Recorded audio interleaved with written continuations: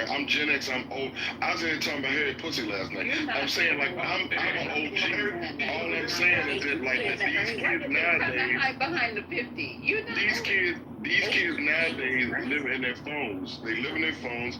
They live in their computers. Like y'all just talked about, people can't. You just talked about at work that they look down. The young kids can't get their phones in their hand. What this man is talking about with the Neuralink, and you talk about this technology. I'm just saying that we are already there with all this OnlyFans proliferation. It's so popular because people are connecting like they're looking at people on screens. All I'm saying, I'm not gonna down this hill. I'm just saying if y'all don't get it, it's fine. Or if y'all don't think what I'm saying is true, that's fine. I'm not saying that it's not true. I'm just saying that, this is something that we should not even be celebrating, encouraging, none of that. I mean, it's, to me, just because I can do something or I have access to something doesn't mean I should be partaking in it. I have access to fentanyl. That don't mean I'm up here shooting up at work. I have access to every drug that they make. You know what? That reminds me, hold up, Lisa, earlier you said, y'all got nowhere to go, so I want you to go ahead and sit back and drink, smoke, and just. Because I know that's what people do. I was like, what the heck? But you know what, Gemini? I mean, you'd be surprised. Like, the first thing I ask people when I'm ready to pre-op them, I go and I say, are you taking any medication? And then they tell me, and I said, are you taking any drugs? And I mean street drugs. And I start naming shit. And you'd be surprised what people are telling me. Some people won't tell me, but I can tell the way they're reacting to the anesthesia. But more than not, people do tell me, what they're taking, because they're concerned that all of it mixed together, they might die, and so shit like that, right? But that's why I know people are drinking. There's a high thing of alcoholism. People are abusing drugs. People are abusing prescription drugs. We are an addictive society. And when I hear you guys start talking about, well, you're going to get AI pussy now. You're going to get, it's just, everything is a fucking addiction. You take everything to the fucking extreme in this country with your food, with your sex, with your fucking anger. I mean, everything, your guns. It's just, to me, I've traveled not probably as much as you guys have. But when you go to these quote-unquote third world countries, they're not as addictive and have these addictive personalities and these psychological manifestations of just shit. I heard in a room, and it really shook me up, and I didn't even know this, and I didn't know why I didn't know it, and Amanda didn't know it. This black man had a room, and he was talking about how young black men, the new rate of, wait a minute, okay, let me say this correctly. Young black men have the highest suicide rate. Young black men, I'm not talking about you old heads in here talking about all this other bullshit. They have the highest suicide rate? And I'm like, what? Why? Well, there's a lot of factors into that. Of course there is. Okay. But they are not, you gotta realize, there are a lot, so young people are more like, how would I say, like more emotionally intelligent now. These kids know, like a lot of these black kids know. Black males. Yeah, black males. Yes, black males. A lot of these kids know and totally understand that, their parents don't like them. And that starts, a downward spiral. That's usually how those type of things start. People are not, so when you see these young kids that are committing suicide, they're not doing this because they're in this so-called loving family, this loving environment. They understand that they have no love, they have no care, they are more emotionally intelligent now. Now, do I believe they're stupider? Yeah, but when it comes to like them knowing, hey man, my mom don't like me, my dad don't, they're way more emotionally intelligent, way more. And most of these young black men, they don't have anyone who cares about them. They know their mother doesn't like them. They know their father's probably most likely not there. And it's just a lot to deal with. We do. It's just a lot to deal with. So your mother don't like you, and I don't think that's it, sir. I don't really think that the young people are committing suicide because they know their mother don't like them. Oh, so they're committing suicide because they're in a very great living situation, and they're getting showered with love. They're just rebelling There's against some people who get life. showered with love who commit suicide, sir. I mean, that would be crazy to think that everybody who commits suicide, there's something else going, chemically imbalances that are going on that probably has nothing to do with their family dynamic. It could be a lot. As kids are, there are kids at school who have very loving parents, and they're getting bullied, and they're getting treated. You know what I'm saying? And the parents are doing what they feel is right to intervene, but there's so much peer pressure on these kids to be perfect, to be cute, to be fly, to be this, to be that. That I think that has more to do with it than what Mama not doing. Y'all always trying to blame the black woman. Shut the fuck up. You done piss me off now, because everything falls back on the black woman. No. No, so this is the thing, right? Um, Black and women also, love their kids. Otherwise, they wouldn't be dealing with you broke ass niggas who'd be leaving them with them by yourselves. They love their kids. They absolutely, and they raise them, and they raise them the best that they can alone. So I don't know where you coming from with that twist. Because there's so many black women out here raising black men alone. You should talk about maybe they're upset that their motherfucking daddy ain't there, and they see how mommy's struggling trying to put food on the table, trying to pay the bills, trying to take care of them, trying to love on them, trying to make sure that they're emotionally equipped to deal with women when they get in this world where they ain't like daddy. Maybe it's a lot on her. It's a lot on her to try to do that, to try to raise a man to be a man and still, I don't understand it. I don't get it. I swear to God, I don't get it. And I don't come from a dysfunctional family. I come from a two-parent family, right? And I have brothers. I have 5 fucking brothers, and I'm the only girl. So I know. I spend a lot of time around men. And it's just incredible that you would round that corner and bring it back to it's because their mama don't love them. so That's crazy. so so like when you're in a proper environment, you're really getting love, right? As a child, um, you really can't be bullied in school. Like Oh, there's okay. that makes I'm like gonna just go on mute and listen to you, you Doctor. you can't be bullied in school.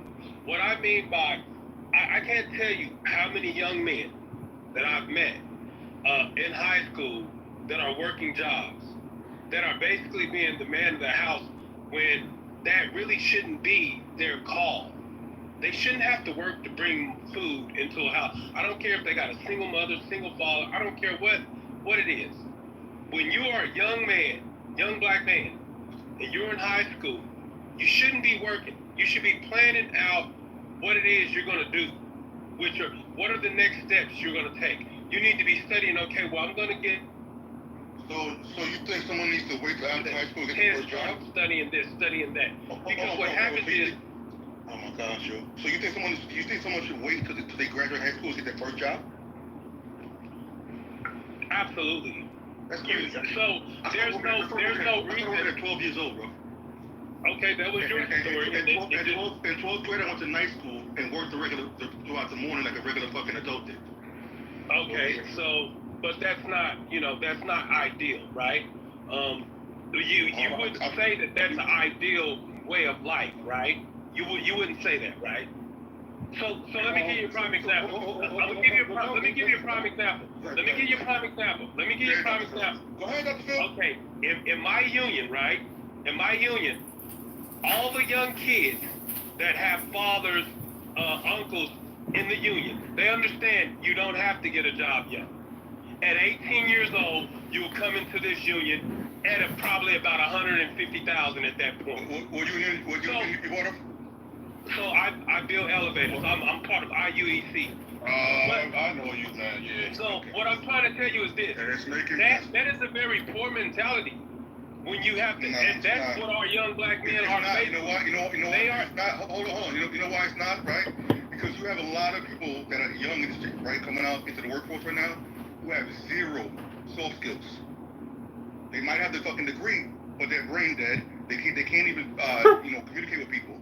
They have no nothing. They like soft skills are lacking. Yeah. So to say hold on. So to say that somebody should come out of high school, just go straight to college and never even have held a job, you have to eat shit. You have to eat. Bro, can I fucking speak? I never said college. You said college. Whatever you want to say. But you gotta eat shit before you eat steak. So to me, as a young child growing up, you need to have some fucking responsibilities to have a job.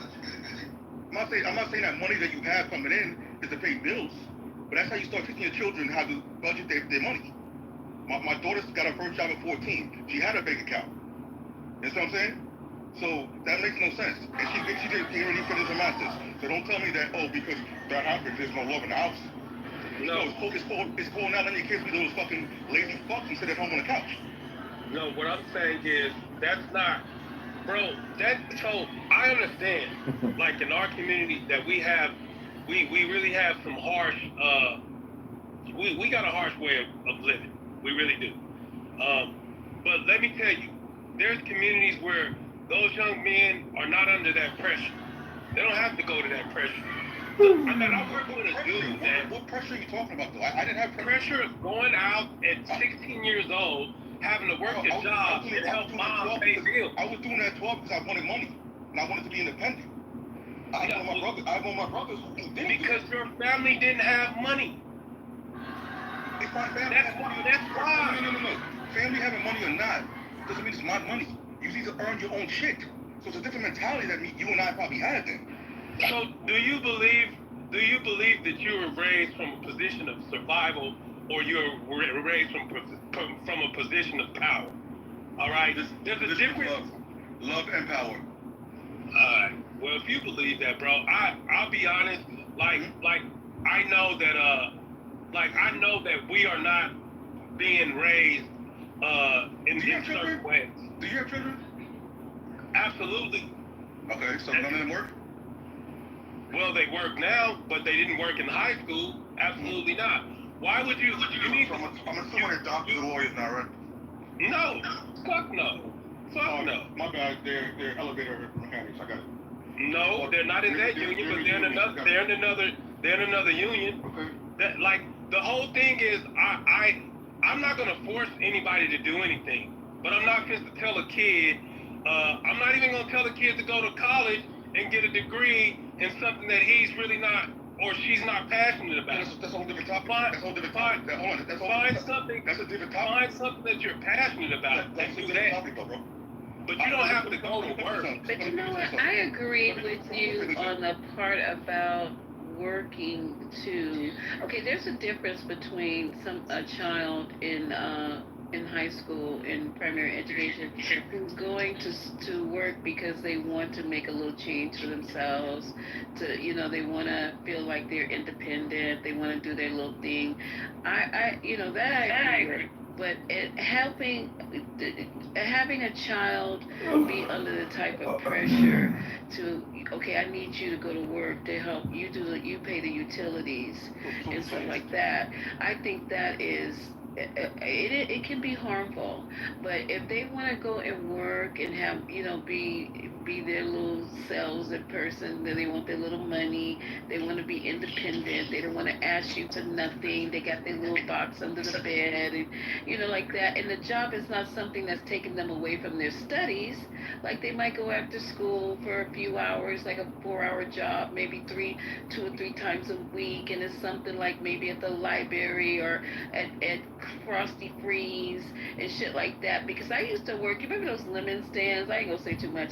They used to be in the mall, and we had to make the lemonade. Like we wear the tight shorts, and we get up there and we make the lemonade. We press and make the lemonade fresh. I used to work there. I loved that fucking job.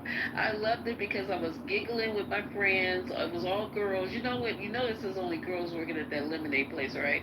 We giggling and talking about boys and watching boys go by, watching grown men eyeballing you all fucking day, like, yeah, you wish, and all this kind of stuff.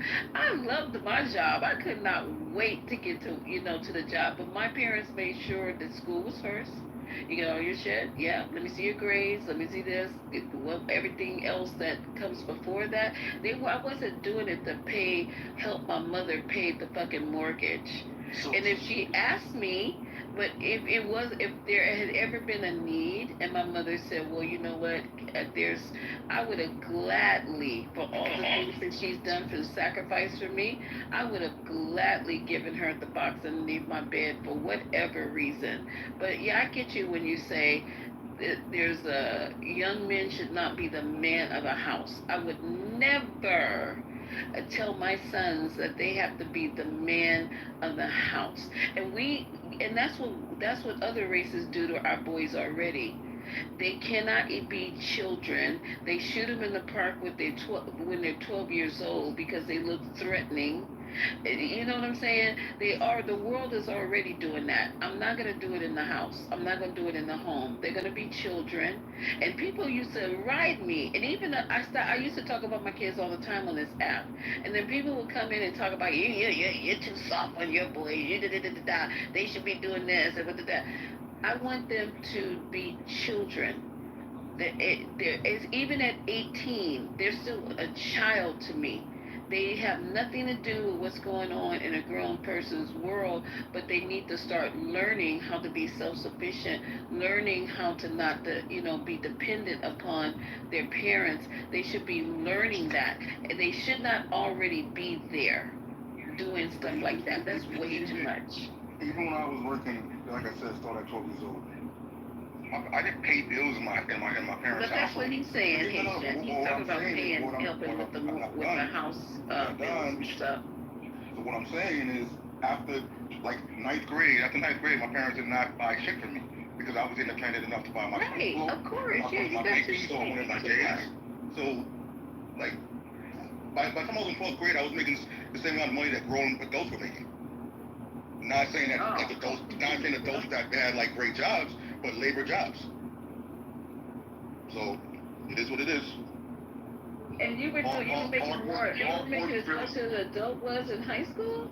Yeah, because I was working full time. I was going to night school. Been my boyfriend.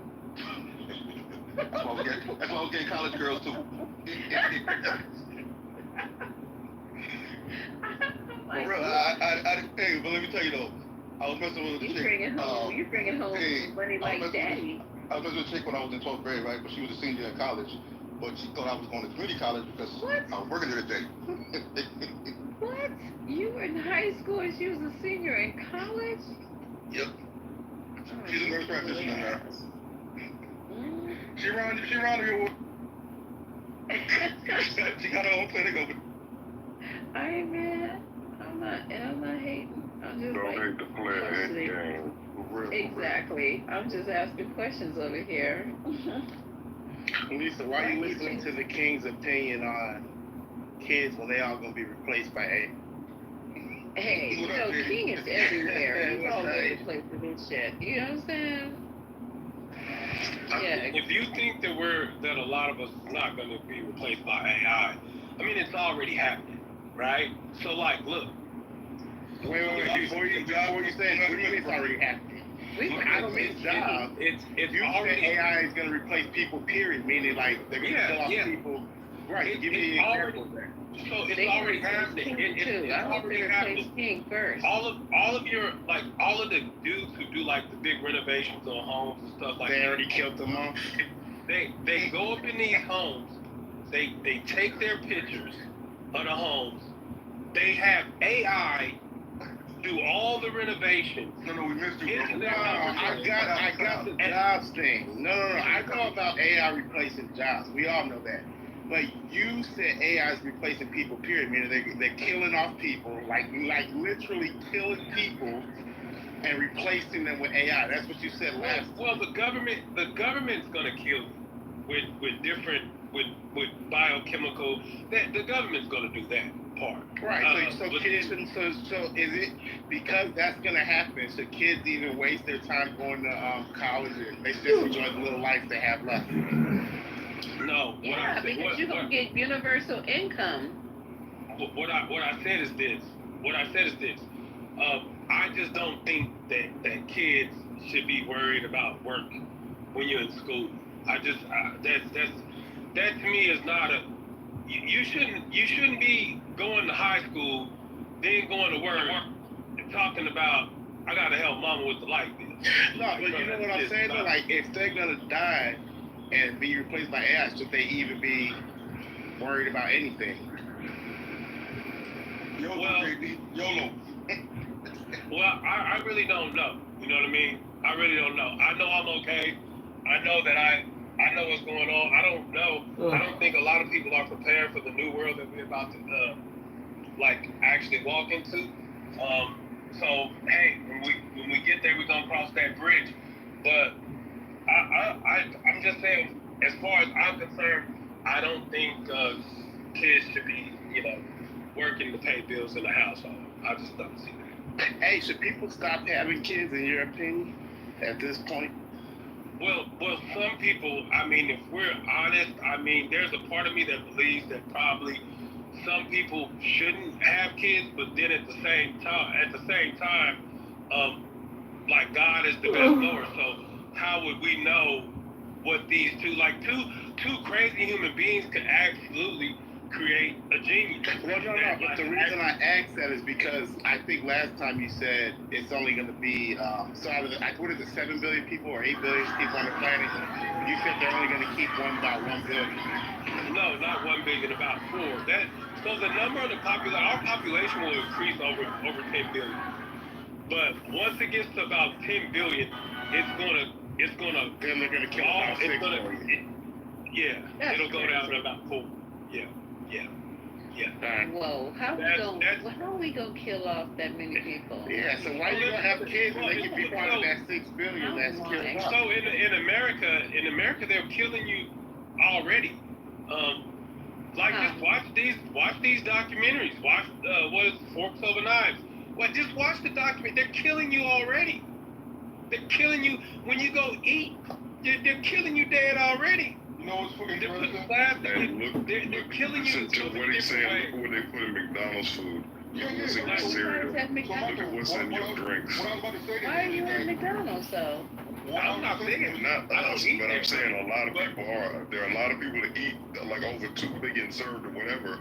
A lot of people eat that crap. But Michael, here's my pushback. All right, go ahead. Some of the things you're saying, I agree with to a certain extent. But you kind of like stretches it to a whole other fucking level. That's what makes you come on kind of like on some bullshit, kid.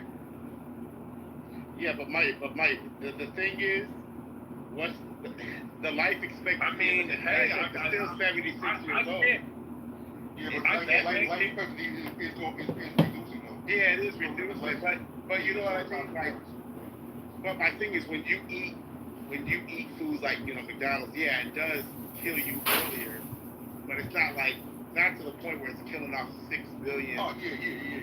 6 billion people. Yeah, I'm not with his Thanos thing, but I do think that they're trying to play with stuff. I do think that the government does play with stuff.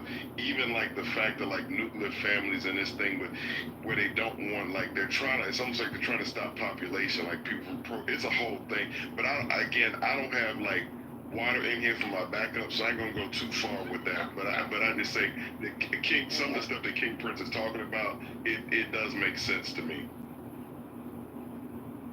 And just okay, for instance, going to the big beautiful bill. In so many words, the government just said, "Fuck elderly. They're gonna die off." Like they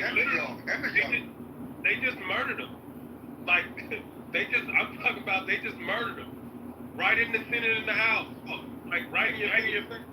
So Are you a Trump supporter, bro? Yeah, absolutely. So like, you really making these comments? And you voted for the motherfucker? Well, this is the thing. You have to understand. You can't make this shit up, right? You have to understand. Most people that really voted for Trump, they didn't really vote for Trump. They voted against the Democratic establishment. That's not true. No, That's what Trump. You can get out of here with that mind fucking. You voted for Trump. You ain't voted against the Democratic establishment. That's not how that works. Now let him finish though, because I'm about to go against that point. But go ahead, because I disagree with what you said. So ultimately, Do I like Trump? Yeah, I do. I don't think he's a programmable individual. I don't think that he's an individual that you can sit and make him go on script. I think that he's a person that he's such apex mindset that he will go against the current just to do it, just to be the one who went against them. And that alone, to me, it means a lot, because what it means is he will not be controlled. And the fact that even if he kills off the elders, as long as he steps up. Well, they were gonna die anyway. Can I ask you something? Can I ask you something real quick? Can I ask you a question? So how does he have the apex mindset? I'm trying to figure that part out. Because I feel like just because you talk out your ass and like just say any old thing doesn't mean you have an apex mindset. You could possibly just be stupid talking out his ass. But I want to know what you think is an apex mindset. His apex mindset was demonstrated when he launched bombs without any approval. He showed you, motherfucker, I will do it. And I don't care. Bro, just let you know, he doesn't need him. Just let you know, that doesn't make him an apex, bro. As a president, you're basically the chief of command, so you don't need approval. So he was allowed to do that, technically. So that's not an apex mindset. That's actually just a law. Where Obama did the same shit as well. Like, I don't understand what you're saying, bro. so I don't understand how that's an apex mindset, bro. Obama had an apex mindset too. Oh, okay. But I'm trying to figure out how Trump has an apex mindset. You just said, you mentioned bombs. It's not an apex mindset. That's just a law. If you think that Trump doesn't think that he's better than, doesn't think that he has the ability to destroy people, if you think that he doesn't feel that way, you're crazy, bro. No, he does. But you do realize you could have an apex mindset and still be like stupid, right? Just because you have an apex mindset don't mean you're smart and know what you're doing, bro. So I'm trying to figure out, like, why do you think? I never said you think. I never said. So why you? So you don't. So my question is, if that's the case, then why do you think he was a good choice? You said you don't think he's smart. I already said it. He can't be controlled. So you voted for somebody. Now I'm asking you a question. So I'm asking you a question. So you voted for him because you think that he's not smart and he can't be controlled. That's why you voted for him. I didn't say I thought he was not smart. He's obviously smart. He became a billionaire. You just told me you don't think he's smart, bro. I said that you're mixing words. So listen, this is the thing. All because you reach a certain place, you don't have to be the smartest person to reach a certain place. You're not smart when you realize, for instance, in a world of football, you're not smart when you understand, I'm just going to go get the best head coach. And I'm going to have him get the best offensive coach and defensive coach, and I should be good. It doesn't really take a smart person to do that, right? And I think that that's what Trump understands. He understands how to put certain people in the right place and make them work. And I'm pretty certain he's mastered that in his field. Like, this dude was convicted of felonies, and he beat the Democrats and the establishment at their own game, and he kicked their ass while he did. And it's so bad that if his policy, if his big beautiful bill produces the numbers that they think it might produce, It did the opposite. the Democratic Party is dead. They're dead. If America flourishes in these next few years, the next election cycle, the Democratic Party is dead. They need to sabotage him soon. Because if they don't sabotage him soon, their party could be eliminated. I got a question. What good? Like, do you think the economy is looking good right now based off of the politics? I know people losing jobs right now. Like, the trucking industry is cooked. I don't know if you know much about the trucking industry, but it's cooked. There's people that work for colleges where the jobs are under grants, they're cooked. So it's like, where do you see the progress in this bill, in this series of bills? Because there's multiple bills in this big beautiful bill. So where do you see progress being made? Like, what policies do you see progress being made? I said if everything remains. No, I know. You're saying Well, I think what you really have to realize is his big market point is going to be his trade. If he can secure better trade deals for America, and if he can continuously ruffle the feathers of these other countries and make people realize that, well, hey, the only way you're going to get a fair shake is you're probably going to have to come back to the U.S. If he continues that and continues the mindset of, we're America, we're the top, if you don't play the way that we want you to play, I'll take my ball home and we won't play. I think it's going to render some results. Bro, that has nothing to do with the big beautiful. I'm not gonna lie, I'm sorry to cut you off, but what you're saying right now has absolutely nothing to do with the big beautiful bill.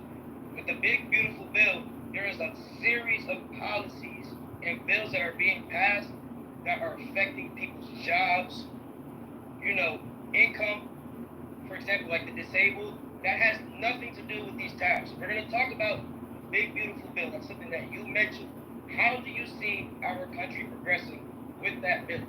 Forget the tariffs, because that's something completely different. How do you see this country progressing based off the big beautiful bill?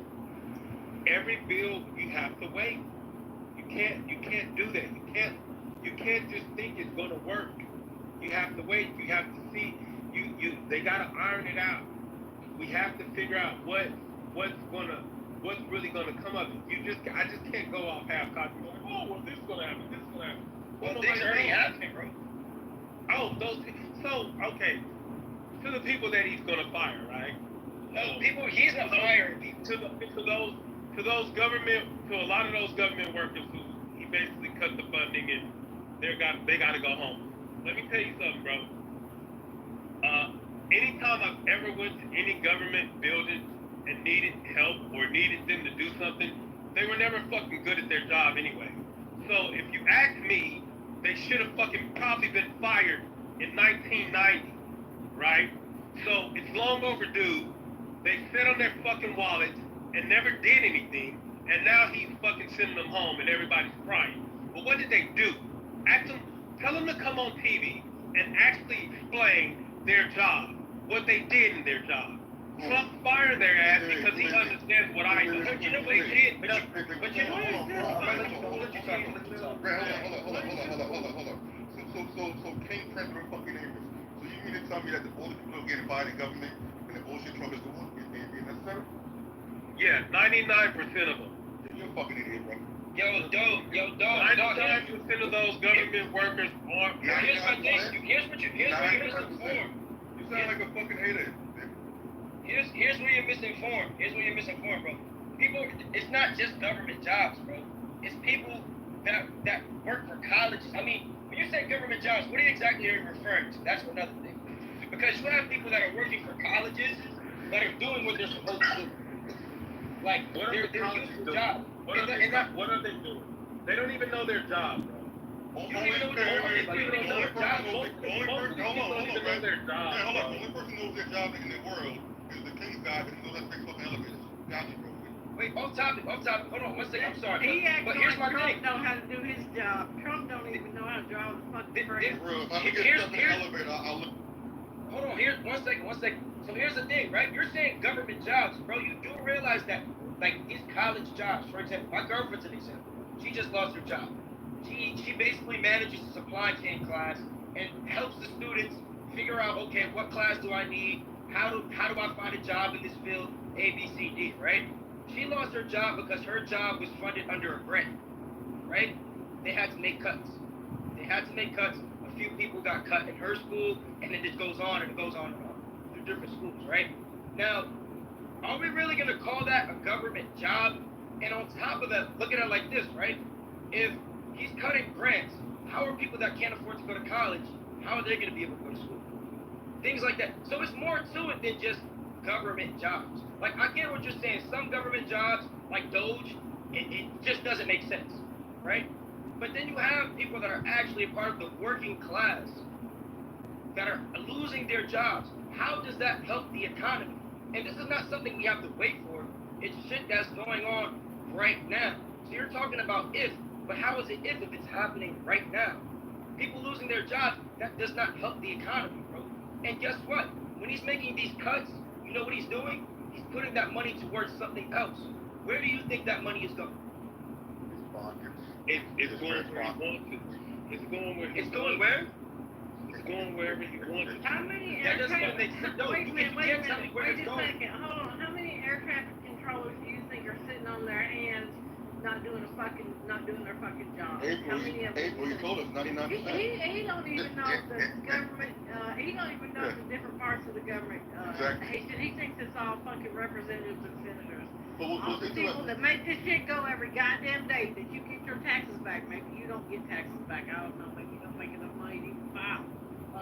The people that make sure our food supply is safe, that our water, that our air is safe, that we're safe when we're flying, that we're safe on the ground, that we're all these things that happen around this country on a daily basis that you don't even know about, that you think it's okay. 99% of these people weren't doing shit. This is amazing. It's absolutely amazing. It's fucking unreal. April, look at Philadelphia right now. With what, like a month of sanitation workers on strike? With shit piled up to the fucking blocks right now? Ain't nobody doing shit but him, Haitian. Nobody doing shit but him. Yeah, and King, let me ask you a question. You said that, kids are coming out of high school getting union jobs at 18. What percentage of that would you say happens? A great percentage. A great bullshit. What happens is That's bullshit. you have a lot of communities. Our community, so in our community, we didn't push you. So you know somebody who was a steward as well. Keep going. We don't. In our community, we didn't push unions. We pushed college. I thank God. I thank God that I grew up. I thank God that I grew up. But being someone who grew up in New York, a lot of people part of the unions. So what's the stuff we talk about? If you have where you lived on your side of the country, so to say that we're not pushing unions to get in our community is bullshit. You got the electricity union, you got the IMN union, you got the sanitation unions. So it's endless. So you don't have this like bright fucking genius idea all of a sudden. Everybody's dumb and you're just like the smartest fucking person. And to say that they're getting out of high school, to say that they come out of high school to get a union job is bullshit unless that's a bullshit union. Because typically those jobs are fucking waiting list. So keep bullshitting people. And it depends on the state that you're in too, Haitian. It depends on the state that you're in, where you are in that waiting list. Yep. Like how many people they have available to even do those. So that's not how. That's so in America. You basically have when it comes to elevators, right? It's one union. Why is he talking about fucking elevators for? So this is what I'm going to try to give you. It's one union. I needed you so bad. I was in Jamaica stuck in the elevator, bro. I needed you so bad. Where were you? Hey, kid, you're so dumb. But no, federal workers are in every state. They're almost in every job there is. The reason that a lot of black Americans were upwardly mobile is because they became government workers. The salaries that they're paid, the things that they're guaranteed, the job security that they're guaranteed, and it ain't like you say, oh, they've been there so long they never get thrown out. You get performance reviews. People get performance reviews, and it affects whether you get promoted or not. People lie about this shit. It's amazing how the gullible public, the government, the Republicans always throw off on federal workers, and they are the biggest fat caddest government workers sitting around not doing a goddamn thing they're supposed to be doing.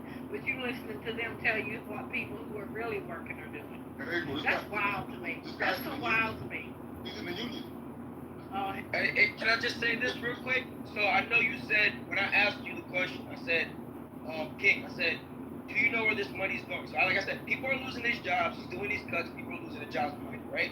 I asked you, do you know where this money's going? You said where he wants it to go. That wasn't a clear answer.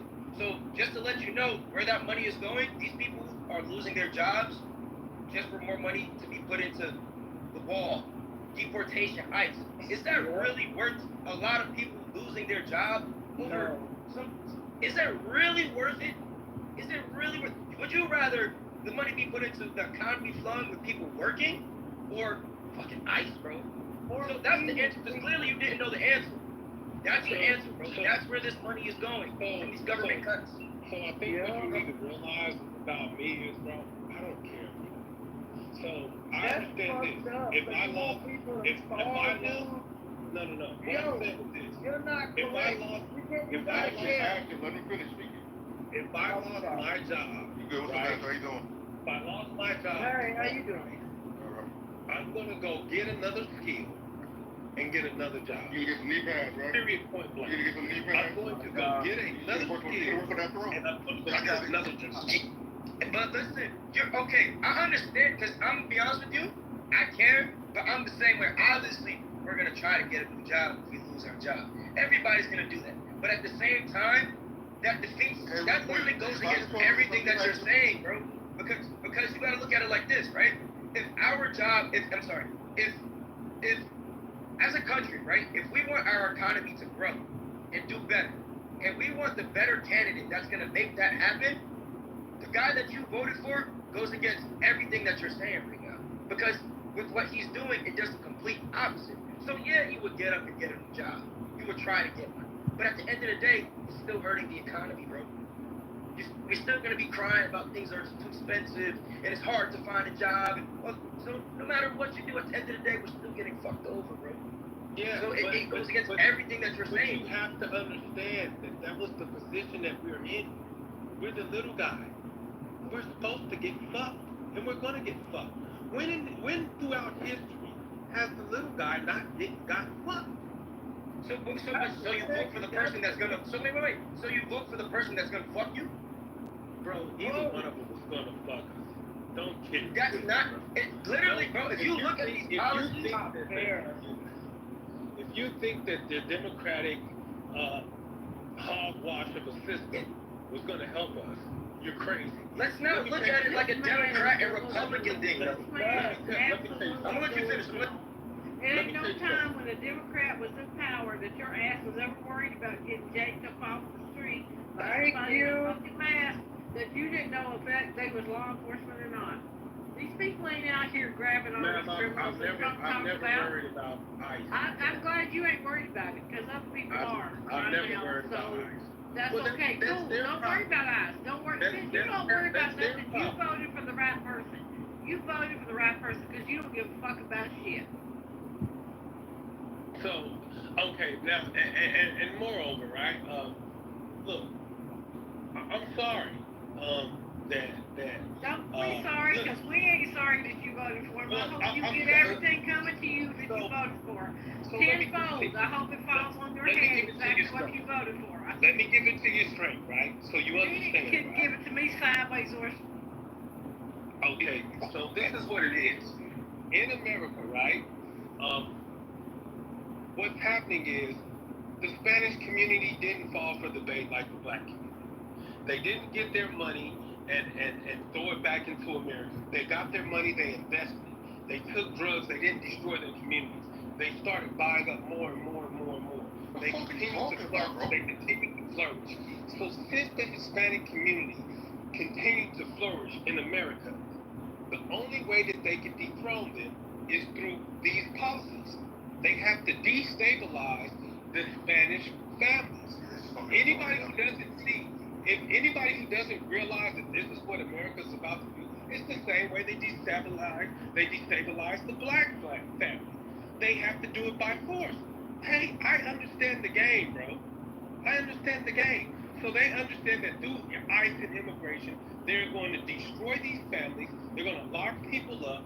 They won't be able to pay these mortgages. They're going to be able to recoup and retake over these laundromats. Hold on. So the people that being deported, you're saying the majority of them have businesses and it's not they're throwing them? Yo, bro, I was saying What I'm saying is this. What I'm saying This is is the dumbest shit I've ever heard. You know we Yeah. ain't wrong. if you don't think that So like Pablo has a legal, has a laundromat, and Jean Marie has a fucking Haitian He said restaurant, take right? over the laundromat. Is that Yo, what he said? Kings, I got a question for you. Wait, but Kings, I got one question. Deborah, he gonna get himself a laundromat. So here's the situation, right? Here's what the problem is, bro. I think you're falling for bait. I honestly think that the whole immigration thing, and don't get me wrong, like I do obviously think that there has to be certain rules for immigration because we can't just go to any old country. But I do think that immigration is I'm gonna be honest with you, bro. One of the least of our problems. I feel like it's a scapegoat for, and it's an excuse for us to put our money into bullshit. Because, like I said, here's the key thing, bro. We have a lot of job cuts right now, a lot of job funding cuts, right? People are losing their jobs, and that money is being put into immigration. Think about how stupid that is, bro. Think about how stupid that is. And that's why I ask you, where is this money going? Bro, Pablo and Jean Baptiste are not running a lot of businesses, bro. I can't name, bro, my girlfriend is Haitian, bro. I'm from the city. I'm from, bro, I don't see so many immigrant families thriving, bro. That's not a thing. Like, that's not a common thing, bro. They're not the ones. I don't know where you're getting this from. I don't even think Trump would say that shit, bro. Americans disapprove of this right now. Yo, I'm gonna be honest with you, bro. Disapprove of this shit that he's doing. I'm gonna be honest with you, bro. I think if Donald Trump was sitting right in front of your face right now and heard you say that, he would have been like, yo, bro, these niggas is not thriving, bro. I don't know where you got that from. But I'm gonna let you finish, though. If you think that they're not like thriving, I think you Where are you from? I got curious. Where are you from? Right? You're being a hypocrite. Like I said, last time you were in here, you said the government was going to kill everyone off anyway. So now why are we worried about them thriving? You can't, man. You got to stay on your P's and Q's, man. You keep changing shit around. you just changed something. No, last time you were here, you said the government was going to kill them off. King, before you even say something, right? You know, I can say the Democrats and this and say, I'm not a Democrat either, so I'm independent. But there's no one with a fucking two brain cells that function that can say the Republicans have people's fucking best interests in mind. So let's just look at one thing, right? You know, like people, they love to say they're the pro-patriotic fucking party, right? So the program VASP that was under the Biden administration that allowed veterans who had their VA loan that were going to fucking default on it, refinance to 2.5 interest rate. Guess who got rid of it as of May 1st? Want to guess? Okay, want to guess? There you go. The same asshole that you voted for, and you coming away trying to preach to us like you have a fucking sense. He don't care, Haitian. And to speak on, You're right. To speak on, because I'm not Haitian, I'm Black American, but my girl's Haitian, so I see how this shit goes, and I actually read how this shit works. So, with the Haitians, right, specifically the Haitians that came under the Biden program, first of all, I don't want to hear shit about them thriving, because, and somebody said they all have homes. That's not true. In fact, specifically the Haitians, when they come here under the Biden program, the rule is they have to have somebody live with America already. So they don't own shit. They don't own shit. They don't get any government assistance. In fact, I've actually been around a lot. They don't even file taxes. So think about it. They're working legally in America, right? They're working legally in America. They're paying taxes. Money is coming out of their checks, and they're not getting any returns. So where do you think that money is going?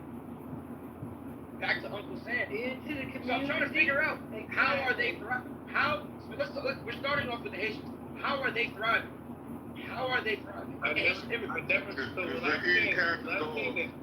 When I said that people were thriving, I was talking about Haitian, I'm dead. How can they even have the dog's name? You did say that. I'll give you that. So tell me how they're thriving, because they're not, bro. They're not fucking thriving, bro. King is incorrect, but immigration population as far as businesses go, they are having upward mobility, but I think he's overstretched. No, like this. I know more Spanish people, right? You know what? I know more Spanish people. Go ahead. So every city I go to, right, where we hit the ground and we're ready to do the job, right? Even in Utah, I hit that city and we built after tower. When we started doing that, you want to know what demographic in that building had the highest population of workers? Spanish. I don't know that any construction site. I don't care where it's at. I don't care if it's Miami, New York. You're going to see tells me he got laid off and the only people working are the people he don't like. Go ahead, you can finish, bro. You got Only thing I'm saying is this. Right. They run every construction site. Framing, drywalling, painting, they got that shit. Laborers, the women that clean up the construction, they got it sewed up, bro. All the way. So that's And not, if you think, that's and not if you American think that company. these companies, That's not an American company hiring them? Hold on, that's not an American company hiring them though? no. Alright, let me tell you, King. Hold on. So you mean to tell me that illegal immigrants coming here, they get in the fucking contract, right? That's what you're saying? Yo, this guy's crazy. Yo, King. What I'm saying is this. Let him speak. So you're saying that illegal immigrants are coming here, getting the contracts? Spanish people band Answer my together. question, bro. Answer my question. Spanish I don't care if people Spanish or band not. together. Answer my question. And you will see Answer my Spanish question, bro. people working for Spanish people. Alright. I gotta tell you something, bro. You're talking to the right person. So, I'm a social media and marketing manager for a roofing and solar company. Alright? First of all, that shit with them thriving with these roofs and working in construction, it's bullshit, bro. Yeah. The person that's setting up the contract, and the person that's generating the lead is making the real money. The people that are building the roofs and installing the solar panels and the construction, bro, they're not making shit. They're literally, if you look at, bro, with the solar panel installation, I kid you not, you can make $30K right now. How much do you think that those Spanish people are getting to build that shit, bro? And I know how much, because I'm the one filming them. I'm the one that helps generate the lead through social media. They're not making shit. They don't own these companies. These roofing construction, they're not working for a Mexican guy, bro. They're working for an American. The American just knows. Listen, here, I'm gonna tell you what it is. I know because I heard my client tell me this straight up. They work for dog shit, bro. They work for dog shit. So to say that they're thriving, and you see a lot of them, the reason why you see a lot of them is because they work for cheap. They work for cheap. They work for nothing, bro. This is common sense. Yeah. I don't know where you are. The solar companies have laid off people and stopped contracts because that money's been cut Because the big beautiful bill. This was exactly. So they're losing shit right and left. So if anybody's left doing any work, it's like he says, the people who will take the least amount of pay. And it ain't no white guy who has his own LLC company. Real. Even hold on. Even him saying that he's seen these companies and Hispanics, own these companies. So, yeah, if that person is illegal citizen, that's fine. But what the fuck's the problem?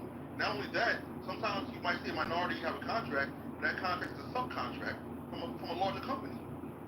So, what the fuck are you really talking about, man? Yeah, he probably don't know about subcontracting.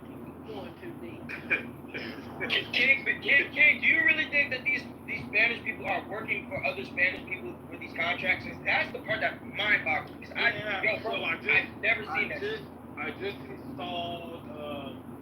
just installed some elevators and what was that, autonomous hotel. That job was ran by Raphael Construction, I believe. And I believe Raphael is a Mexican. Is he an illegal immigrant? Was he a U.S. citizen? Oh, he can't be a U.S. citizen with his name Raphael. There's no way. Is he Mexican or not? No, but he's still a citizen. But he's a citizen, bro. Is he born here or not? You can't even answer the question if he's born here or not. Just answer the question. Is Raphael an American citizen or an illegal immigrant? What would it matter, bro? It doesn't The matter. problem with brown American citizens succeeding. So you got to get to the brown in this room. He couldn't Yo, hold on a second. Yo, just by saying that, you just told on yourself, bro. Like, just answer the question. Is he an illegal immigrant? I told you that Spanish people work for Spanish people, bro. Okay. But you're saying, you said, no. Hold on, you just said the Spanish person just hired you, bro. You said he hired you to bring in the thing, bro. Let me say this. Haitian, do you think he's trying to tell us he's illegal? Hold on. Let me remind you what you said.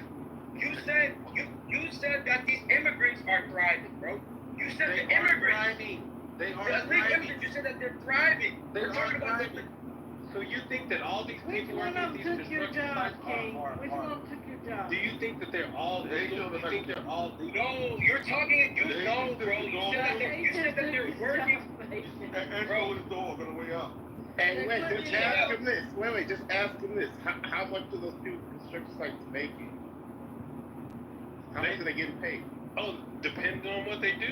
I'm pretty Just give me a ballpark, because you said they're thriving. So what's that thriving rate of pay? You know, a lot of contracts are public, right? So you can actually go and look at it. I would say they're making. I would say they're go see Raphael. Haitian, let him talk, because he would say he don't know what to tell you, but he's going to. What's the number? Just say the number. I'm pretty certain when it comes to like drywallers, your painters, the people who are doing your slabs. I'm pretty certain that all of them are making somewhere about around $80,000 a year. Yo, you're crazy as hell. Yeah, shit. I'm sorry, bro. Yo, bro, for a roofing and solar installation, bro, in like a day after like, I would say like 9-10 hours of work, and it depends on how many installations Wait, you but get a month, bro. 80,000 a year is thriving? No, but listen, bro, don't even listen to that bullshit. Listen, I'm gonna tell you, I'm not gonna lie, 80K a year is pretty fucking cool, but I'm gonna just, in America at least, if you're making 80K, you're doing better than the average American. But these niggas is making nowhere near 80K, bro. Bro, for one installation, solar or roofing, after a long day of work, they're probably getting like $200, and it depends on how many installations you have per month. It's not that many, bro. They have multiple gigs. So They're not making. So basically, what you're saying for a 10-hour day, they're getting paid $20 an hour. Is that what you think? Yeah, but with 3 installations a month, they're probably making, bro. Off of that alone, they're probably making like $800 a month and have to have another job. That's what it is, bro. So for you to say 80K is out of line. Well, That's I'm not talking about solar installs. I'm talking bro, about solar makes more than professionals who bro. come in, and I'm talking about professionals who come in and do the drywall. Who do Oh, the so they're framing. professionals. So the illegals are not professionals, huh? They are professionals. They're doing work. Like how composition? Yo, I'm dying, Haitian. I honestly, I can yo, tell you right now, you talking about these people like they out here owning businesses.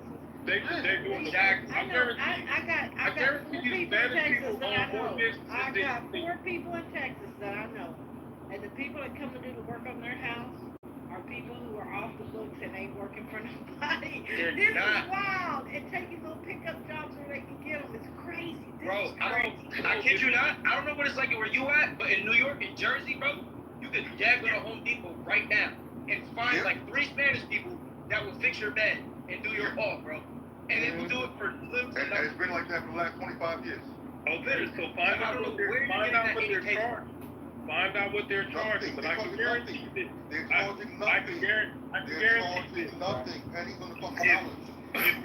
Bro, do you know those people that are actually getting picked up at Home Depot? They come back complaining that like people are ripping them off because they didn't even get paid. There's a whole bro. You don't know what you're He talking about. thinks they're thriving and then going back You don't know to what you- stand out in front of the Home Depot. How do I don't know what I'm talking about? And I guarantee you that I'm at more construction sites. I'm at Even the fucking day workers at Home Depot and a place like that, they get hired by regular fucking people.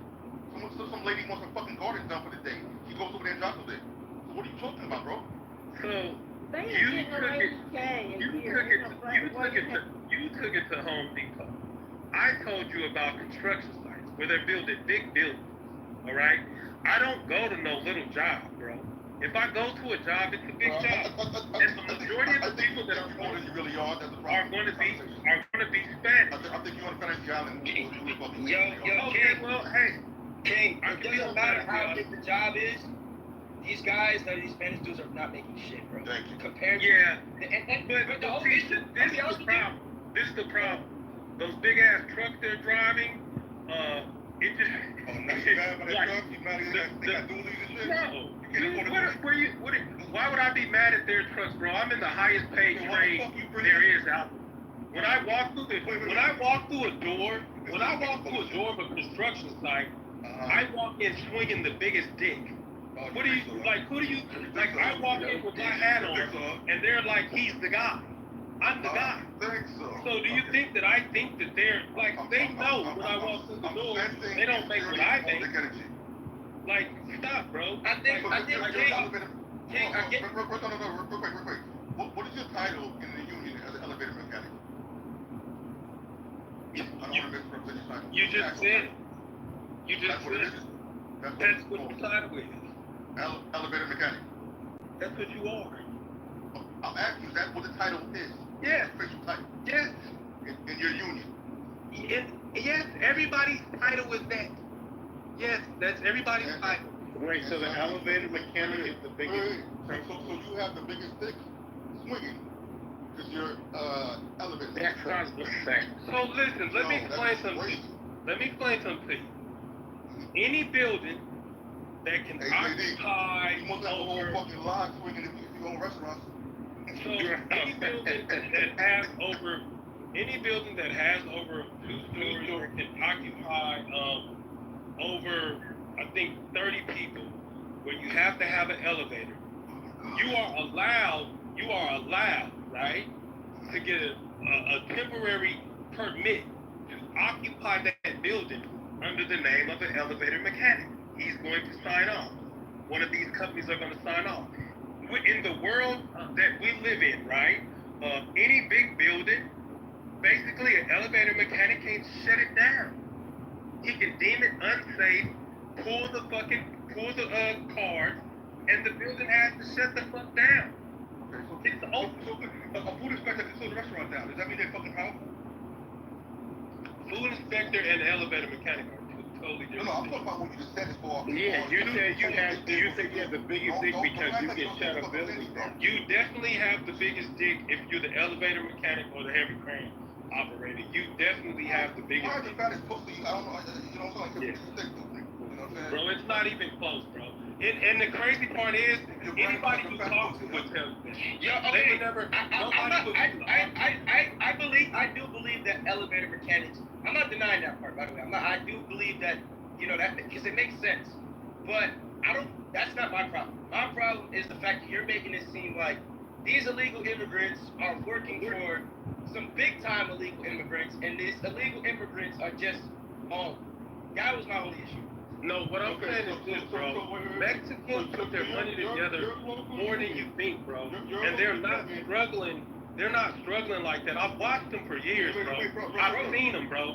They eat together. They ride together. They'll pick each other up. Bro, they're not struggling like people are making it seem. So 10 people in a 2-apartment bedroom, in a 2-bedroom apartment is not struggling. 10 people in a 2-apartment bedroom is not struggling. That's not struggling, bro. That's a family. Struggling. That's a big family, bro. Yo, you know what's funny? So Haitians are like, if I'm gonna say all Haitians. Yeah. It's very fucking simple speaking. But my man, since you have your hat on for your local union, anyone could Google that union and see what they actually pay. So it's very fucking dumb of you to come on there with your PTR having the hat on it. Now just Google the pay scale for your fucking local union.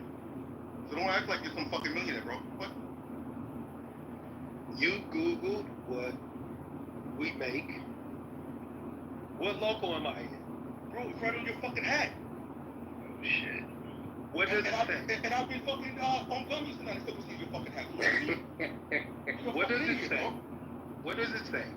You're in local union 18. So what does local union 18 make? You tell me. So okay, let's see. Let's go here. Mechanic in charge. Hold on, let me get 18. This one is actually 135. Let me pull up 18. It's pulling the one next to me. So let me actually pull 18. Alright?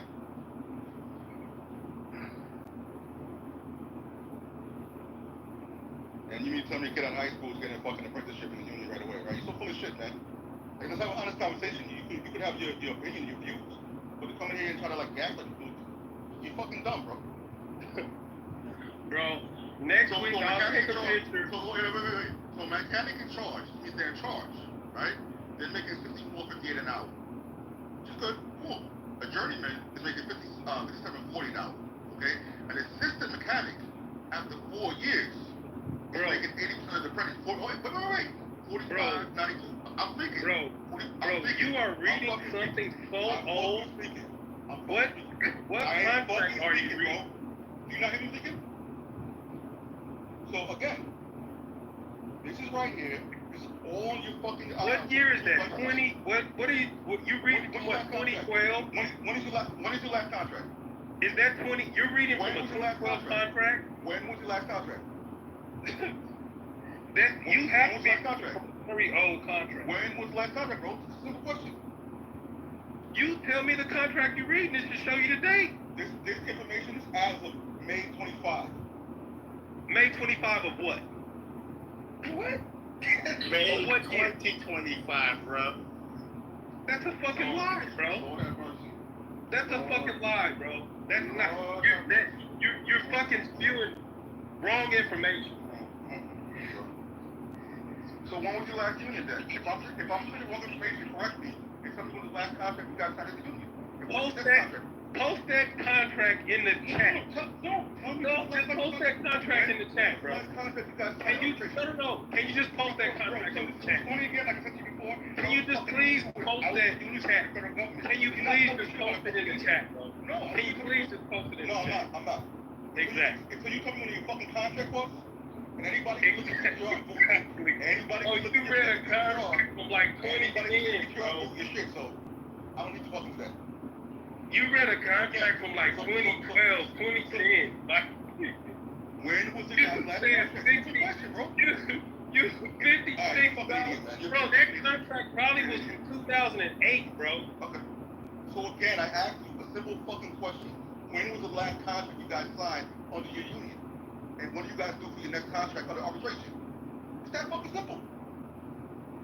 I mean, if you're looking at the page, it should tell you right then, bro. No, but you're the source, right? You're the fucking tower. I don't have to be the source if you're reading it, bro. You got it right in your hand. Yeah, you're full of shit, bro. Yeah. You got it right in your hand. The guy with the biggest stick that stepped on his dick. That's the funny part.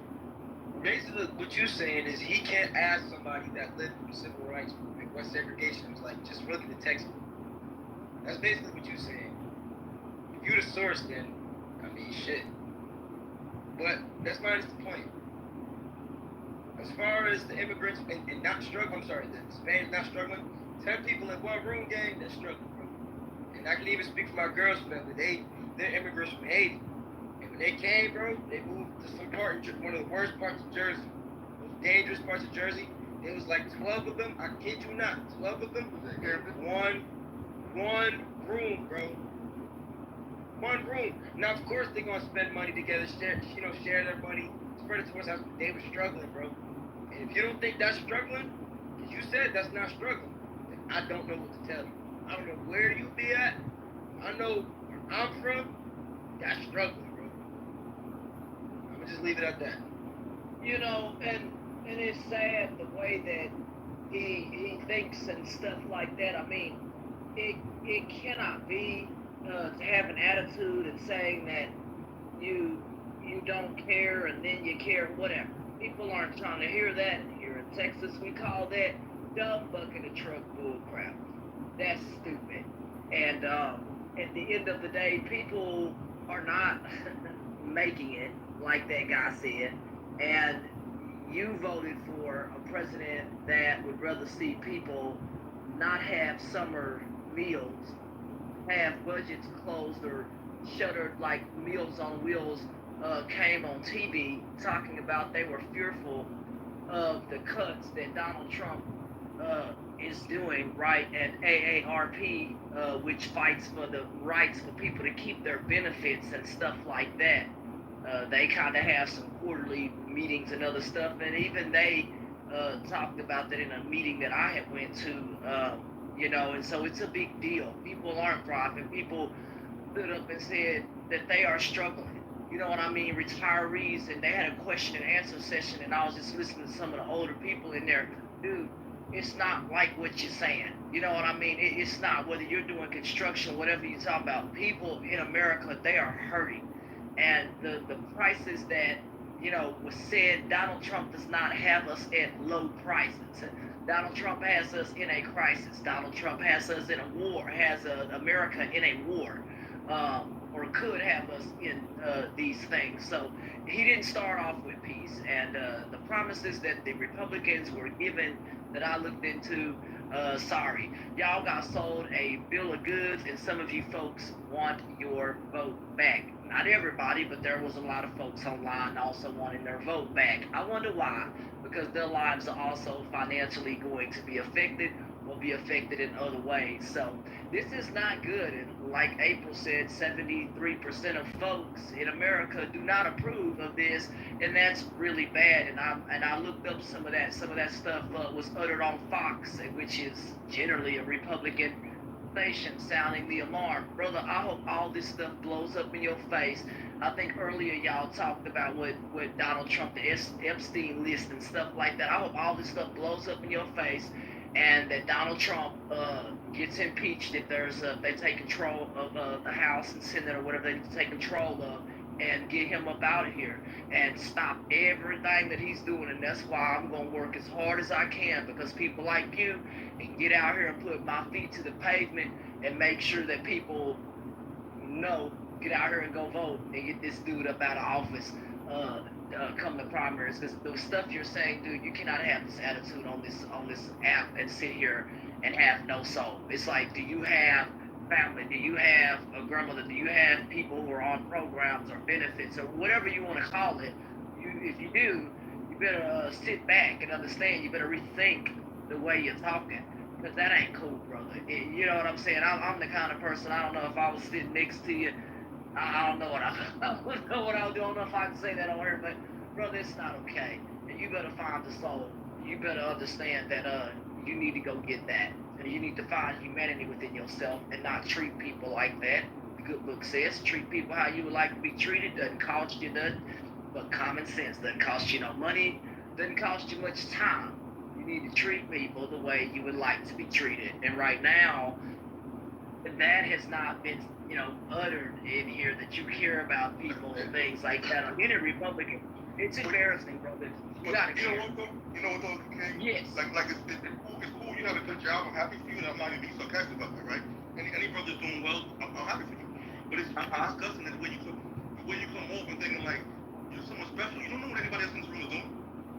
But instead of you trying to be like proactive and give knowledge to the young. I never said I'm special. I work. Let me tell you something. I'm willing to bet. You literally said you walk in the building.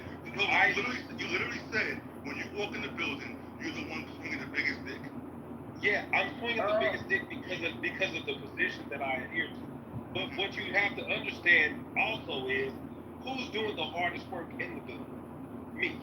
All right. I'm probably risking myself. I'm probably risking my body. See, this probably a lady, and I can say, this don't even sound right, Haitian. Better? I'm probably the hardest worker. I got the biggest dick. I can shut the shit down. What is going on right now? now? So you're risking yourself doing what? Anybody who is all the things he You're says working he never has to tell you that. If you do the job that I do, if you do the job that I do, right? Yeah. Okay, let me give you a prime example, right? Okay. Let me give you a prime example. What are you risking? What are you risking? Yeah. Go ahead, let me hear this. So let me give you a prime example. You got what's called rails, right? Rails are what? Rails are that, No, okay. I'm not even doing hard. I'm not doing hard. Are you doing right? I'm really a pussy. No one's questioning if you're doing hard work. But now you're taking it to your job is just like a safety issue, and you're risking your life every day. Who gives a fuck, bro? I've been on a plane for 20 fucking years. Like, there's people doing crazy shit every day at work. Who gives a fuck? Well, I would like to jump out of a plane because honestly, it's a lot easier, right? It doesn't fuck up your body as much as yeah, it's not gonna fuck my body. Hey, It's so not you like, want to do it for 20 Yeah, years? yeah, go ahead. Do it. Go ahead. I mean, But you he gotta ain't think. signed up So for it listen, yet. I got He ain't signed up. What's older going brother. on? That's what he Hold on, did. partner, He was you a ain't signed up paratrooper. yet. I got an older brother. He was a Oh, you got an older paratrooper. brother who's a paratrooper now. All of Okay. his fucking kids are paratroopers. They did that shit. Hey, They this they man run that playing. gambit. He is on this So stage at the end playing. of the day, bro, JD, I know you. I do not believe that they work harder than I do. I don't. I think they. This is I think they are wild. doing. Terrorists don't work harder than the elevator man. He's playing. This man is playing at this time of night. He must be bored. Where's your woman at, King? Don't you have a woman you can take care of tonight? We got AI. You weren't here about that. We're talking about people gonna start fucking AI. They're gonna start fucking AI. What? But no. It's funny you seem to say that, right? Because having a 3 a.m. fucking jump, right? And you're on the plane from like 1 o'clock, and you pretty much fucking just flying until your number comes up to jump out. It's fun.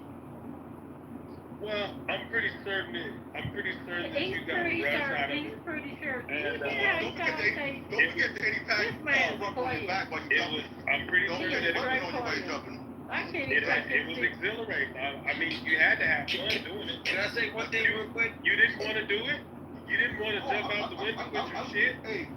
You didn't enjoy it. You don't want to shut them buildings down, Mr. Elevator Man? You don't enjoy that? Hey, would you let me answer your question or something? Swinging your dick and talks of elevator doors. Hey, King, look, King, here's the problem. I'm not gonna deny, because I don't know how your job works. There's a good chance that you are putting your life on the line and the shit is hard. But the thing is, you gotta look at it like this, right? Yeah, you work hard in your job, but from what you're saying, your reward is pretty fucking high. These Spanish people that you're talking about, these illegal immigrants, bro, their job is hard as fuck too, but they ain't making shit. So and so that's the issue. That's the issue. So, and you're making it seem like because you're not. This is how you sound. I'm just letting you know to other people. You're making it seem like they're not struggling, bro.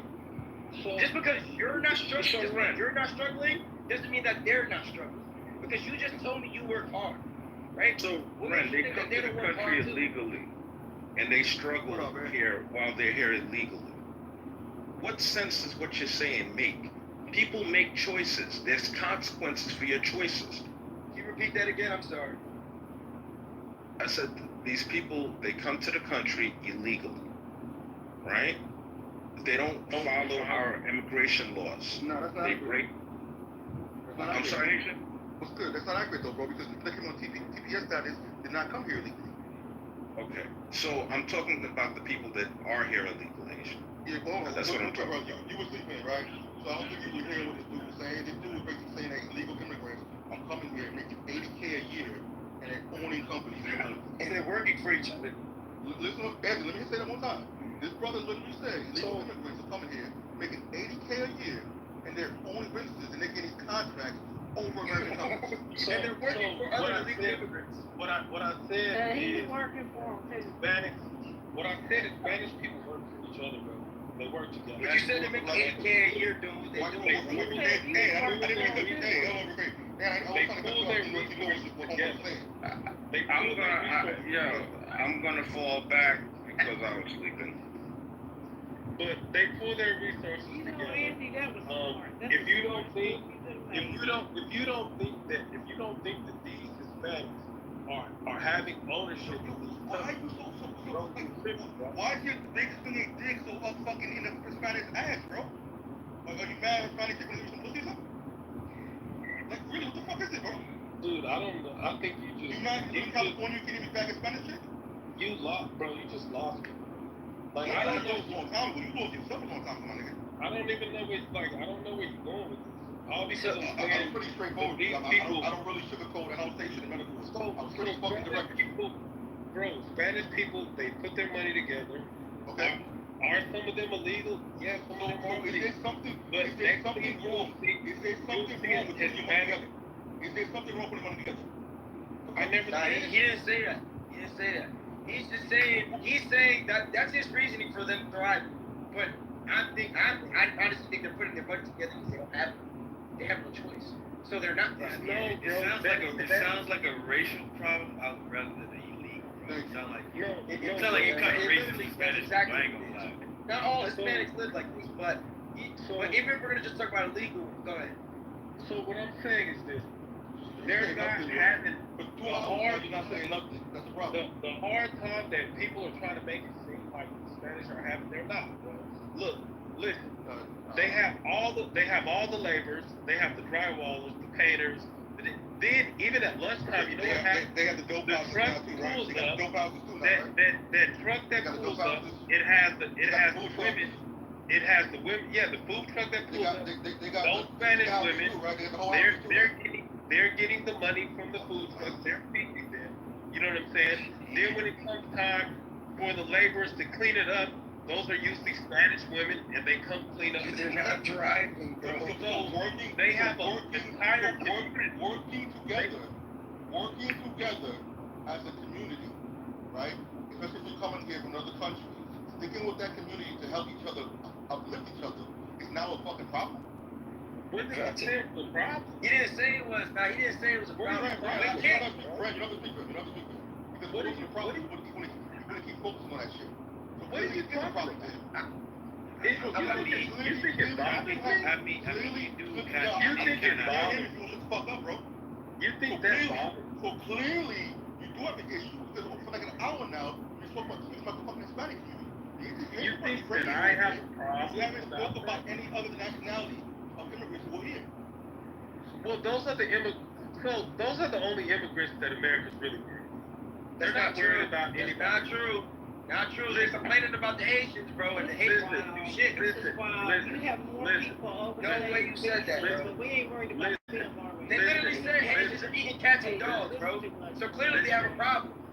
Listen, the number of Haitian immigrants versus the number of actual Spanish immigrants are two totally different things. No, but you just said that they only have problems with the Spanish ones. And they only, like, that is the main focus. It's Are you talking legal or illegal? Are you speaking legal or illegal? The only problem you can have with immigration is the illegal immigration. No, but Holy shit. Hold on. Yeah, You said earlier, you didn't care if they were illegal or citizens. You had an issue with them owning the company. You did say that, bro. I said I had an issue with them owning. I never said I had an issue with them. Nah, gang, I'm not gonna lie. I don't even think you remember what you said, bro. I said I have an issue with them owning a company. Crazy. Bro, you guys are putting Not only did you say that, bro. Why would I care if say that? Bro, not only did you say that, bro, you also said that they're paying other Spanish people, but also mentioned that they paid you for a job. So we're all kind of sitting here probably confused about what you really complaining about. I said that I have a problem with Spanish people, and I have a problem with them owning. Then you did not care. When we said it was an issue, you sound. He did say he didn't care if it was illegal or not. He didn't care what it was. So I don't need to fucking lie. That's one thing. I just say things how they are to me, and I give a fuck if someone likes it or doesn't like it. There's no reason for me to fucking lie. Now, if you're fucking retarded and you're saying shit and not remembering what you're saying, that's an issue for you. I can give you a good doctor that can help you out there. Some neuro feedback helps out that shit. Man, right? So you again, fucking saying, bro. the context was you saying that these illegals are owning these companies, and we said that illegals are not owning fucking companies. I said they pull their money to. You said they're owning the companies too. Then you said, well, they're citizens who own the company, and you said you didn't care if they were citizens or illegal. You said that too. I said it doesn't matter. I said it doesn't matter. It's the same thing. I said I didn't care. I said it doesn't matter if they're citizens or they're not. What would it matter? I said there's Spanish people that are owning the company. It's the same. Like, you take words and twist it, and you don't know how to have a Sir, you real. use words that you don't know what you're saying. Everything you said is I think or maybe this, and I feel like it. Listen, you can keep going all night if you want to. I'm not gonna lie, you just told them. It ain't making no sense. You just said you don't care if they're illegal or you said I said it doesn't matter. I said what does it matter if they're what does it matter if an illegal guy owns it or a non-illegal owns it? Okay, let me answer your question. What is this? I'm gonna answer your question. Let me answer your question. You know why it matters? You know why it matters? Because if a legal Spanish person is owning it, it clearly sounds like you just have a problem with Spanish people owning it. That's what I'm trying to show you. He just doesn't like. It just sounds like he just doesn't like Spanish people. That's what it sounds like. He You know what I'm saying? You gotta It sounds like you hating, bro. I don't like Spanish people because I said they own the company. Nigga, it's the words you using. You said, this is what you said. It doesn't matter if they're legal or illegal. If they are legal, then what's the fucking problem? It doesn't. Like, I you never get what I'm said it saying? was a problem. Say You're it the again. one saying it's a problem. No, I did not say that. Listen to this, right? You guys were arguing with me about them thriving. And I said, yes, they're thriving. They're owning businesses. And now you've turned that into me hating them. Bro, y'all are sick, bro. Y'all are sick. You guys were talking about I know I'm not sure. Spanish people struggle. I said they're not struggling. They're on every construction site, and they have ownership in companies. That was my rebut. I didn't say Spanish people are struggling. I said the immigrants are struggling. I'm talking about Spanish, okay? And I don't see them struggling, right? They have family. They have great values. They have a great home fabric. They fucking work hard, and they do the work that everybody else does not want to. So they are Patty, striving. JD, Pastor Deborah. Anybody here? I don't know how long I'm gonna let y'all keep this up.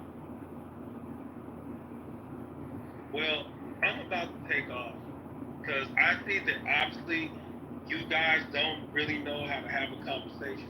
You've been here for 2 we hours do. having a conversation. I'm Don't be listening, acting now. unfortunately. Trying to leave. But you wait, please. I said I'm listening, unfortunately. Unfortunately, that's what it is. All I'm gonna say is I know Adam's. He's gonna leave out now because we didn't let him talk for 2 hours. I know, bro. All I'm gonna say is I know I don't sound crazy. The way he worded it, it sounds like he don't like Spanish people. He because did. He don't. He don't He like said, them. like- It don't make. To him, he said it didn't matter if they're legal or Talking about these illegal. He don't illegals. care one way or another what they are. He just don't like them. He said these illegals is making $80K a year. I've never They're heard no crossing shit like over that. top of him. I never He don't said like it. illegals. I never said illegals. I asked you, how much do you think these illegals? I asked you, how much do you think these illegal Spanish people are making? That are doing the drive on because it's 80K.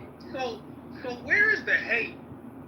Where is the hate in my tone when I say a person's making It's not the hate? hating your tone, it's the words you using. It don't gotta be tone. So me saying that they make 80K, like No, that's not what we You had an just issue saying with. things. It don't No, matter. that's just You talk. don't got no proof of them making 80K. No. What do you want? Let's And ask if they this. are, Let's See a ask better number. Why you mad See a about better Let's ask number. him this. Let's ask him But this. not Are you found advocating? mad about it. Are you advocating for them, King? Is that what you do? Are you advocating for them? If you're not You don't advocating, have to listen. You don't have to advocate for people that go out there and get it for themselves. They're okay. They're gonna be okay. They work, right? They're not one of these demographics of people that are not working.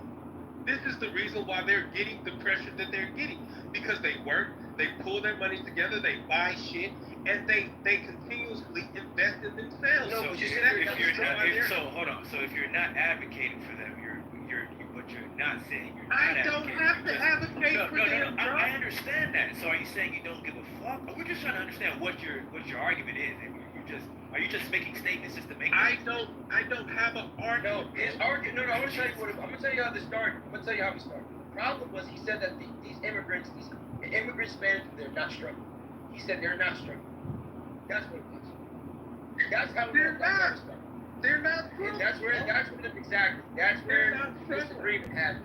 I And they got to a guarantee bunch you, of others. I guarantee you, the life in America for Spanish is very much a better life, a higher quality of life than Black We're Americans. talking about the immigrants, bro.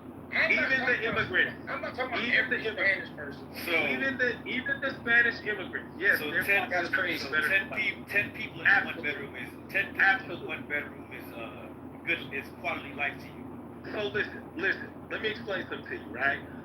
My grandmother had 12 children, right? Do you not know that all of those grandkids would pile up in her house on the weekend? All right? That still to this day was my funnest time. You said on the weekend. These people live 10 people in one apartment, one bedroom what? apartment for the rest. So what? So what? And it's not. And you act like they're struggling. They're not struggling, bro. Their kids are doing better in school than your kids. They're smarter. Because they They're struggle so more bad paid. that they say we don't want to live like this no more. We gotta study. Like, No, it has nothing to do with that, bro. Yo, They're smarter, they're better, they have better morals. It has nothing to do with it. They believe in family. Like, bro, it has nothing to They're do still struggling. They're still They're not struggling. You think that they got? You think they got 10 people in the house? They say, oh, we just want to chill. Like, no, bro. Listen, bro. Listen. I almost want to show you a house. I almost want to show you a house, but I'm not even going to go. But let me tell you something, bro. Spanish people will buy a house and continuously build on and build on. We're talking about immigrants. We're talking about illegal immigrants, by the way. That's what I'm talking about. Yes, bro. Yes. They're not struggling. No, they're not struggling like you think, bro. Fuck no. They got more money than black people. They got more money than black people. I bet you that. Where are you from? Because this might play a part. Bro, it does not matter. You can go anywhere. And I guarantee you, they're doing better socially. They are doing better socially. It does matter. Because they are doing better socially. Bro, they are doing better socially than black people. I promise you that. 10 people in the bedroom? It doesn't matter. I'm not comparing. I'm just asking you, are they struggling? I'm not comparing. No. No. So, this all comes down to where are you from? Bro, that don't mean nothing. It does. Okay, I'm gonna tell you why it matters. Because where I'm from and what I've seen is it could be possibly completely different from what you've seen, bro. Where I'm from, I'm in the mecca of all of that, bro. So it's like for you to tell me it don't matter. So you're kind of crazy because you could be somewhere where you don't see that, bro. You're in California. I'm not in California, bro. I'm in New York and Jersey, bro. So, well, that's not the mecca of like the immigration problem. Oh, you're crazy. I see, bro. What? Have you been to Brooklyn, bro? Nah. It ain't. Bro, have you been? Do you know how many these elite, bro? They didn't start trying to build a wall to like get people to stop coming in. But I'm talking about housing, having 10 people in one house. Like that sounds like some New York shit, bro. So I don't think it's a problem, right? Have you seen it? I think where the problem comes in is that Americans have been spoiled, right? And they believe in this, like, they believe that they all deserve a house with big cars, and that's just not the case. You know what I'm saying? Everybody doesn't deserve that. And when it comes to quality of life, when you got a lot of people living in the same house and everybody's pitching in, it makes life easier for everyone. You think it makes it hard for them. It doesn't make it hard for them. They're having a much easier life. They're eating better. They're not struggling. If somebody loses a job, they're still going to have a place to stay. They don't have those problems. In our community, you don't have the togetherness like that. On family alone, they're rich. They're together because they're broke. They're not because they're broke, family. They're together because they believe in family, bro. Bro, no. They're together because they have to do that to pay the bills. No, because I guarantee you, once that money come in, bro, I've witnessed this shit, bro. He obviously hasn't lived around or even been in close proximity or had a conversation with any of these illegals about how. Bro, most of them illegals that live together like that, they damn near hate each other. They hate each other. There's no family conglomerate that you're talking about where there's a kumbaya. No, bro. I don't know what. There's uncles that hate each other that want to keep. If you weren't little Nina's fucking father, you would be dead right now. So you don't know what you're talking about. I don't know what movies you've been watching, bro. With these, like, this culture, we all have to stick together in this one house. And, bro, I don't know. That's why I asked you where you from, bro. Because, like, why do you think this is going to sound fucked up, but why do you think they complain about the crime rate with these immigrants, bro? They complain, I'm not speaking for me. I'm talking about what they complain about. It's because they're struggling, bro. They're struggling. They have to find ways to survive. You might have to rob somebody. Like, that's why I asked you where you from, bro. It's not kumbaya the way you think it is, bro. It's because they have to. Because I guarantee you, if you tell them immigrants, hey, look, you're going to get paid that $80K a year that King was talking about. They ain't living 10 deep in one house. They getting the fuck on and moving out, bro. You're not gonna kumbaya, bro. I'm gonna just leave it at that, bro. I don't know, man. It's just mind-boggling. Well, I envy them. I think that as communities, the only community that I see that that has that type of togetherness is like Eritreans, but and Nigerians too. But when it comes down to it, immigrants are all about family, and that alone, bro, is I think the truest statement you made this whole 2 hours is that you envy them. That's it.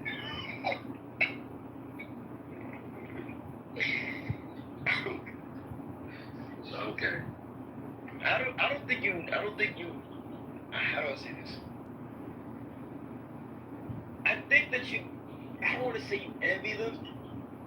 I think you don't like them and you don't even realize it because the words that you use is kind of like. I don't like. That's what you think. Yeah, the reason why I say this is because the statement that you made. You don't know the half, bro. You really don't know the half. You don't know the half. But believe me, I respect people, right? And how could you not respect the plight of Spanish Americans or Spanish people in America? Like how could you look at what they go through, what they do, right? And how they hold it down. And they stay down, right? How could you hate them? How could anybody hate them? I think it's the words that you use that make it come like because I see. I don't want to say you don't see, you feel. No.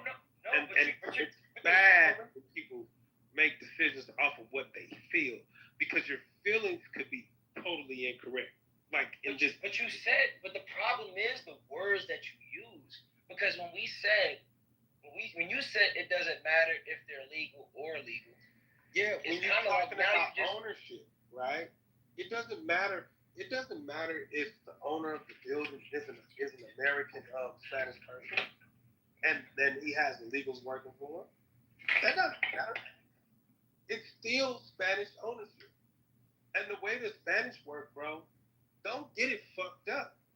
Everything's controlled from Mexico. All right, everything. So. All because you were born over here and you're a Mexican American and you went through the system and you did everything the right way, all right, you still have a responsibility to back home.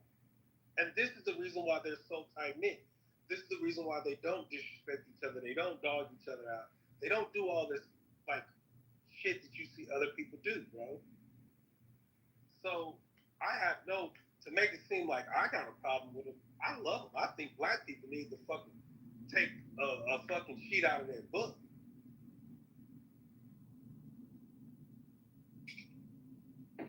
Well, I understand where you're coming from on that point, but hey, man.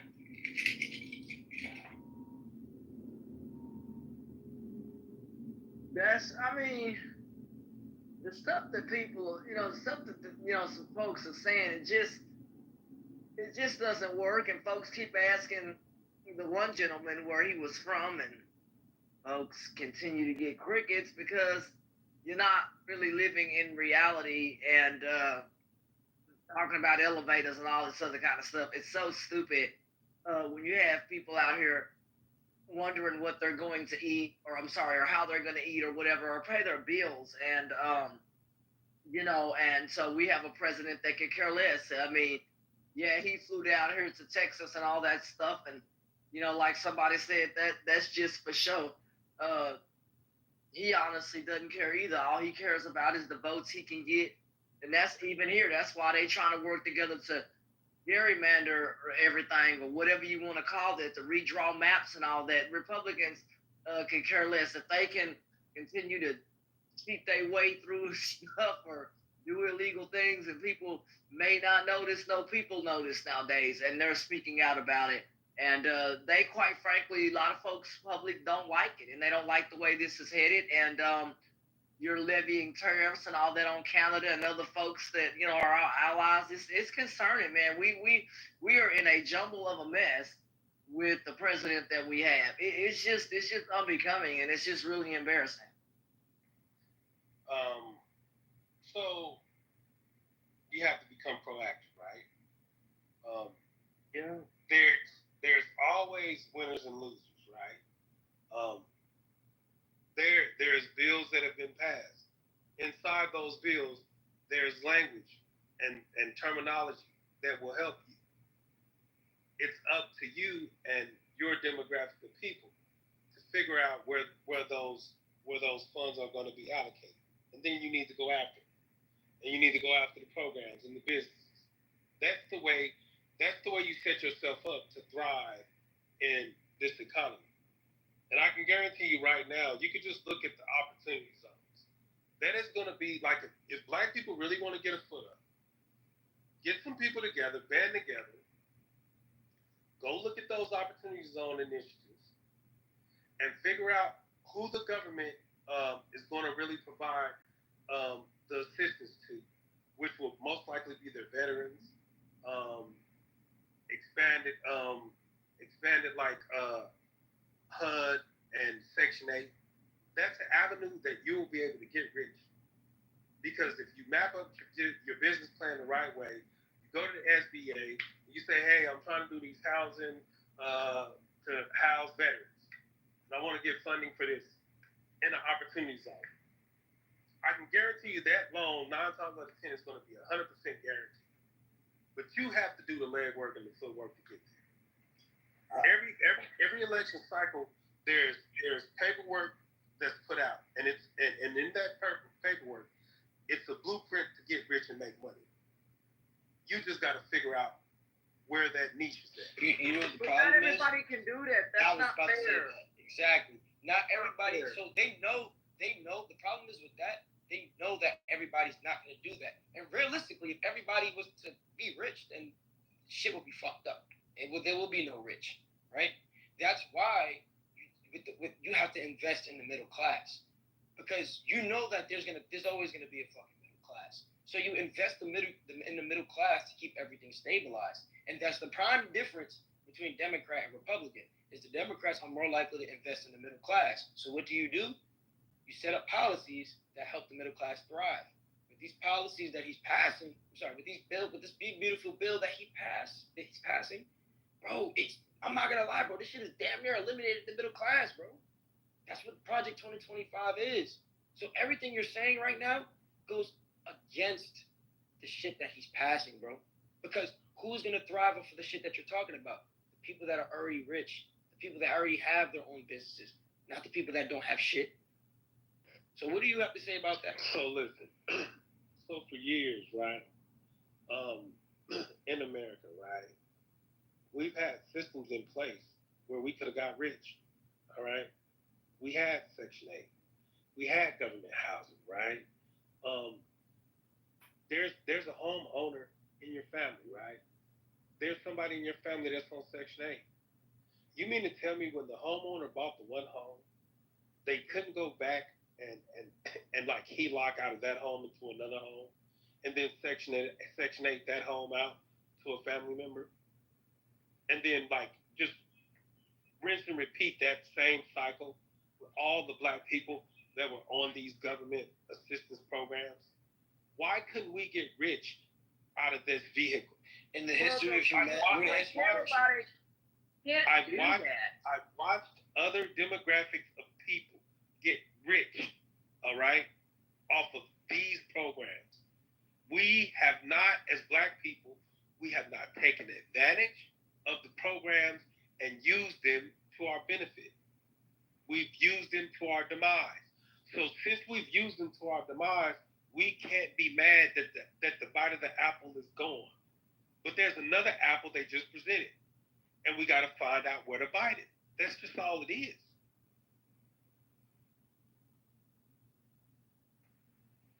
Not everybody can take a bite out of this apple. It's kind of like Adam and Eve, they bite the apple, but everybody can't do that. At the end of the day, brother, that ain't happening, and everybody is, not going to do those programs of whatever you're talking about. And yes, black folks did have great wealth in this country. They had Black Wall Street and other, things like that. Burned down. And that's what, man. So another quick lesson on. Hey, brother, that it was burnt.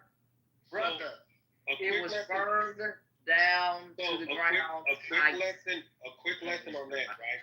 Correct. It was burnt down, but it was rebuilt. Okay, it was rebuilt, right? Let me give you the full story. Yes, they burnt it down. Tulsa, Oklahoma was rebuilt. What destroyed Tulsa, Oklahoma was integration. Do the research. When they integrated those businesses, those black companies shut down. They had rebuilt that place. Integration killed that place. But who benefits? Just like integration, people that the ancestors and people who built that place, their families not getting reparations and things that happened to them. And then even if the place was rebuilt, people's lives were torn apart. And that's the part. You're brother. You forfeit. Anytime you integrate into a system, brother, right? You got to put humanity over money or whatever you think about right now. This is out of control. You got to rethink. But hold on, Ashton. Why doesn't he talk about why they had to integrate? Thank you. Come on. They never had to integrate. Let me explain something to you. They had to integrate. There's only one race of people. Listen, there's only one race of people that have ever integrated. Don't even think about saying. And it was only black. No other race has even integrated. When you go to Chinatown, are they integrated? When you go where the Spanish are they integrated? Was Chinatown burned down? Nobody integrated. Was Chinatown burned down? Was Chinatown subjugated? It does not matter. The only people that ever integrated was black people. Nobody else did it. Only black people integrated. I think black people, by and large, go and spend their money with other communities. I think, bro, if you're so fond of economics, bro, you need to go take some economic classes, bro, because you're not making no sense. You're not. And I'll just leave it at that. Okay, so what other group has integrated? That's not the point. Did you even answer my question? You just said it doesn't even matter, right? So it's no point of asking because you answered it. It doesn't matter that they never burnt down the Chinatown, that they never burnt down a Spanish town. They never burnt down all of these places that didn't need to integrate. Come on, bro. No, you need to listen. You've been talking for a long time. You need to listen to everybody else that's They used to take Chinese people to jail for their haircuts. Come on, and they used to beat niggas up in the street. The tweed that the Chinese would wear in the back of their head, they used to take them to jail for that. Hey, what do you think they did to black people? What do you think they did to black people? They did take their place. So what do you think they did to black people? They did. It does not matter, bro. It's up to you. At the end of the day, bro, it's up to you to get back up and figure it out. Bro, wait, if it doesn't matter, then why the fuck would you tell me about that Chinese shit? That's what I'm saying. I don't understand. I don't understand. They got the fuck back up and figured it out, bro. Somebody getting locked up for having a type of hairstyle is completely fucking different from brick and mortars, investors, whole fucking entities, right? Equity being burnt to the ground. That is totally different, bro. A 2-year-old can see that, my guy. But obviously, you want to come up here and spew the proper. I don't even know what the fuck we're talking about. So listen, right? All right, okay. They burn it down. You integrate, and now you're mad that you looking after all these years, and you're like, oh, you still ain't got shit. So instead of you doing the math and saying, well, obviously the remedy of integration didn't work out for us, you want to blame it on like fucking reparations. Bro, you're the one you're taking some. You're the one doing the blaming, bro. You're the one doing the blaming. Reparations. Hold on. Once you integrate into a system, you forfeit reparations. Do you understand? I integrate into your system, and I expect you to treat me however you want to treat me. That's That's what it I'm, is. I'm gonna ask you a question. Do you think that these Chinese people that we're talking about, right? Do you think they were set up in the systematic slavery in America? Bro, they were taken advantage of just like every demographic. Everybody was taken advantage of, but were they put in the systematic slavery where they didn't have that head start? I'm sorry, where did they were they behind the line like black people? Because this matters too. You also got to look at it like this. These Chinese people, bro, they were coming from their home country, right? And I'm not gonna say they had a head start. Obviously, they were behind compared to white people, but they had something coming from their own home. With us, bro, we were put into a system where it's like not everybody is gonna understand how this shit works. You can't just build a Black Wall Street all over again. You get what I'm saying? But they did when you have the systematic, no. Okay, but what I'm saying is, you're saying, oh, so you're just gonna sit here and complain? No. My whole point is with that. Not everybody's gonna understand how this shit really works and how to rebuild the community when they're put in a systematic mindset, bro. It's not. So that you're blaming it on black. Like, you know what I'm saying? Like, have you been in the hood before, bro? So we put ourselves in that. We didn't put ourselves in that. We didn't have that head start. Yes, we did.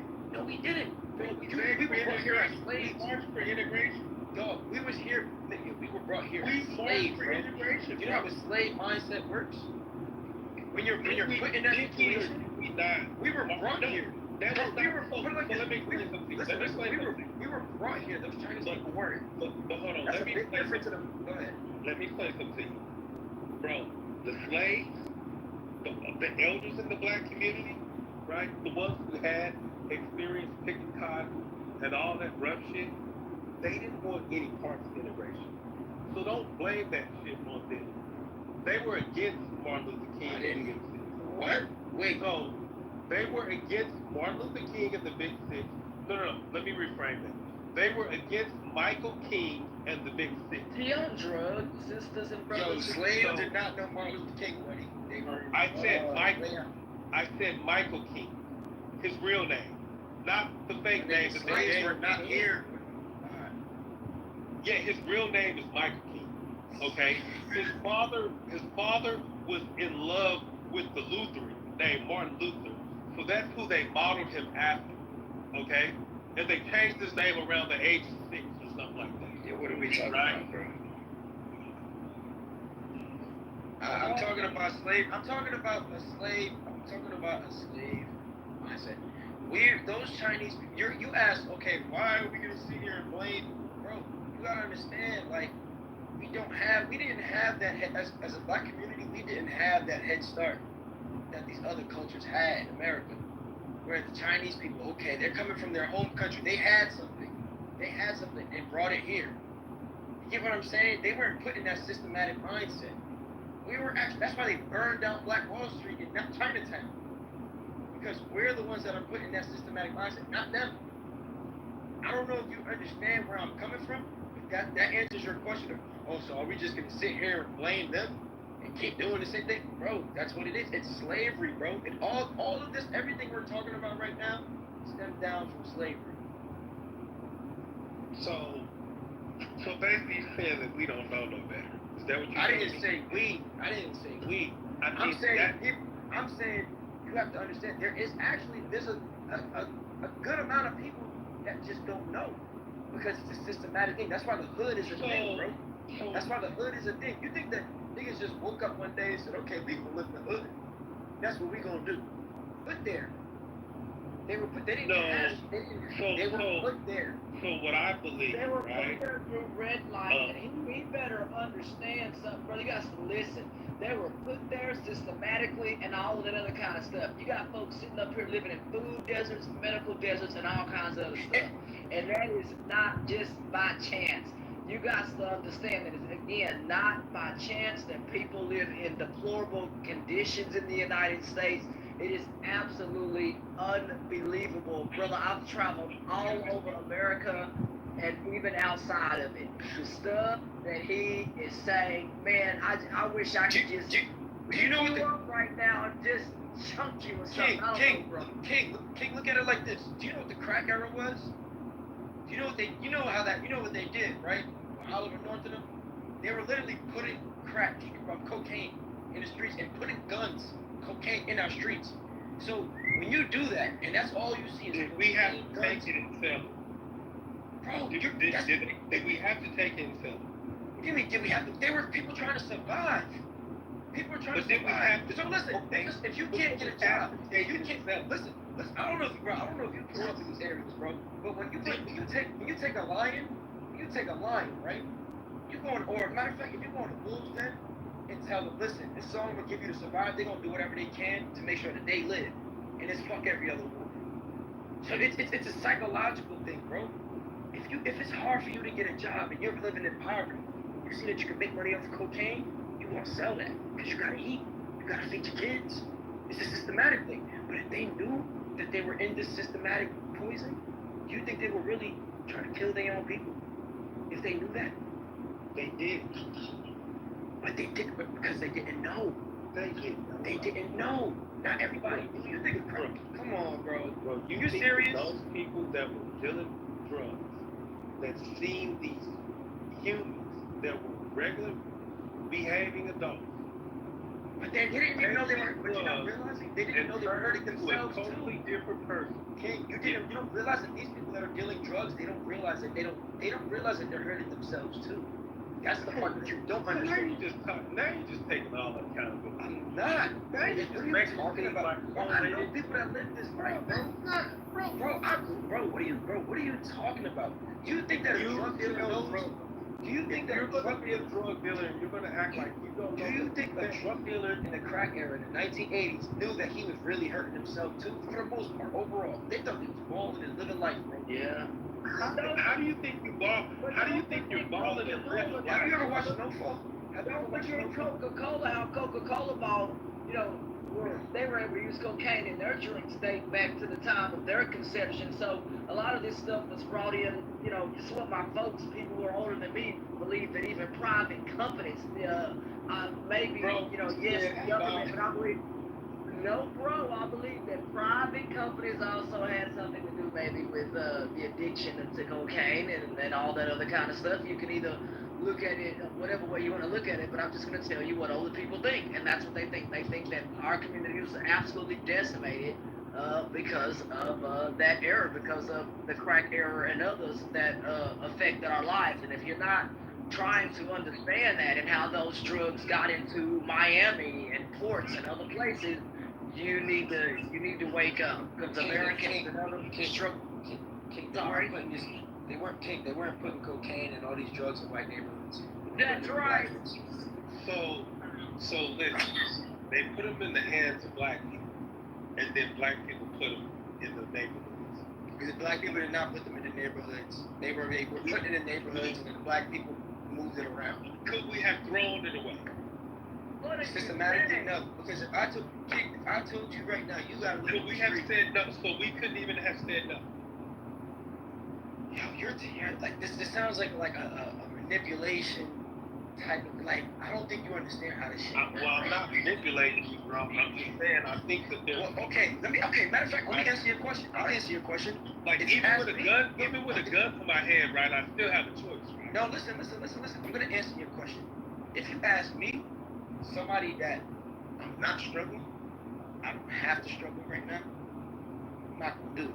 But if you ask somebody that's starving, that can't pay for nothing, that's on the brink of death every day, that's trying to figure out how they gonna feed their family, you ask them, if you say, hey, this is how you gonna survive if you move this shit, what you gonna do? What do you think they gonna do? You sound like somebody that can't look at things from another point of view. Because guess what? If you did this shit, you put it in white neighborhoods, bro, and the white people were struggling, I bet you they'll do the same shit that our community did. And that's just a fact. That's just a fact.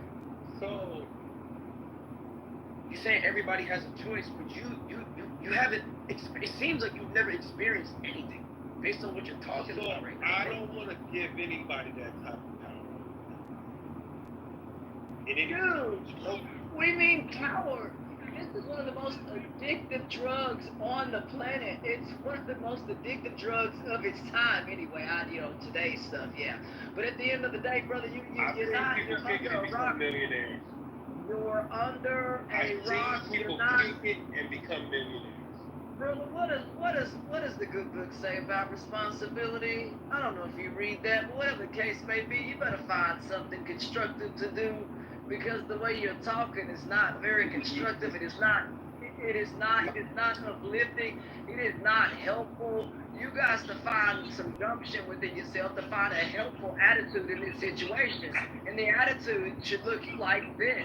Those people's lives were affected by drugs that were put in their community, whether it be private folks, whether it be the government, whatever. You can't just sit here and say, oh, well, they should have thrown it in the trash, or, oh my gosh, they could have took it down the street. That's not happening, brother. They're not going to throw it in the trash and take it down the street. That doesn't happen like that, okay? So, no, it's too addictive. You tell me how they could. Just say, don't put it in the trash. You know what you sound like right now? You know what you sound? Just say no.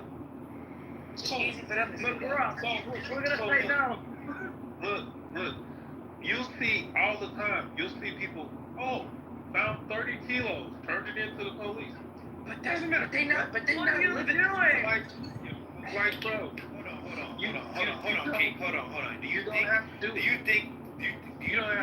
Do you know how much people are finding kilos in those same oceans in Miami and not reporting it? You know, see, you're not running down that information or speaking on it. You just sit, bro. I see why they're asking you all these questions like where'd you grow up and because you're not making no sense. And first of all, if you're not even out here, do you have any nonprofit or something going on that's fighting back for drug use or any of that? So why do you feel like you should have any notion to try to come compare to what people should have did to something they didn't even know what it was in the 1980s? They just took it because they needed money. Who are you to fucking make the judgment, bro? You get what I'm saying? So if you know nothing, if you're not gonna highlight everything across the board, bro, you even know a lick of what you're talking about, bro. Let's move on to a different discussion. You get what I'm saying? Because, bro, you haven't been making any sense for some time now with this conversation, right? And obviously you're misconstrued and you have a misleading perspective on the situation at here right now. You know what we call his comments? We call those tumbleweed comments in Texas. We call those tumbleweed comments because they just need to blow on down the road like tumbleweeds going in the wind.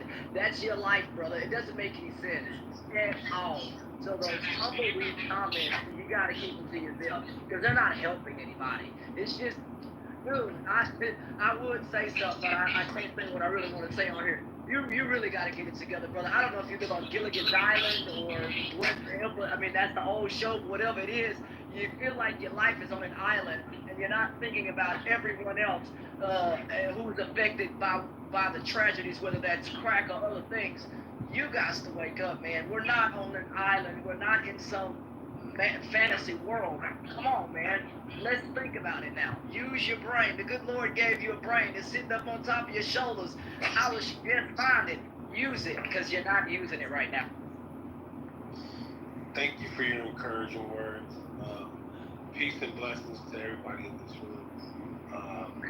Like, I'm gonna go and find myself some shot. Blessings. Yeah, you be safe, man. Now he wants to leave. Yeah, I ain't gonna lie, that was the most ignorant conversation I had in a minute. I can't even. My God. I shouldn't even be like that's, bro. I don't know how old he is, but he's a grown ass man talking like that, and I'm pretty sure, like I'm way younger than this dude. There should be no. It sounds like I got a lot more experience than him when it comes to life as a whole. This is kind of sad. I can't believe, like, as a grown man, you should just know, like, have common sense for certain things. I don't care who you vote for, support, but like there's certain things like use your brain. Come on now, just say no. Come on. I mean, I could say no to some crack. You know what I'm saying? But the reason why is because I didn't have to struggle. Like, you know what I mean? This is common. I know what crack is. I know how it works. That's based on the mistakes that other people made because they were put in that situation. I'm well aware of the situation they were put in. So it's easy for him to say that, but I'm well aware of this. So it's just mind-boggling, like how it's just ignorance. But I feel like he knows this. I feel like he knows this. He knows that he's saying this is bullshit. He just wants to say it because it sounds like self-hate. That's why I keep asking him where he grew up. I feel like people like that are taught to hate themselves. Bro, he hates people. That's why Yeah. that's why I was trying to say that was the conversation. So the last time he was in this room, he was talking about all humans are gonna die off or be killed and replaced with robots. Like that's literally what he did. He said there's a plan. They're about to kill more than half the population. And Is that why somebody said you got an AI girlfriend? Oh no! Ashley, you was in the room. You forgot. You was in the room. Yeah, it was late night like this. Yeah. Yeah. He Crazy. say they're gonna kill everyone off and replace them with a. They ain't gonna have no damn planet because AI can't have no children, so what the hell? So stuff like that. That is why tonight I wish I could have been saved from that conversation too, because I told him I wish I could pick him up and chunk him somewhere, because this conversation and the way he was thinking was just, he needed a wake up call, and that's the only thing I think I could have done was picked him up and threw him on the ground. He would have woke up real quick then. Yeah, that's unfortunate. I just, he'll probably see. I think, what's gonna happen. I think one day, I believe that everybody has a reality check, no matter how good or bad they are. Something's gonna happen. I'm not wishing bad on girl, but I think something's gonna happen. One day he's gonna be like, damn, that's crazy. Or he might not. We don't know. But hey.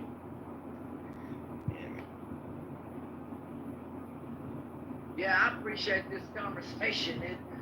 It is interesting. I'm glad it's Saturday morning, because ain't no way I could be up this late. It feels like Monday or something. But yeah, it is crazy the way that man thinks, and he's gotta find something, because people in real life, he could never say most of the stuff that he's saying about some of the situations in real life. People would probably soccer punch him or something. It's just crazy. Yeah. But yo, this is a good convo, y'all. I'll catch up with y'all. Y'all have a great rest of y'all day, whatever time it is. Alright, Appreciate it. Appreciate y'all too for letting me speak in here as well. Like always, Lisa and everybody, I appreciate y'all for running and having this room. This was a very interesting conversation. You know what I mean? Y'all always have really cool conversations. So I really thank y'all for running this space and having this room. JD and everybody. Y'all have a great rest of your night. you too, Ashley. Thank you. Absolutely.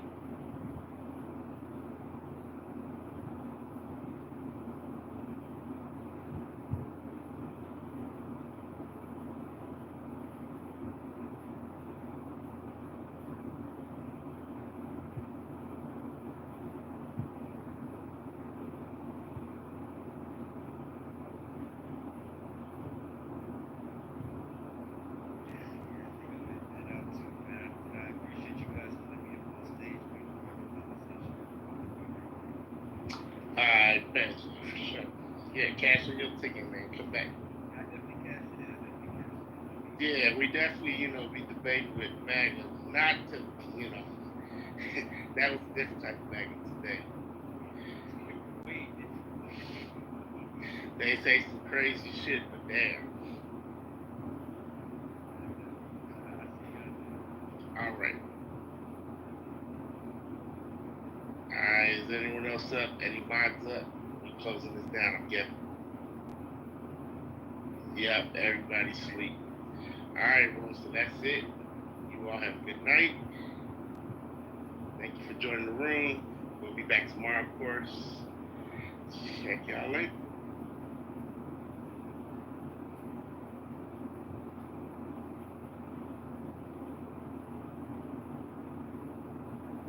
Tell me, Amos, you voted Meretz or Hadash? זה עופר כסיף, מה אתה לא מבין את זה?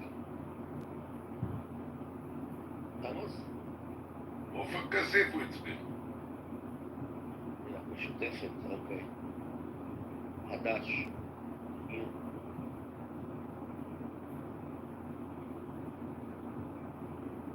Almost here?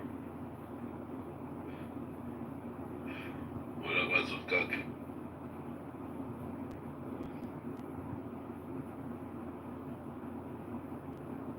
Lee? Is Lee here? What's up?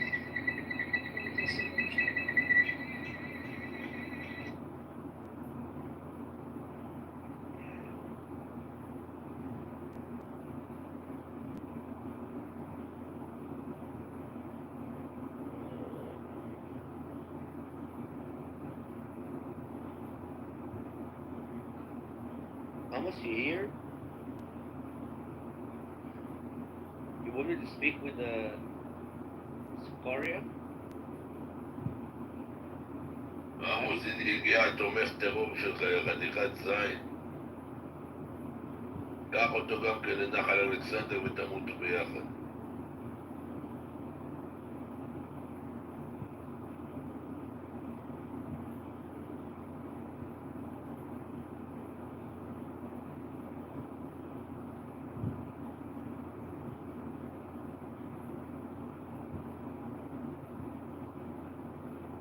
הנה זנוצ'קה, הבת שלום מלכה.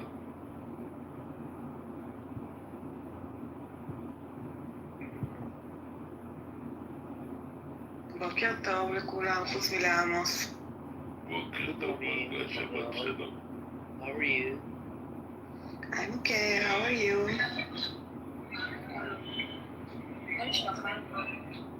בסדר, מה קורה?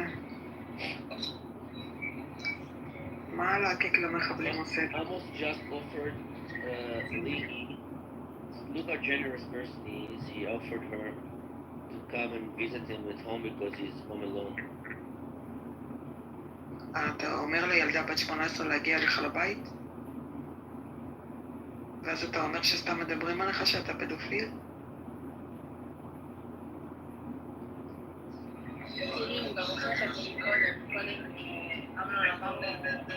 בוא נעשה הליכה ביחד, כזה בוא ניפגש. ואז הוא אמר לו, לא, נדבר רק בטלפון. Yeah, but why he wants to meet you so much home alone? וואי, לא בשביל לשחק דוקים. Yeah, but he's coming from an amazing family, you know. If you met his mother and some of his brothers, lovely people. תמיד יש את הבן אדם מאוד. אני מצטער מאוד, אני לדעתי, אתה טועה בענק, לא יכול להיות שאישה מדהימה כמו שאתה מתאר, תוציא מהבטן שלה מזבלה כזה. אין סיכוי. Amos, you agree? אין סיכוי.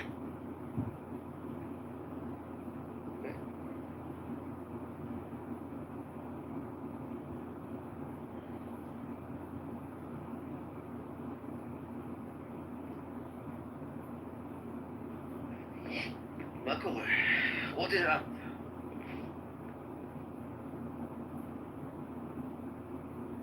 החלתי לעמוס, הוא אומר שהוא הולך עכשיו לנחל אלכסנדר. אמרתי לו שיחליק שם כמו שהחליק באמבטיה, ייכנס לו אבן לראש והוא ידמם למוות.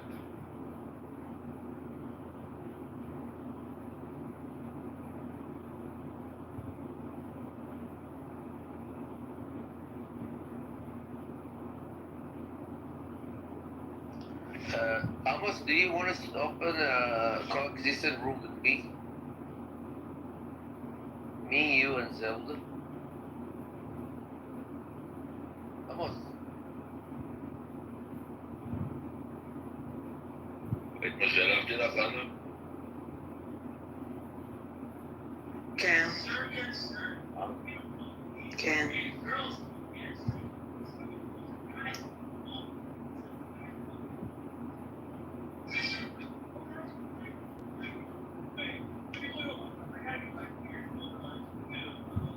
מה יש לו לא לדבר? אפשר ללכת 10 דקות, 3 דקות.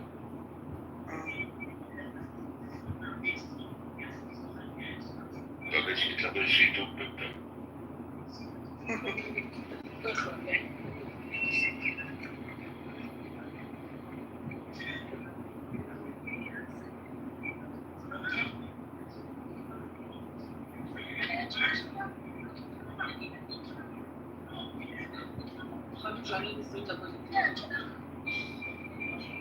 את נוסעת ליד?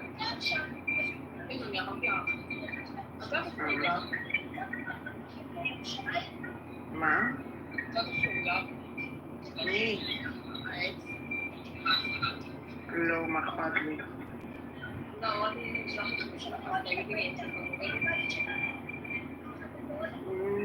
לא מעניין. לי, אני במקומך הייתי נוסע לבקר את אורקה.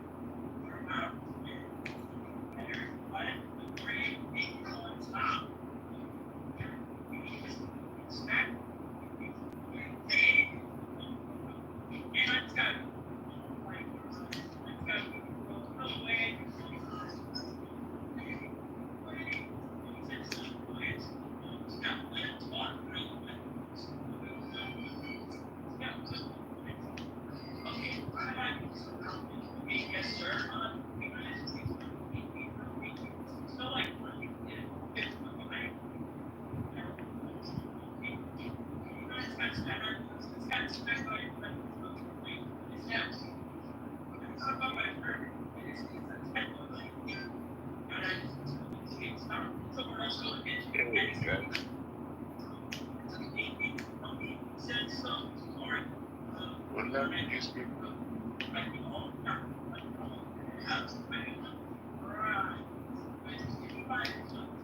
Hello.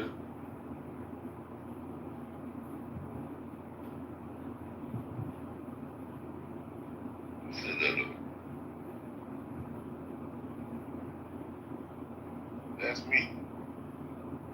Who are you? Nice. Nice. You deliver?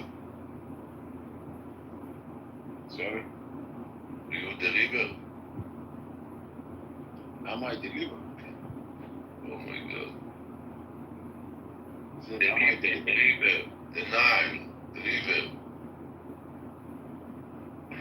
Hello, Nine. Can you explain what you mean? Where are you from? In Egypt, there is a river. The name of the river is the Nile. Oh, yeah, the river Nile, yeah. That's right. Yeah, that's where I'm from. You from Egypt? River Nile. That's where I'm from. Sound black.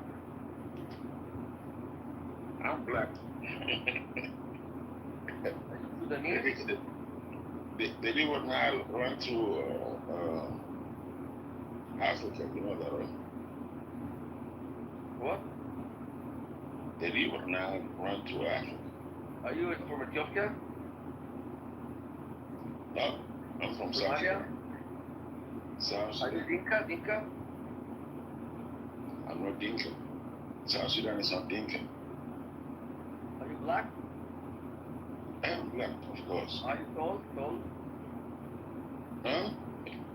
Tall. Yes, I'm tall. How tall are you? 6'5". You know Achik? Who? Achik. Attic. Yeah, Achik. Sol. You know Achik? I mean, where you live at? South Sudan and also Australia. Are you Christian, Catholic? I'm a Christian, but I don't define myself You love Netanyahu? You love Netanyahu? Netanyahu, boom, boom. Netanyahu, boom, boom. Sudan, boom, boom. Iran, boom, boom. Arabia, boom, boom. Islam. You like? Yeah, you tell me first, where are you from? Huh? Where are you from? Where are you I'm from the empire, the biggest empire of Israel. Biggest empire of Israel. Yeah. Okay, are you black? Yes. Can you hear my voice? But where are you originally from? I'm Ethiopian. Ethiopian. Yeah, but I'm a Jew. Yeah, Ethiopian are my people. You like Netanyahu? Netanyahu? Yeah. No, I like Israel. It's not about Netanyahu. Okay, you like Jew killing Muslim? Boom, boom, boom. I don't like them. You don't like Muslim? I don't like them. Bad people. Now another question. How long is your lingam?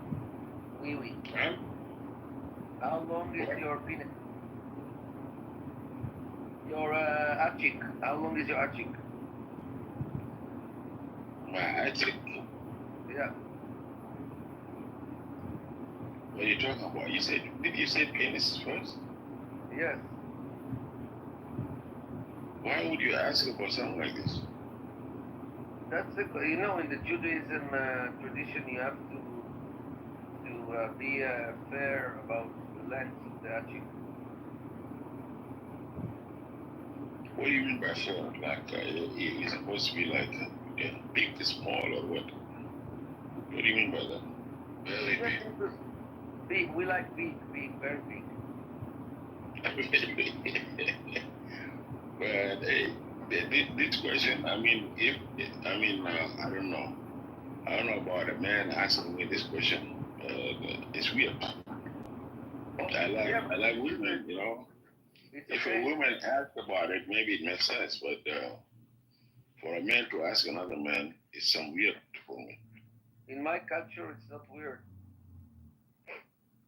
Nah, but not man asking me. I mean, because as a man, you shouldn't be asking another man like that. You know, I mean, no, look, but it's in a sexual way. It's in a power, like the hero way. If you have a very long, you're a Superman. I respect you more. You understand? Yeah, but like I said, you know, if I'm not in a relation with you, I mean, whether I have it big or it's small or whatever it is, whatever size it is, what that has to do. So you're trying to tell me right now. I will respect you more if you tell me you have very big Eiffel Tower. I respect you. You're not gonna like your brother if your brother have a. No like, no friend. If small, no friend. No like, no respect. And you're telling me that's in Judaism? Yeah, that's every Judaism. We all first question we ask about it, so we can know if to respect you or not. I mean, hey, like I said, that's a look. I live in the United States, so for me to go through that, I mean. Yeah, but wait a second. In South Sudan, people go naked in the village, yeah? Yeah. So all the family and friends saw your achik. Not like that. What do you mean by people go naked? In South Sudan, Dinka people and others, they go naked in the village. That's not true. In the ceremonies with the cows and everything. Look, I don't know. I think that's misunderstanding, I don't know. I've seen tons of photos of naked people in Dinka tribe with the cows and the ceremonies and everything. First of all, South Sudan has many ethnicities, you know. Yeah, but Dinka is the It's, big. not, Second, it's not. wait a second. It's not about Dinka. South Sudan is Did you about take shower? many. Did you take shower with the pee of a cow when you were young? Hell no. Why not? I live in a city all my life. City is just the same like in America here, you know. Everything. But you know People how dress, it is in the people dress up, people don't go naked. But I you live know in how the it city. is. You know it is. Huh? You know Huh? how it is. In the village is different. Yeah, but like I said, I never lived in village, you know. Most of the time I live in the city. So what's the size? What's the size of your achik?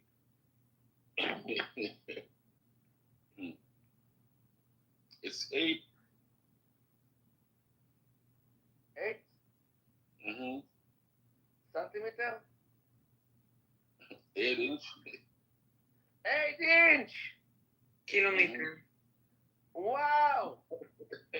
I respect where you live. I'm sending you flowers. Where you live? What do you need? I'm your slave. I'm your sex slave. No, Harry. You gotta remember it. Yeah, but we have forge. No. I mean, I deal with females, man. I love females. Females. You like females? Eh? You're disgusting. Males only. Females. I mean, yes, females. females. Females. I hear females. Females. Women only. Women, not female. We are men. Only. Yeah, we are men. I don't like no men. Why not? Nope. It's not gonna happen. A little. No, I don't. You're a bad boy. I mean, I'm not a bad boy, but I like women. That's how I grew up, you know. I mean, what I'm going to do with a man? You know? I want children. I want family. A man. How old are you? How old are you? I'm 25. You sound 49. 49. You smoke? Right. I don't What know. makes you sound, you know, sorry, you sound 75. So, what is better, fuck? A white woman or a black woman?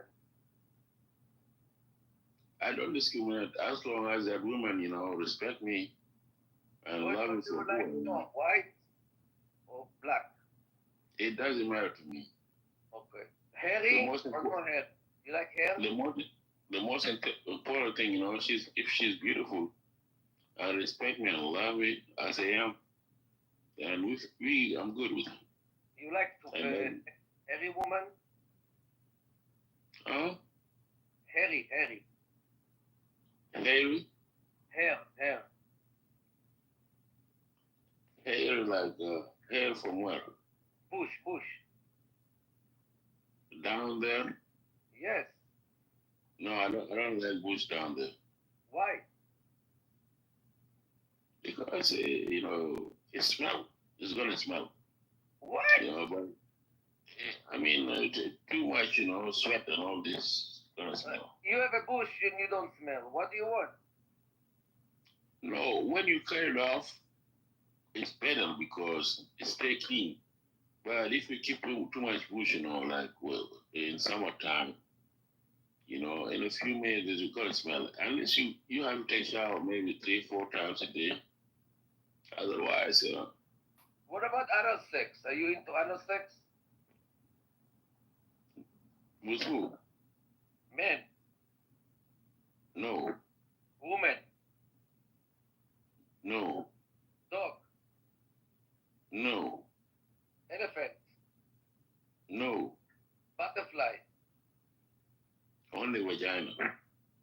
With what? Vagina only. Okay.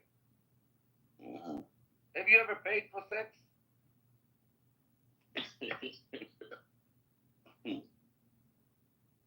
Have I ever paid? For sex? No.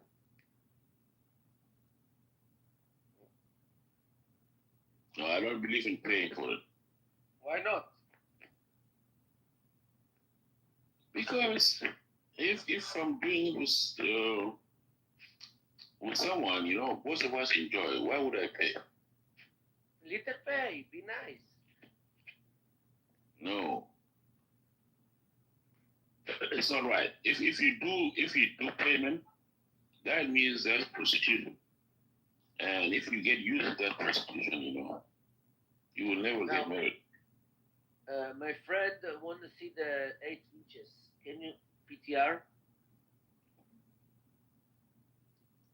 What do you mean? I already told you earlier, I'm into women's, not men. Yeah, but people here really don't want to see the chick.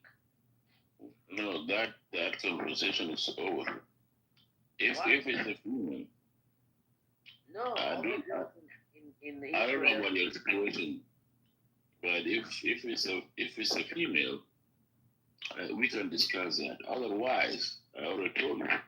Maybe if you are a gay, I'm not a gay. No, fuck gay. No gay. Fuck. No like. Yeah. Are you paying for that? For you sex? Pay. Yes. How much you pay? A lot. With a male or female? Female. I like females. So you like a man? No. So in that relationship, are you the one the bottom or you on the one on top? I'm both. Both. Yes. Yeah. I don't know about that.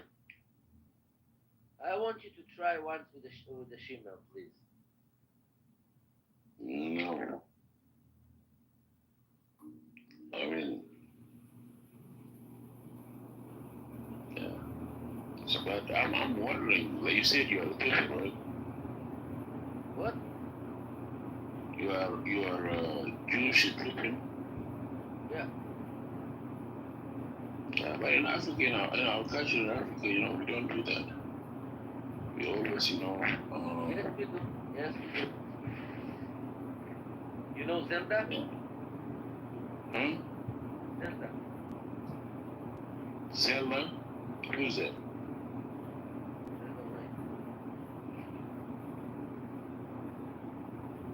Yeah.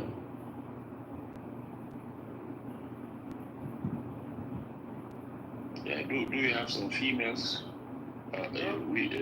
Women's? Only females. We don't like females. Yeah, what do you mean? How did you come into this world? Did you come through female or female or woman? My mother is a female. You come through vagina, right? No. What do you mean by no? So you come through ass? Yes. You crazy, man?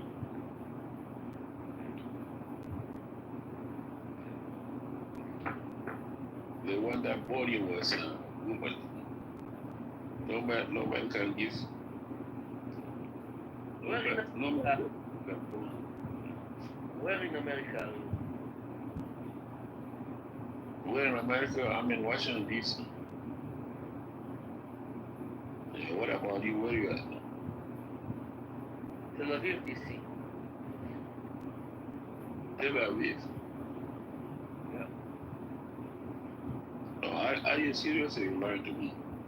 Why would I ever lie to you? Would I lie to you? Everything is iron. I would love to come to Israel one day.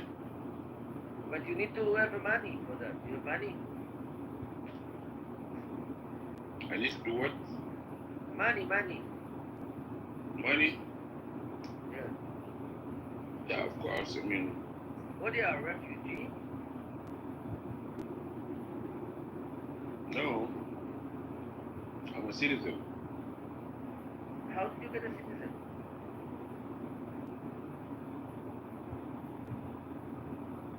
I got a citizen through political asylum. Through what? Political asylum. So you're a refugee. I'm a refugee. I'm a politician. You're a politician. I'm a politician. We fight Arab and Muslim in Sudan. How many Arabs and Muslims have you killed with your hands? Many. Give me number. We've been fighting in I Sudan. killed with my own hands more than 200. How much you killed? I shoot. So when I'm shooting, I cannot count. I shoot is for girls. I shoot like heavy weapons. No, shoot is for girls.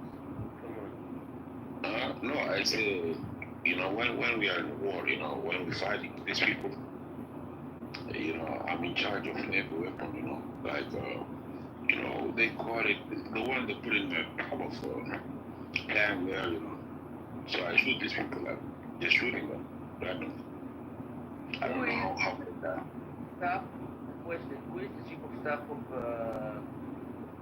South Sudan currently? You mean the president? You talk about the president? No, head of the army. It's the president. No. Under him. Okay, we have Salva Kiir as the president, right? No, you know Chor?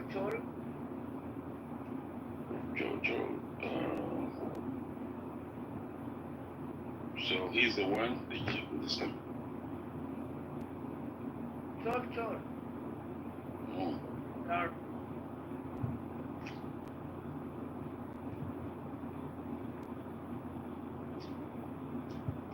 Hello? Yes. But first of all, like the South Sudan government right now that we have, we want to get rid of them. But you work for the government. No, I don't work for the government. I don't work for the government. We want to get rid of this government right now and establish a new government, have a good relationship with Israel and America, because we need to get ready.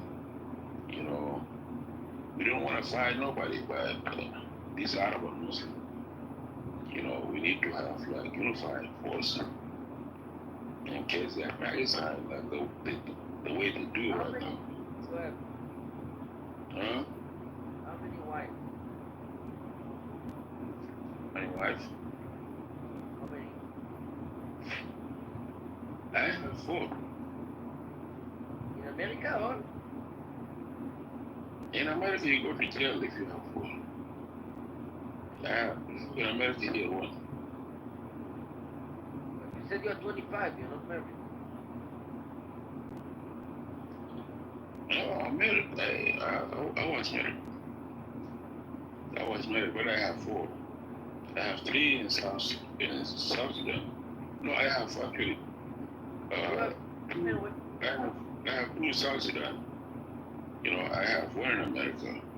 I have 1 in Australia, and I have 1 in Europe. But in America, here, by the law, you can have only 1 wife. In South Sudan, you can have 2, 3, 4. You can have 10, 20, if you can afford it. What do you think about Gaza? Should we bomb Gaza till the last person? Yes. I told you I don't like Arab. I don't like Muslim. Should we burn them up? About Gaza, when your ass got fucked in Gaza, then you're gonna understand the officer who is Gaza. You playing game. You got fucked when you cry like a bitch in Gaza, then you're gonna understand. Wait a minute, Gaza, why do you curse? Hey, it's my, the reason, look, I don't like, violence. I don't like harming people. You don't like But 2 years, you have 4 wives. 2 years. Listen. The reason I agree with it, because Arab Muslim, you know, they raise their kids, on hate. And if you raise your child on hate, they will go rampant, and killing other people. And that's the only problem. That's Who are the the only worst? problem. Who are worse, Niall? Nazi or Muslim? Yeah, I wasn't alive during the Nazi time, but I think Arab are the same as Nazis and worse. Because even they kill their own people, Like I live in some Arab countries. These people, they just promote hate. And they torture their own people, they kill. Their governments torture their own people, kill their own people, and promoting hate against other people. Like promoting hate against, how many again, Arabs have you killed with your hands? how many? I told you. Last time have you killed with your hands? I told you I was shooting heavy weapons, so I don't see them. So I can shoot or kill, as many as possible, wherever they are. If they live in a whatever, in a house or bomb that house, and they're all dead. So I had no chance to come. But many died. Question, Niall. What about the transgenders? Transgender? Yeah, you like? No, I don't. But I don't have problem with anybody choice. Whatever you choose in your life, that's your problem. That's not my problem. But I told you earlier, I like women. But I'm not gonna be like I'm not gonna hate you because you're transgender or because you're gay, whatever you are. That's your problem. It's not my problem. But me personally, I love women.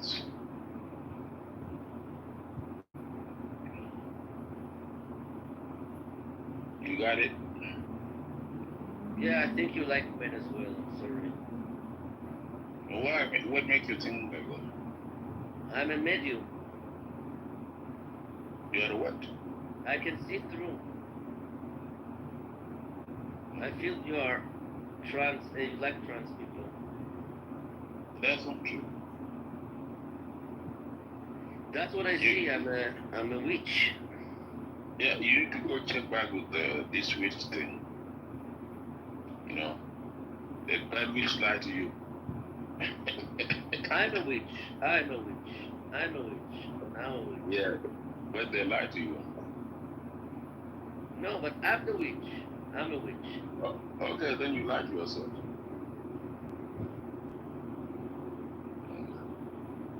Because I never been with a man. I never thought about a man. You are qualified to start having sex with men. I don't understand why not. What made me qualified? No, it's about I can see. I'm a fortune teller. I see that you will marry a man in 5 years. That's a lie. I swear to do that. On my dead body. No, now it's on a dead body. 5 years on your sexy ass. At least I'm dead on it. That's not gonna happen. Okay, let's see. I never make mistakes. When I see the future, I can predict anything.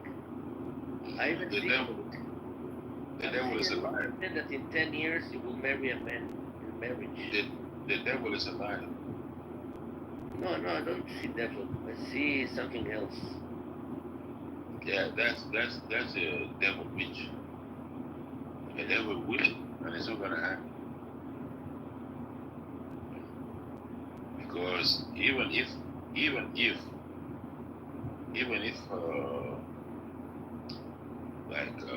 I don't get married at all, I would never, have a relationship with no man. It's not gonna happen. Let's see. I mean, you see whatever you want to see. Because already, Jehovah promised me, certain way of life. So, whatever you're saying right now is not going to happen. Because I believe in God. I believe in Jehovah. Whatever I Jehovah, speak with God. you speak with the God. Yeah, Okay. the Christian God. So you think that Christian God is the one that promised me. You Yeah, think he he lied? told me, and he told me to tell you to be ready to marry with a man in a couple of years. Nope. It's not Don't gonna blame happen. me. It's not gonna happen for you. No. Yeah, he already promised me, you know, like long time ago. I used to speak to God. So what God said, that's what's gonna happen. But not what you telling me right now. What you telling me, you better go ask that God again. Go ask him. Unless he lied to you. And God, you think that the Christian God lied to people? He never told me something like this. He used to come talk to me because he never tell me anything like this. You are the only one telling me Are you afraid of that? none of that gonna happen, my brother. Ah, None you of that. disrespect me now. Because, a lot of people told me, I'm gonna die soon. I'm gonna die soon. No, I don't. For, You will die 89, but you are gonna have a sexual relationship and marriage with a man. no, Sorry. Yeah, that's what will happen. I'm sorry. it's not gonna happen. Can you close your eyes and describe some of the men? That's not gonna happen. Why not? Bro, I'm gonna cut the conversation because I told you one thing. It's not gonna happen. It's not gonna happen. Whatever is telling you that is devil. The You devil is wanna lying. bet? You wanna bet on that? I'm not betting on anything because I know my God.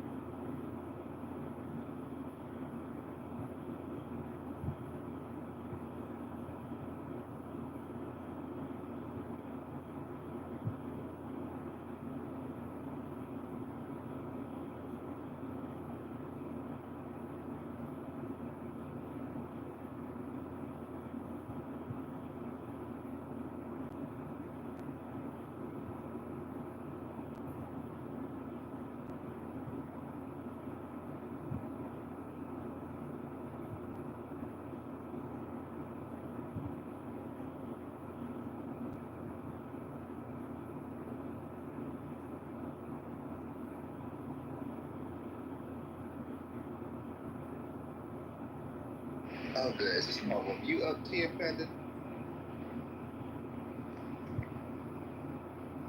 Hello?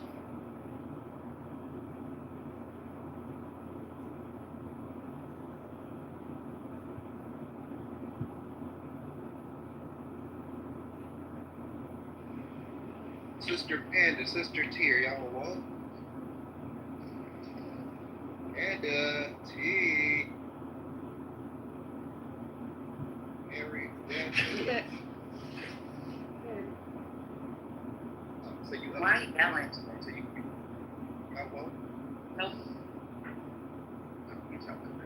Okay, so I'm in Hong Kong. Y'all know how y'all always like put chicken here. We do know I have to. Okay. So like it's interesting. Like, so when I work for my boss directly, I don't have any limits on what I can do. Whatever I have, like control. I can do whatever I want to do. Like no limits on what I can do.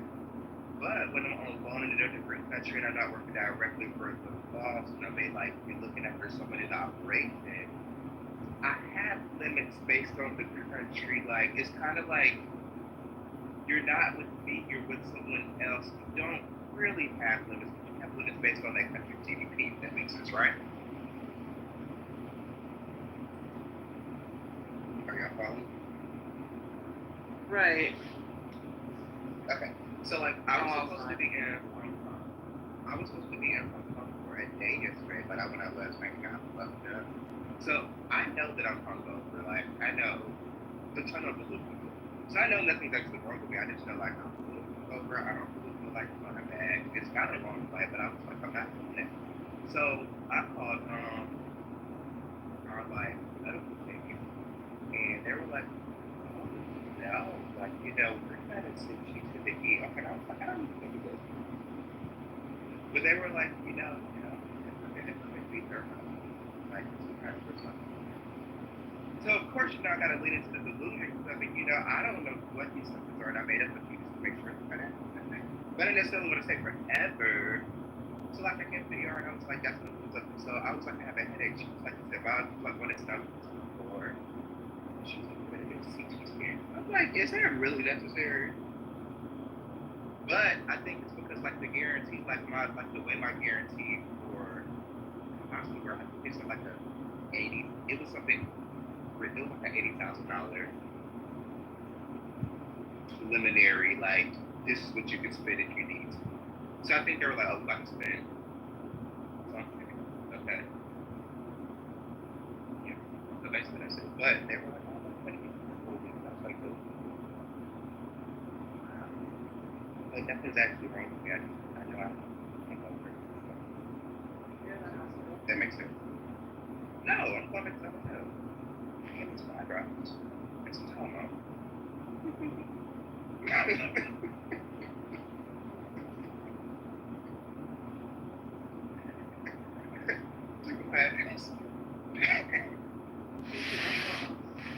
But I think it's incredible how, like, if you give people power to look for something wrong, they can find something. Yeah. They're like, baby, we can find something. These are the parameters I have to look for something. Great. Let me get the look.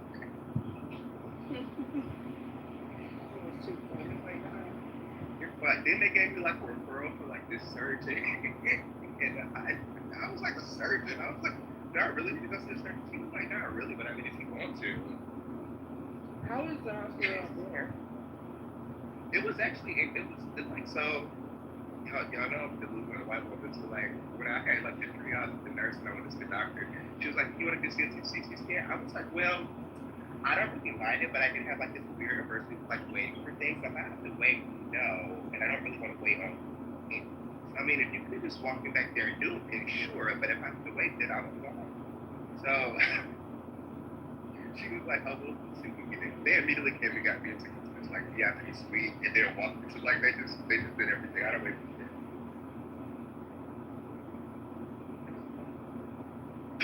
This was like a matter of fact that I think, but they called ahead and organized everything, and I think it was a big answer. So I think that was it. It was a fine, but I didn't. Oh, what? Like they called ahead, Like when I called them, and they're like, oh, we're gonna call it and organize everything. We're gonna call the hospital. We're gonna call the doctors. We're gonna give a guarantee. We're gonna let you know your own way. So like they literally just walked me straight in, like, and they gave her. They were like, so. I said I wish America worked like that. Yeah, right. This shit took all of an hour. I'm sure that's not for everybody. It's just that. It's probably it's like I know the way that I've never really done it, but like I know the way it works. It's like yes, that's the preliminary guarantee, but you can do whatever you understand. But I think it was like, oh, we can just get whatever you want. Look, they were like, it costs this, and that. I said, baby, I'm not paying for any of this. What it costs?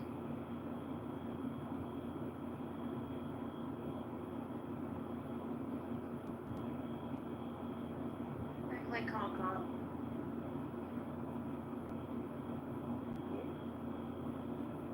Is he in Hong Kong?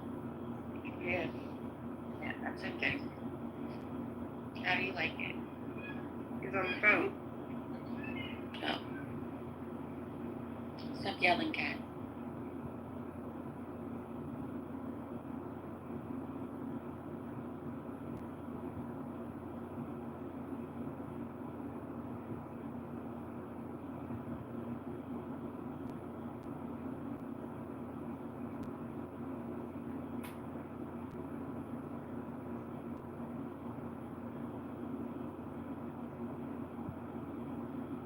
Good morning.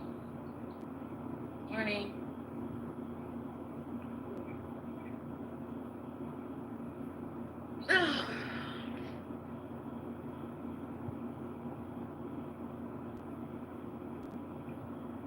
People couldn't handle the criticism of the room. Actually, I don't know what happened with this roommate. Just, yeah,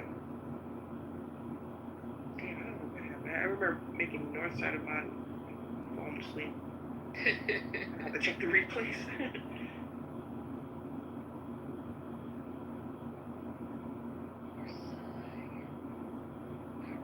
I know the name, I don't remember. Yeah, we saw it strangely. Maybe. It's not this one. Panda, were you here for this room? Early. Okay.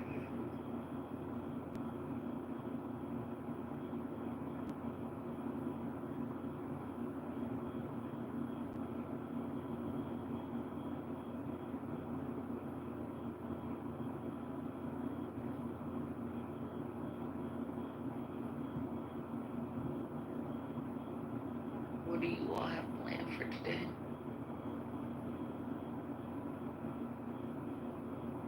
I'm cleaning.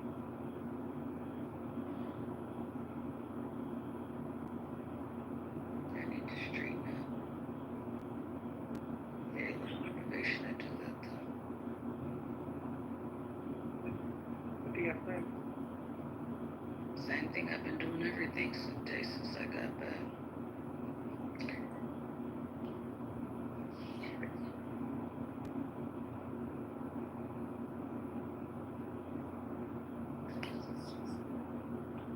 Hey, Matchy. Mitchie got a new picture. Maybe you just don't remember. No, it's different. He normally has that other one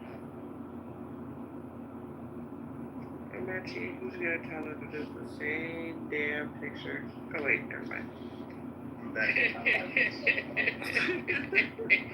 You went and looked at his pictures and realized I was fucking right, didn't you? We gotta talk about Maybe it's not that different, which is why T said that. It's a different picture. How he gonna leave? Oh, y'all was talking about him. What's wrong with his pictures? There was nothing wrong with it. I just said, oh, hey, make sure you got a new picture. It's T gonna get smart with me. That's not a new picture. Same fucking picture I got. I'm like, no, it's not. Yeah. He took that same exact damn photo. I knew why you said it, which is kind of funny, but that's part of why I said something. Before you said that, I was gonna say, how you gonna have a new picture that's the exact same fucking picture? But you got smart with me before I got to get that out. So I'm like, that ain't the same picture. As much as it's the same picture, it's not the same picture. They got a different shirt on. I'm like, oh shit. I had to ask you a question, Bob. Oh, what's different? It was how do you like call, but you're not gonna get it off call. I am in my phone. No, see, don't be rich man. Oh, my bad. No, I go to Anita. I go to yeah, but I'm not now. I'm not worried about because I think I'm gonna get like an extra bridge. So I'm picking on you. I know. yeah, I was like, oh shit, so I was fucking. I didn't realize that. I had the noise canceling headphones. I didn't know. Which now all I hear is all the fucking noise too. Is that better? Yes, thank you. Yeah, I was like, and I think I get like an extra like 60. So anyway. Where are you? At Hong Kong. Oh, you missed the story, Adrian. So I'm being a chicken here because I went out last night and got drunk as fuck because I met this pilot on the flight here and he was cool. And we went out and I got fucked up. Like I was just motherfucking ordering shit. So I was like off the like nowhere. So I called our medical team and I was like, yo, like I don't know what's going on. I'm not feeling well. Got like a headache and my tummy's up, so just general. And they were like, oh no, we're gonna be thorough. So they sent me to the ER, but they called ahead and like took this big guarantee over. So they did like a CT scan and everything. I was like, I said I had a headache and it was a 4. I was like, what? Hey, want to do a CT scan? I guess they were like, we're gonna be taking heads too. We're about to spend some of this money. I was like, I'm cool as long as I have to wait. You be getting drunk with niggas you don't know? Yeah, I'm a nigga. I'm saying, ain't nobody trying to get me. I'm a clear. What you say? I'm a clear on that. I don't trust people like that. Yeah. It's irresponsible as fuck. I'm from the south side of Illinois. Like, I'm fine. Like, what am I? What's irresponsible? Like, I'd be in different countries. You gotta have, like, I'm not scared. You're not talking to somebody who don't be in different countries. That shit sounds irresponsible as hell. It sounds very odd, though. Like, to be fair, it sounds like you. So I feel like it's not safe in a dangerous country to do it with strangers, but it is safe if you, like, know one person with you. But you're right. Who did you know with you? Nobody. But it's like a safe country. Like, Hong Kong, I think Hong Kong is kind of like a rich country. Like, I'm sorry, I got feel like Detroit in me. I don't care how safe somewhere is. Like dangerous country, but I do it in dangerous countries too. I do. That is just clearly you. I just think it's you. What am I talking about? I'm stupid for even engaging in this conversation. In my head, I can fight if I need to, because I got a good nigga deep down inside. I just be playing. So I'm not. So I ain't scared. That was the weakest I am scared I've heard in my life. Can you say that again? I didn't think about it. I ain't scared. That's what I ain't scared.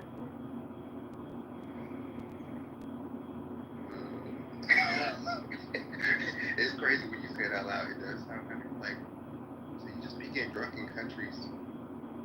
I'll say it for him. Shit, I'm scared. I'm not drinking in front of people I don't fucking know. The only person I'll get drunk in front of is my wife. That's it. I don't trust people like that. What now, see, your ass is on the other end of the spectrum. Like, there should be somewhere, you know, in the middle. I'm not getting drunk with strangers. That's suspicious. I don't get like. You I don't think what? I never get like pissy drunk or anything. And it's like I handle well. Like That's I can be exactly how drunk as you shit. described last night. So now that's not what last night. Yeah, Ma, did they pump your stomach or something? Nigga, no. They gave me some Tylenol and eye drops. You went to the hospital because you were really, really drunk. No, I just remember when I woke up because I told them that I was unwell, but I was over. Nothing's actually wrong with me. Oh, well, that's also not true. Which one? Oh, yeah, kind of.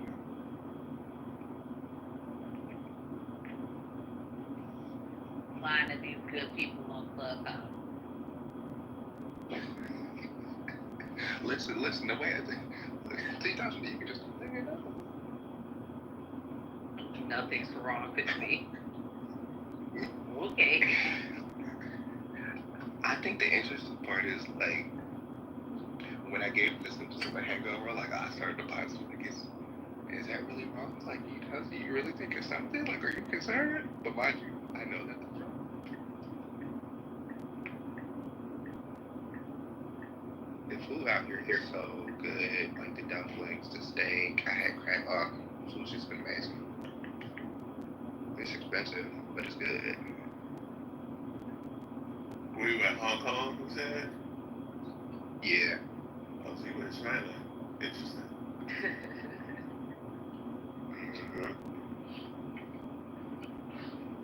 Alexa, turn on Fifth Plug. It's like 80 degrees for those hot as hell. It ain't that hot. It was hotter in Rome and Capri last week. Ooh. Dang, I slept on my shoulder wrong. You gotta go get a massage, Sister Adrian. I'm actually getting one on Wednesday. I didn't realize how soon my birthday was. I just processed it yesterday.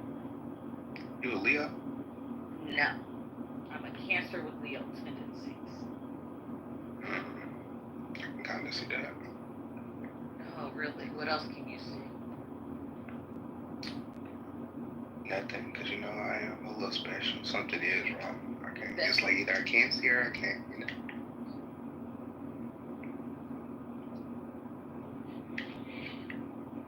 But did you have fun yesterday? With I your had a pilot? fucking Is your ball. pilot bisexual? I'm straight, but I said, is your pilot? I don't think so. He's a Jew, and you can never tell. Yeah, he's Jewish. You can never tell what. I think he's just stupid, but I don't think he's bad. But you know, white people, they all seem a little. Wait, on the you spectrum. got drunk with a white person you didn't know? He's a Jew. Jews always keep it safe. Oh, he's from Phoenix. He's American. So he was cool. He sat next to me on the flight.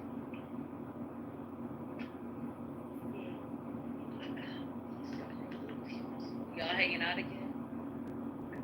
Well, he went for a hike today, which I don't know. I think it's actually crazy as fuck because I'm like the way we drank last night. Now, mind you, he drank vodka and waters all night. I'm like, that is such a weird drink.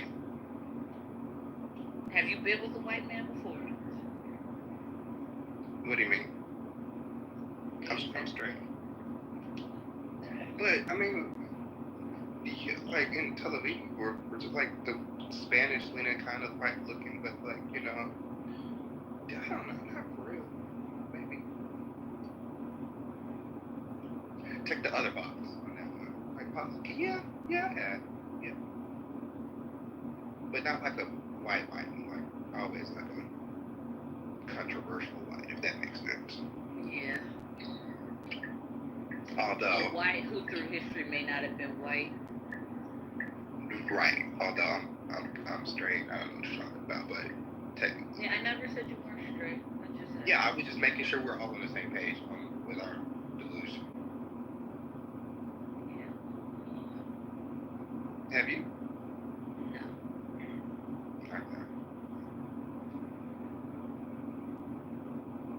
I don't really get approached by white men. I think they're it's interesting because, like, with him being a Jew, and you know, college are typically type one introverted extroverts or just introverted introverts, but they're like square hole round peg tick the boxing.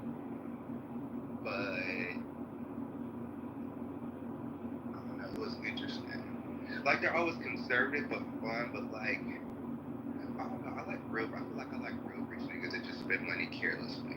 But they're normally very responsible. They don't do anything too carelessly. But we still have fun.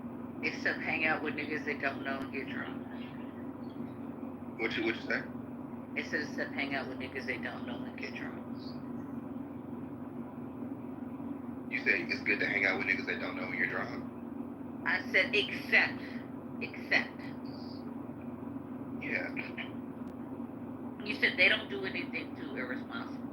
And then I said... no, but I think... No, they do that. But I think men do that in general, because men ain't scared of, like, what we scared of? Ain't nobody trying to get us. So we can do whatever we want to do.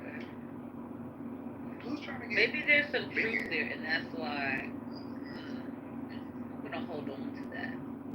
Yeah, clean that up and maybe that's the topic. No, I think it's related to some other topics. It may explain men's behavior. As far as what? I don't know. I'm still bouncing it around in my head. Yeah, I think men can be like more... We don't have to think about the same things you have to think about when you make decisions, like in your decision-making scale, like in your escalation matrix of decision-making. Like, we don't have to consider the same things because no one's after us. No one's actively... It's interesting because I think... Oh my God, the graveyard of Congress. It's like so organized. I've never seen anything like it. I don't think that... Okay, I just don't. We're past that now. That's what... I just drove past this graveyard and it was like on this like scale, like it looked like something out of a John Wick movie. It was really cool. Okay, Asar.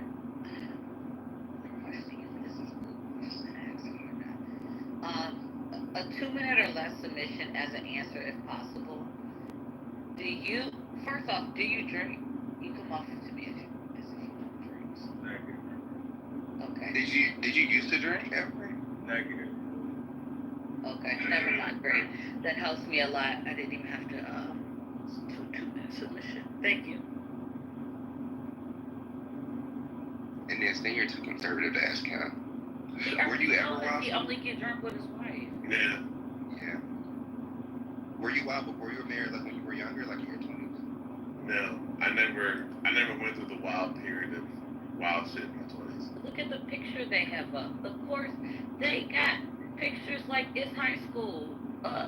Like they high school photography came and took a picture. No, they didn't do wild shit.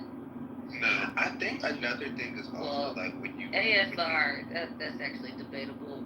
It's just a different qualification of wild. I think another thing is like, so when you pay attention like how men go out during the strangers get fucked up. I think men with money don't have to consider as much either, like a different, like, because you can, like, granted anyone can go there, but certain places you kind of know it's because the way security is, like, you know you're good. Does that make sense? I know what you're saying, but you're not saying it well, and I don't feel like talking about it, so I'm just, Yeah, that's fair. Did y'all come here wanting to talk about the title? Women and men can't handle criticism. And what's the title? Oh. Talking to senior and ASR. And how you still got a pink ticket, my man?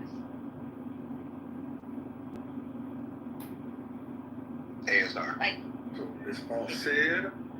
All said? I'm sorry. It's a whole nother account. That's not to your left account. You got clipped? It's another phone, so don't have access to it.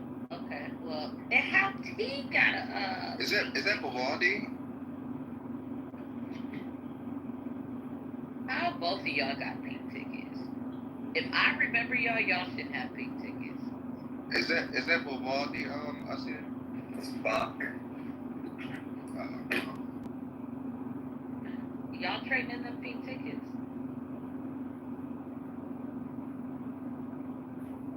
Sad. Good morning, T. Good morning. Hello to everyone in the room. What? What's that mean? Said good morning. Hello to everybody in the room. Oh. Good night, night. I'm fantastic. Why do you have a pink ticket?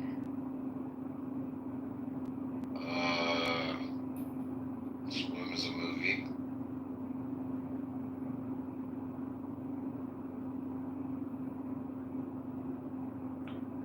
Panda. It's Panda. That's your answer? Does it bother you that I have a pink ticket? Huh? Does it bother you that I have a pink ticket? I don't understand it when you come in here. I like people with tickets who frequent this room. I don't understand. It's not that it bothers me. Do what you want with your life. I just don't get it.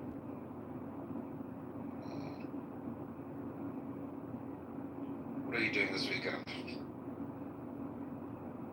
I'll be at the hospital. Why? What's the matter? Nothing with me. I have a family member who's been hospitalized for nearly 3 weeks. Oh, wow. Are they on life support yet? They're off life support. Oh, congratulations. Thank you.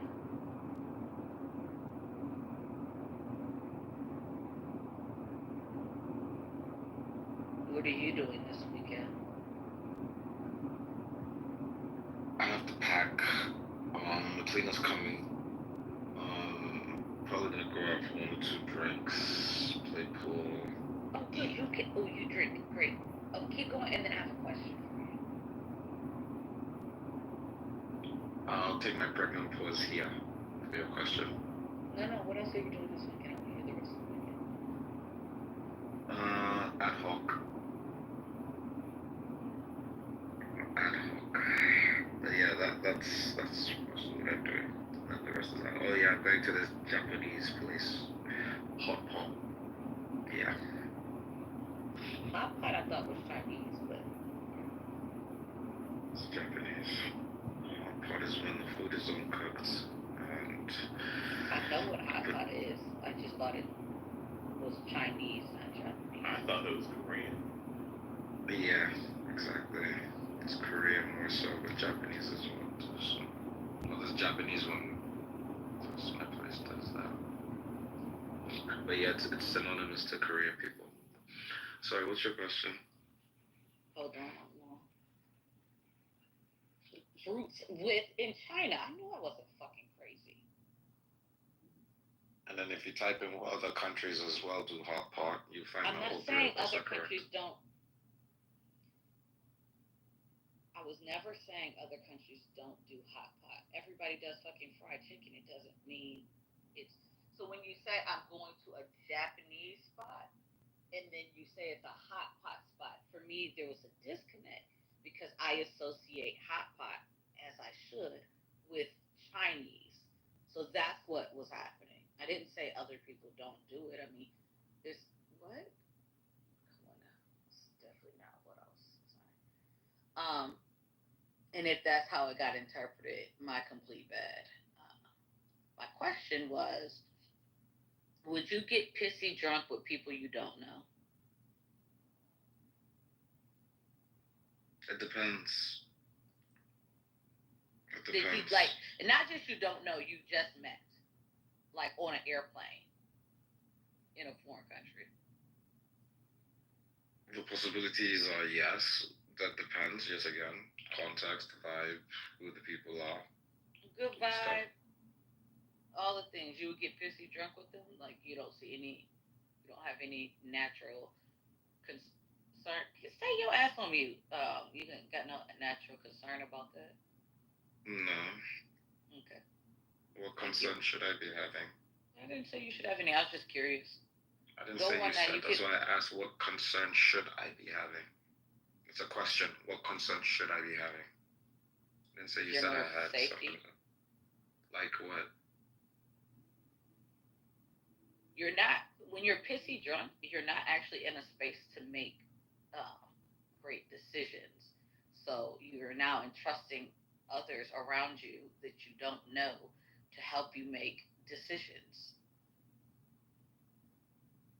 So what safety am I worried about? Anything within your decision making realm. Go on, Mod. I love this because it's kind of like proving my point in a No, way. that's why I was like, okay, cool. Like when you said that, I was like, okay, Okay, yeah, it's like exactly. But I would also like to your matrix of the question you just asked. So like, is he drunk? Is a breach? Because I have an extremely high tolerance, but I think you just asked it to ask it.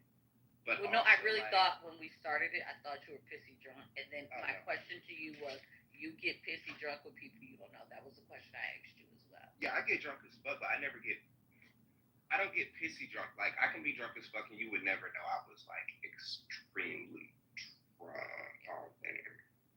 Yeah, I don't know if I believe that, but okay. That's fair.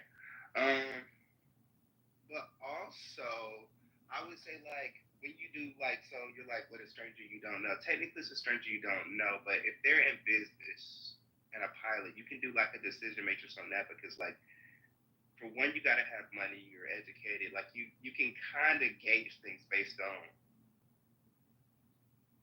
other stuff. Does that make sense?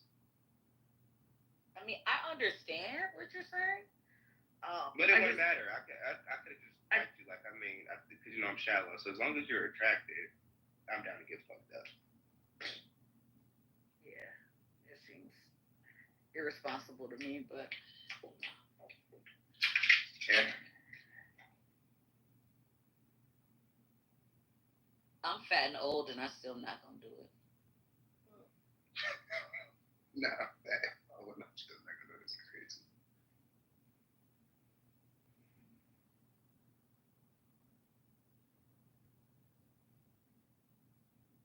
I mean, it's true.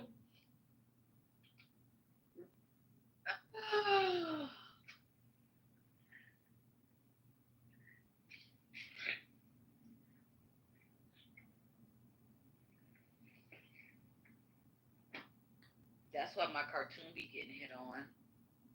Damn, because she not fat at all. Mm-hmm.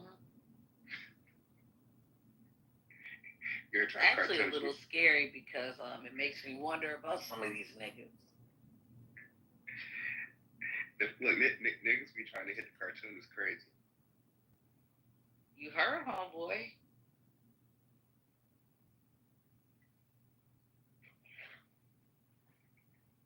Oh my god. Well, I guess we could just see her on campus. I'm here for a whole fucking week. What are you doing there? What do you mean? Never mind. Oh, Sarah. Did I get it right? Negative. Oh, okay. Did your mama name you Astaire, or is this what you made up? How do I say it? Game. My actual name, sir. Legally formed.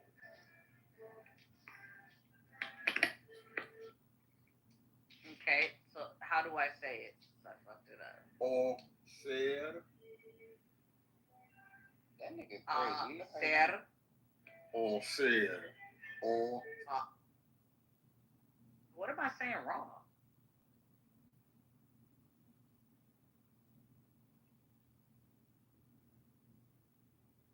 Hello, what am I saying wrong? You should be fine. You won't say anything wrong. I said all said. My question to you is, am I saying it right? And your response was no.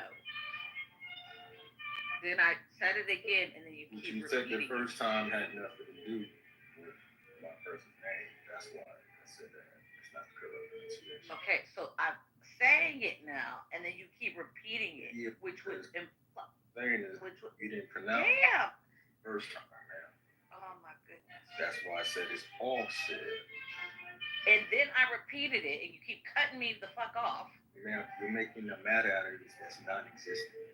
This is my person's name. It refers to a word of power. All ser. Okay. All ser. Is that correct? Yes, all ser. Okay, thank you. See, that's how you deal with that bully energy. You just. It was not. That's bullying. Oh That's my a fucking trying to goodness. bully my person's name, man. It's all Yep. sick. We need a room on what is bullying, because that's crazy.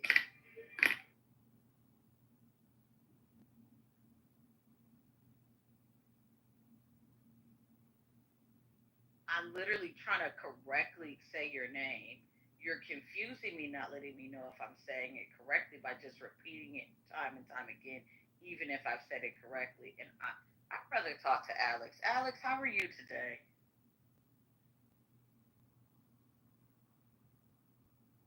Maybe Alex isn't coming up. Randy, you seem cool. A hive Mickey Mouse is a very interesting concept.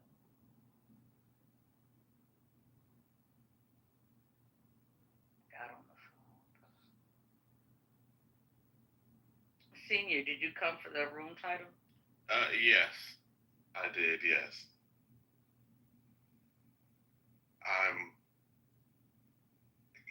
I always find it interesting when people can't handle criticism, but that's just me.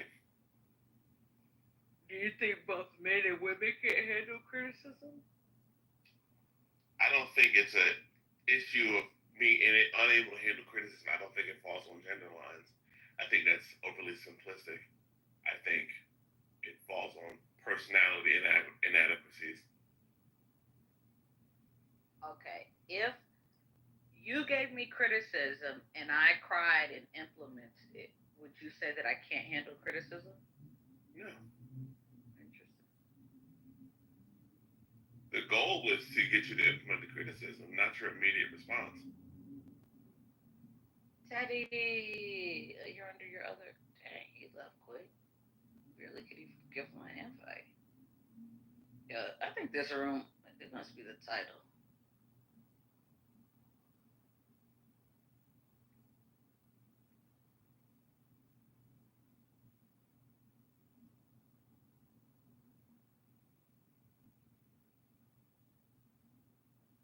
Ser.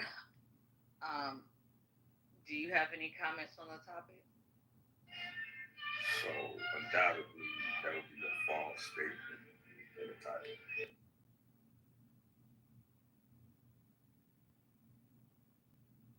Why?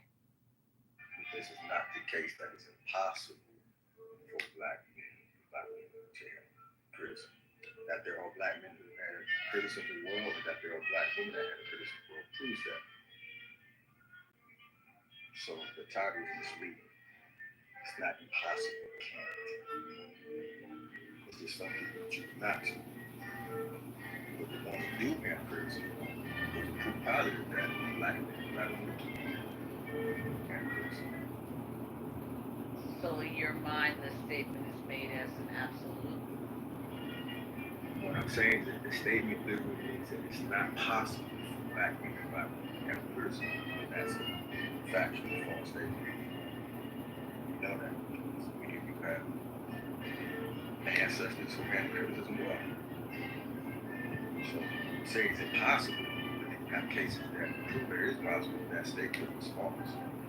But it doesn't say all black women and black men can. Yeah, but it says can't, impossible. So if you say black woman and black men can't do it, you're saying that it's not possible for black men and black women. That's not true. Do you think there are people it's not possible for? No, I think those people who haven't done it just haven't awakened the ability to do it. Doesn't mean it's not impossible for you. You just haven't awakened the talent. So what they call it impossible is a misnomer. Which is saying that these people who have that ability haven't awakened, they haven't realized that potential. So if the title said struggle to handle, how would you feel about that? The one that would use my feelings, I would utilize my reason.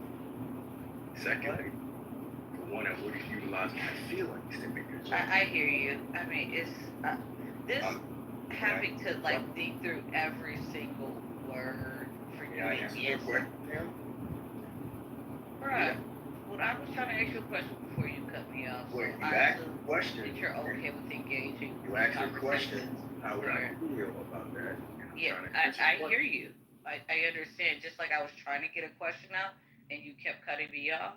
Ma'am, I you just assumed what? you were you were okay with engaging with people Yeah, without but actually letting you're them not allowing finish me to answer the question. as you're doing it again. Yeah.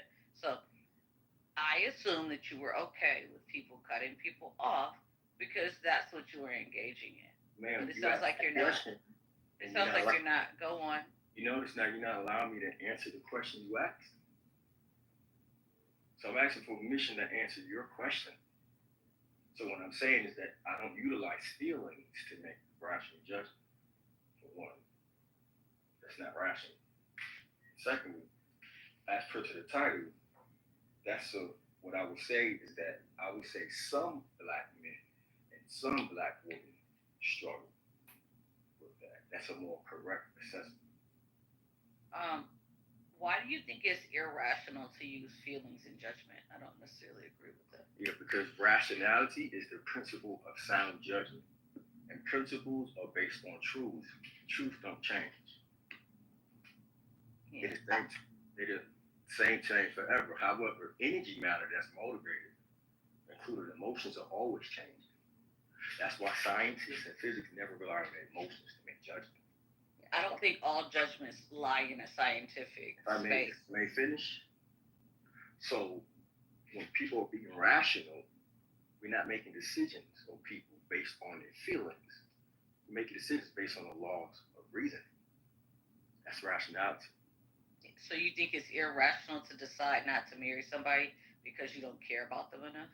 No, I say it's irrational to make a decision to marry someone based on things that change, like feelings, instincts.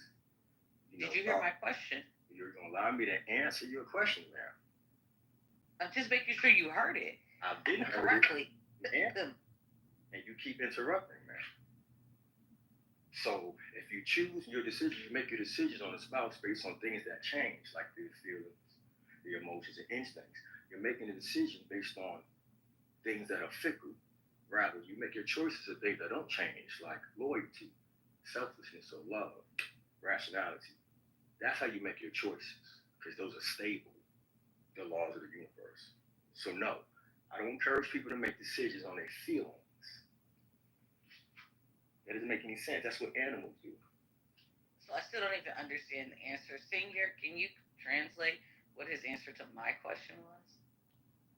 He doesn't use emotions to make rational decisions. Bingo! Yeah, I heard that, and then I gave an example, and I still don't understand if he agreed or disagreed. Because first he said no, as if it was okay, and then gave an answer that sounded like it wasn't. So I'm very confused. That's because you're not heeding what the gentleman just said. Emotions are not designed to guide people. They're blind guides. Rather, rationality is designed to guide people. So I'm not going to encourage anyone to utilize his or her emotions to make decisions. Is important.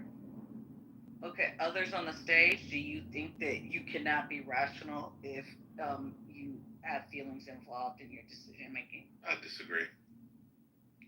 I also disagree. Yeah, I disagree as well. I think emotions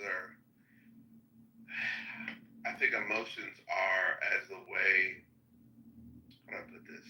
It's almost like having the ability to see additional information that your conscious mind wouldn't be aware of. Emotions tend to be one's subconscious talking to them.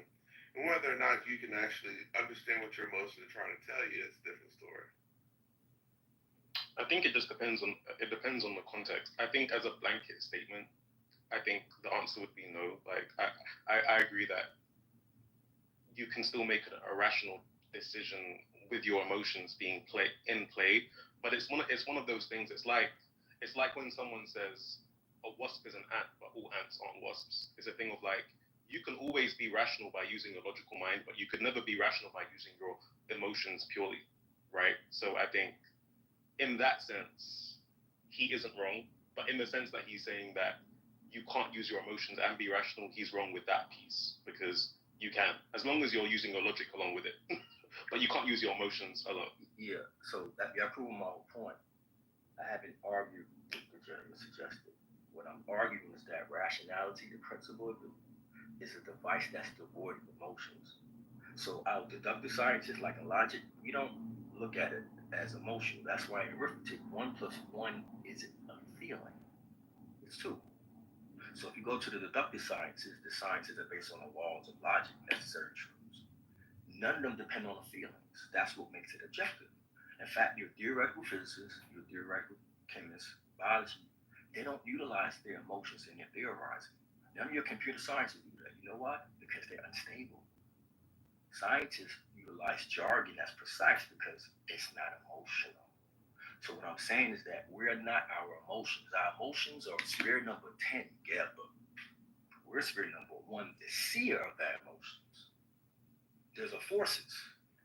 So you make your decision making based on your sound reasoning, Septic, spirit number 8, not your energy states that change spirit number time. Otherwise, your thinking is going to be unstable, just like your emotions are. Truth doesn't change, but your emotions always change it.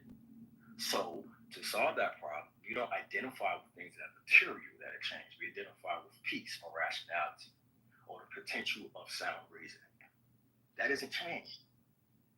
So how would that explain quantum computing, which clearly doesn't depend on binary answers? Yeah, your question, you explain that by demonstrating how your question has no relevance to my actual answer. Oh, you call that to reasoning? There's no logical connection between the two. That's called straw man argument. No, it's not. So quantum computing isn't scientific research or scientific study? My answer has nothing to do with that answer. It's not related. Yeah, it does. What you were arguing is that science doesn't rely on emotions. Instead, it relies on facts. Yeah, that's my argument. And it relies on binary answers. But at the same time, science does rely on answers which aren't necessarily binary. So what I'm arguing is that we are rationality itself, spirit number 1. And what you're calling the emotion, spirit number 10, GABA, isn't our identity. So you got to utilize reasoning to control those energies. Emotions are energies, and all energies behave according to principles. The principles don't change, but you can use a lot of logic to access those principles and make sound decision making. That's what I'm talking about. And you can utilize a device right there called a Pulp-Nitero Vanu as a conceptual model to do so. So, gentlemen, you're not dealing with my actual argument. I'm talking about utilizing logic. So what's that to do with the topic of the room then? So the topic is that I said that's false. It's not true that black men and black women can't handle criticism. Clearly, it's the case that black men and black women do handle criticism often. Look at President Obama. Look at his beautiful wife. They were mocking her. They handled it quite well. So that refutes that notion. If you're going to go by modal logic that deals with possibilities, when you say can't, that's a modal term, and modal propositional logic, S5. So more correctly, it would be say it's true that some black men and some black women struggle with criticism. That was my critique, and then y'all started talking about everything else. But I personally agree with like your analysis on that personally though. I think when you make a blanket statement and you use the word can't, you erase the possibility that there are individuals that can. So I agree with your logic. Since we're talking about logic, I agree with your logic on that. And that's my only pushback. When you say that, and you don't represent what it literally means, you put limits on your own potentiality. Just for the words you speak, it's dangerous. So, you know, I think that's a fair assessment. I think, if it's a thing where we're analyzing, because if we're saying that this title of the room comes from observations that there are men and women that are black that have in certain instances shown an inability to handle criticism in a specific moment, you would have to have a conversation about that. But saying that black men and black women can't handle criticism is a statement. It's not even really a question. Because as soon as you say they can't handle criticism, it's either yes or no at that point. There isn't even a middle ground of that, because you're not talking about probability. You're not talking about probability. I agree. You know, so at least if you were talking about probability, then you could put it on a scale. So made my argument even more better than my person. What you're talking about is inductive logic that deals with probability. But I'm talking about can't means that necessary. There's no probability to that. That's deductive logic deals with necessity. So we gotta be careful about that. But more importantly, all that means is that those people who we saying can't actually can. They just haven't awakened. So it's a different way to phrase it. That's correct.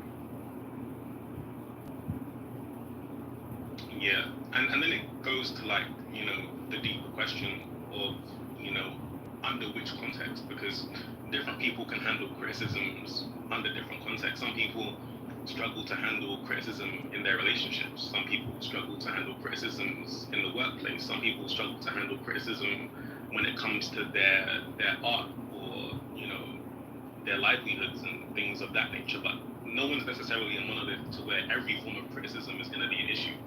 You know what I mean? So it's like, even then, once you get away from the macro and you start looking at things on a micro scale, the criticisms that people can and can't handle are very different, you know? So it's deeper than that, because it's like, okay, cool, where does the title even come from? Under which context and circumstance can you see a black person be able to handle? Because we don't even have to say black men and women, just say black people. Simplify it, you know? Because we're only men and women, technically, speaking, so, you know. There were, just for kind of some background, there was a topic on black men black women can't handle criticism, black men can't handle criticism. And my guess is that this topic rounded as black men and black women can't handle criticism. Okay, you just kind of wanted to bring it together since there were two specific subjects that specifically highlighted men and women separately. Yes, that's my, just remembering how some of those conversations went. My guess is that was kind of where it was. Now that we've talked about them separately, I think one of the reoccurring things was, hey, yo, there's multiple people who can't handle criticism. And, you know, in the room of women can't handle criticism, there was a display of men not handling criticism, which was quite interesting as well. And you know what's also interesting, and this is something that I've been meaning to like talk on at some point, is the fact that we notice what we're in proximity to. Oftentimes when we're in situations where, and oftentimes we're our own worst critics as well, and we should hold each other accountable. We should hold the communities that we're a part of and that we engage in accountable, where possible. But, you know, if we surround ourselves with black men and black women, whether it's good, bad, or indifferent, we will notice the good, bad, and ugly. We will notice the flaws. We will notice the exceptions. We will notice, you know, you'll notice everything. You know, if you spend time around white people, you'll notice that. If you spend time around Asian people, like, what you're in proximity to is what you have the ability to analyze and engage with, right? So, it's a thing. I often see people kind of forget that, in the sense that they might make a statement and say, you know, black women can't handle criticism. Okay, but who's to say in that same context of where they're saying they can't? Because it's not that with black women can't. I'm sure they're talking about a specific circumstance or a specific context that they're thinking of. Who's to say white women don't handle criticism in that same context, or even a different context, right? So it's like, I think people use their anecdotal experience to make blanket statements, and I just think it's like, I mean, it's always good to have conversations and have a discussion about things, because, you know, dialogue is always good, but, you know, I just find it interesting. Well, interesting. My argument, you know, is our exchange is rational, because there's no emotions involved. When it becomes irrational, the emotions get involved. That's when you get in a fight, call names. Sound like Clubhouse talk. So we don't utilize our emotions to make rational decisions, because our emotions are like beasts. They all over the place. They move down. Whereas the principles of rationality are always the same. They don't change. It's people who follow rationality, we order and make it peaceful and rational. That's why we utilize irrationality when you're feeling it. They were calling the devil for that reason. They lied. If the truth is the same today forever, then the truth is the order making aging matter is changing. But your emotions are aging matter, that vibrating, always changing. they're the liar, they're the devil. You pay attention to it, you manifest it. That's a whole other subject we'll probably have. I just don't think the absence of. I think you can make rational decisions while feelings are, part of what you're rationally. Just for me, that doesn't add up because part of how you live life is having, emotions and feelings, and how you engage with people has emotions and feelings. And I actually think the absence of using, like completely divorcing feelings from every decision you make, to me, has some irrationality to it. Like, part of how I select friends is partially based on, emotions and feelings. And I don't think that that's super irrational or highly problematic. It's not the only part of, the decision making. Whenever I select a partner, part of that will be based off of feelings, and some of it won't. So I think this idea that the absence of feelings is a more rational, like there are people who then would rationalize staying in unhealthy relationships. I don't agree with that. So I was gonna say, so I'll let you go as well. Like this is kind of what I was touching on. Like, I don't know if you were on the phone at the time, Miss Cleo, but I was basically saying, because I think you're both correct, but it depends on the context. So I would say in an absolute way, ASR is correct, but in your own way, I'll tell you why you're correct, Ms. Cleo. So in the sense that in the context where emotions are a part of the dynamic, so like you spoke about friendship, you spoke about relationships, to make a rational decision, right, on that, you would then use your logic and say, how do I feel objectively about this individual? Okay, I feel happy when I'm around them, or they don't make me feel comfortable, they don't make me feel safe, right? And then you would then analyze that logically. Okay, I don't feel okay, or joy, or happiness, or whatever it is, whatever emotions you're expecting to feel to make that relationship or that sort of, dynamic right for you. You might then analyze that logically and say, actually, though there's these things that I like about this person, emotionally, they don't really serve me. So you might make a logical decision based on how you feel to analyze those feelings and say, actually, okay, cool, this person is or isn't for me. But in the context which ASR is talking about when it comes to science, unless the scientific data that you're processing has something to do with emotions, or unless we're talking about way back down the line where you're saying that for the purpose of humanity, people will be happier if we figure out this formula to make humanity a better place, and we're doing it for the purpose of how people feel, then yeah, you would purely be using your logic to come up with the scientific data, because your emotions wouldn't serve a purpose in defining whether 1 + 1 is 2, type of thing, I guess. So you're both correct. It just depends on the context, I think. So you can tell me how you agree. One second, sorry, you'll go in a second. I just want to give Tristan some context. So I posed a question about making a decision with a spouse, about a spouse using feelings, and he basically said no.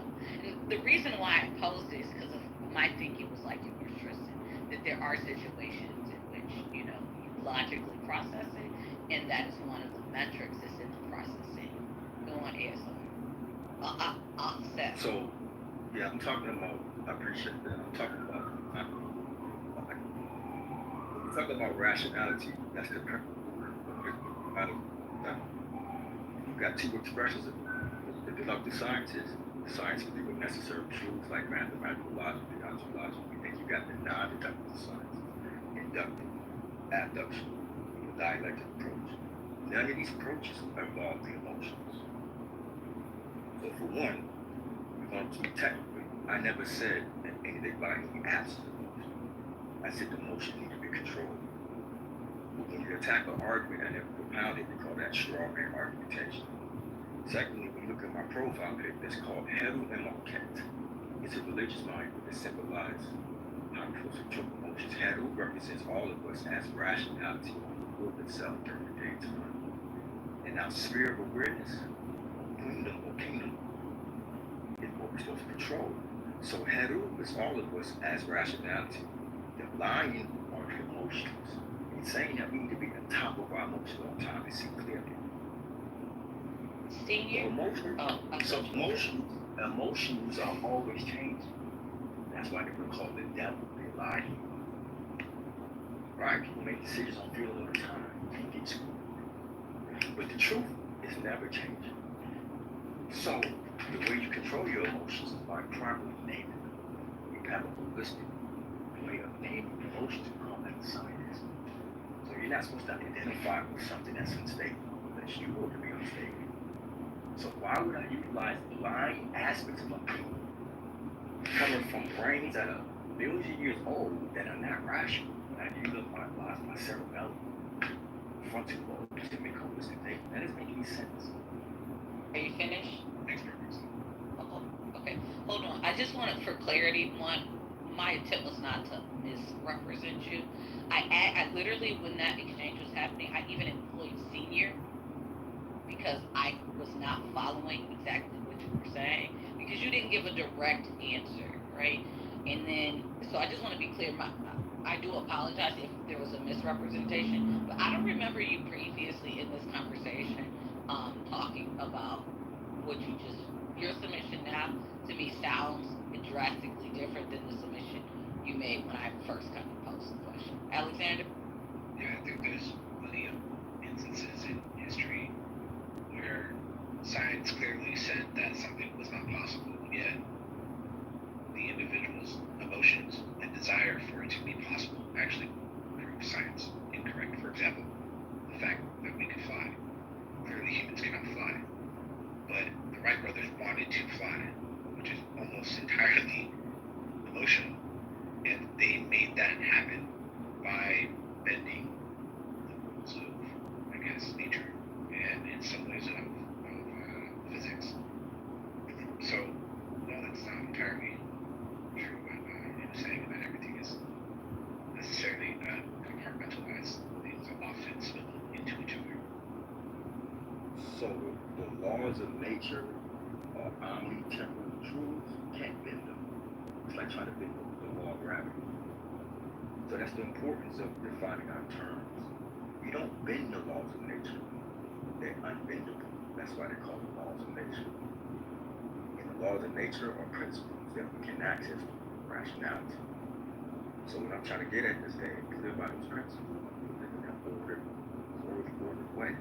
We live according to the universe, order and thinking that produces rationality and peace. When we don't, fight over our feelings and false language. That's the problem. We're not thinking rationally. Animals do that. That's how animals interact. They don't have the capacity to choose against that program. Men and women do. So why would we follow that blind parts of our being to make decisions unless we're thinking like barbarians?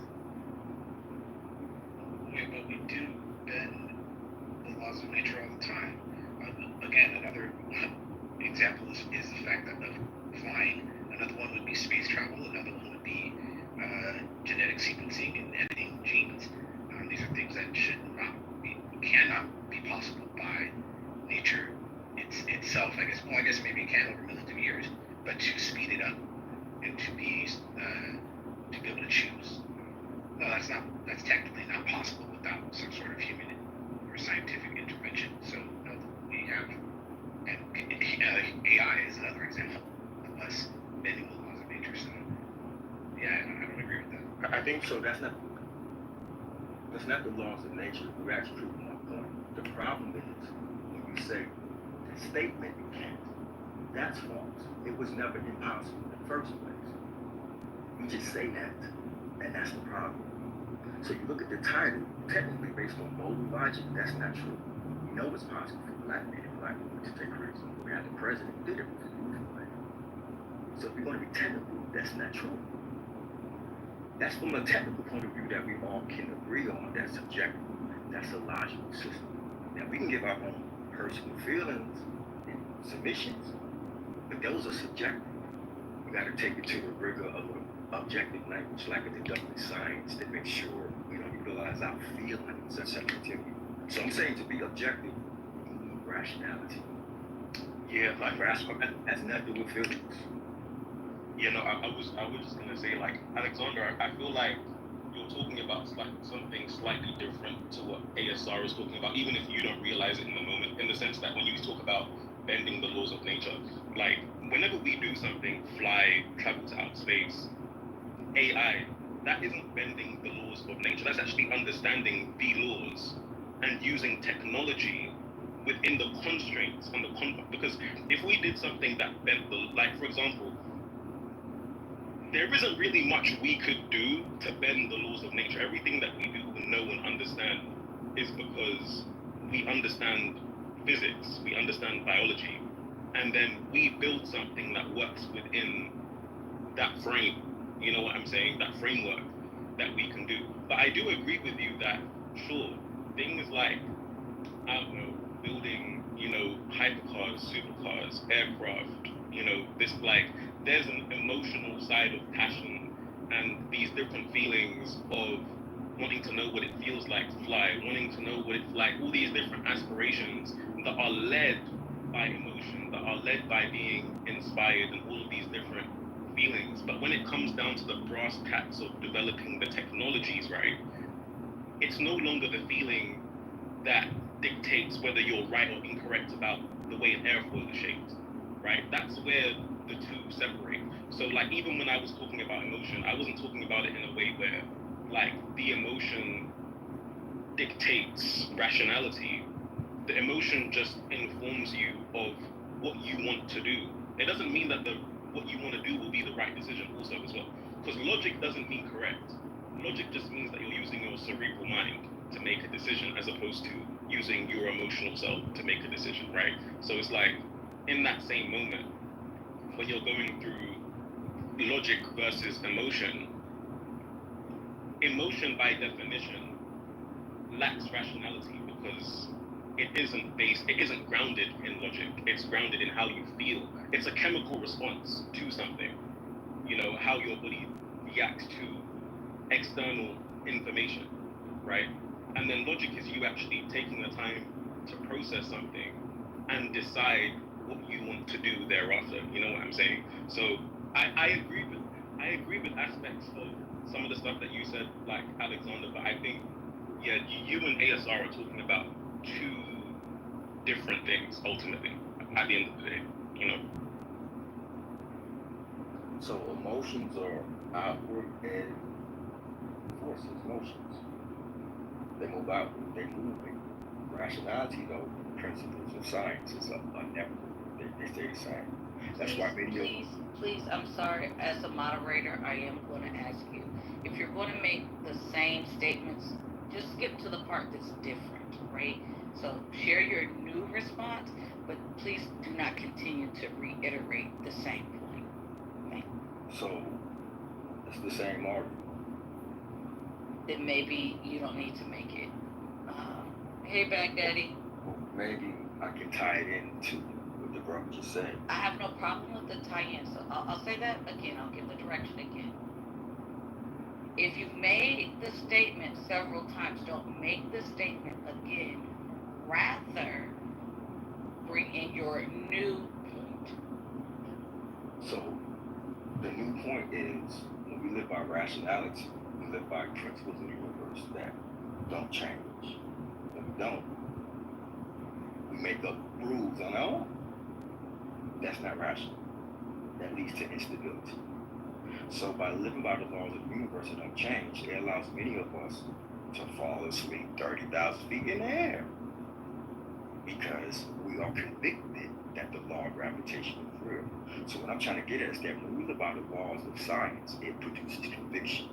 When we live by our feelings and so forth, it produces doubt. So why would anyone encourage that?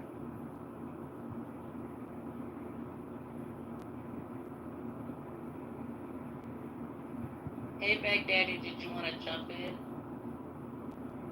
Not really. I'm listening. I mean, I don't even understand really what's going on. So,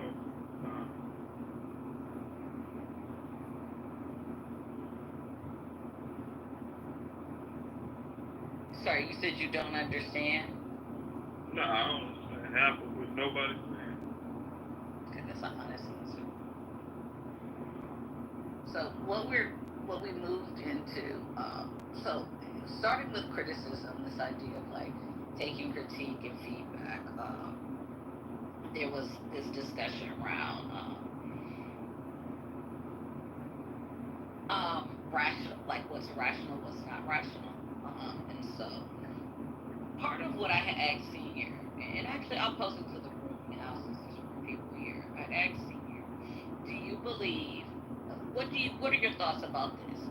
Senior gives me feedback. I cry when he gives me the feedback. I implement the feedback. Am I able to take criticism? This is kind of part of it. Yes. Others?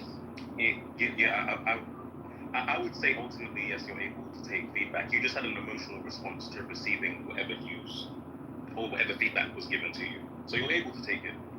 If you made the change, you digested the feedback, and then you acted on the feedback. You just had an initial response emotionally to the feedback. It can be argued that the emotional response damaged the body. And that response, that was the proper way to respond.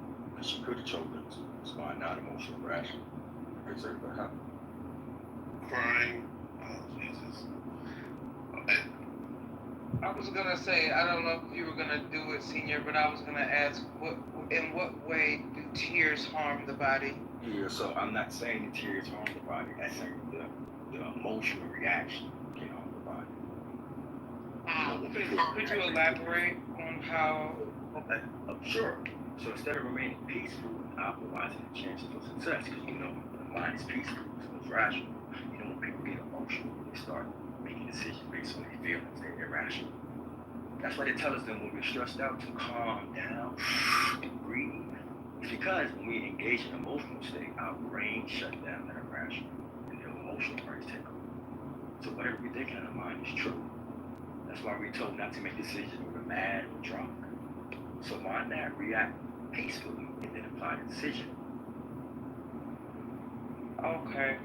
So this is that's what I was speaking to yesterday before I left Adrian, is that I do think that sometimes there is and I don't know if it is gendered or not. I like to believe that most things are not gendered. When it comes to like just the reactions in the body. I find that I hear often men have a challenge with understanding the body reacting to something and a person's ability to still be effective regardless of the body's reaction. Like I'll see sometimes like men respond to women emoting or children emoting, and the perception is that they can't still be effective. They can't still effectively make a decision or execute a task in the midst of a bodily function happening.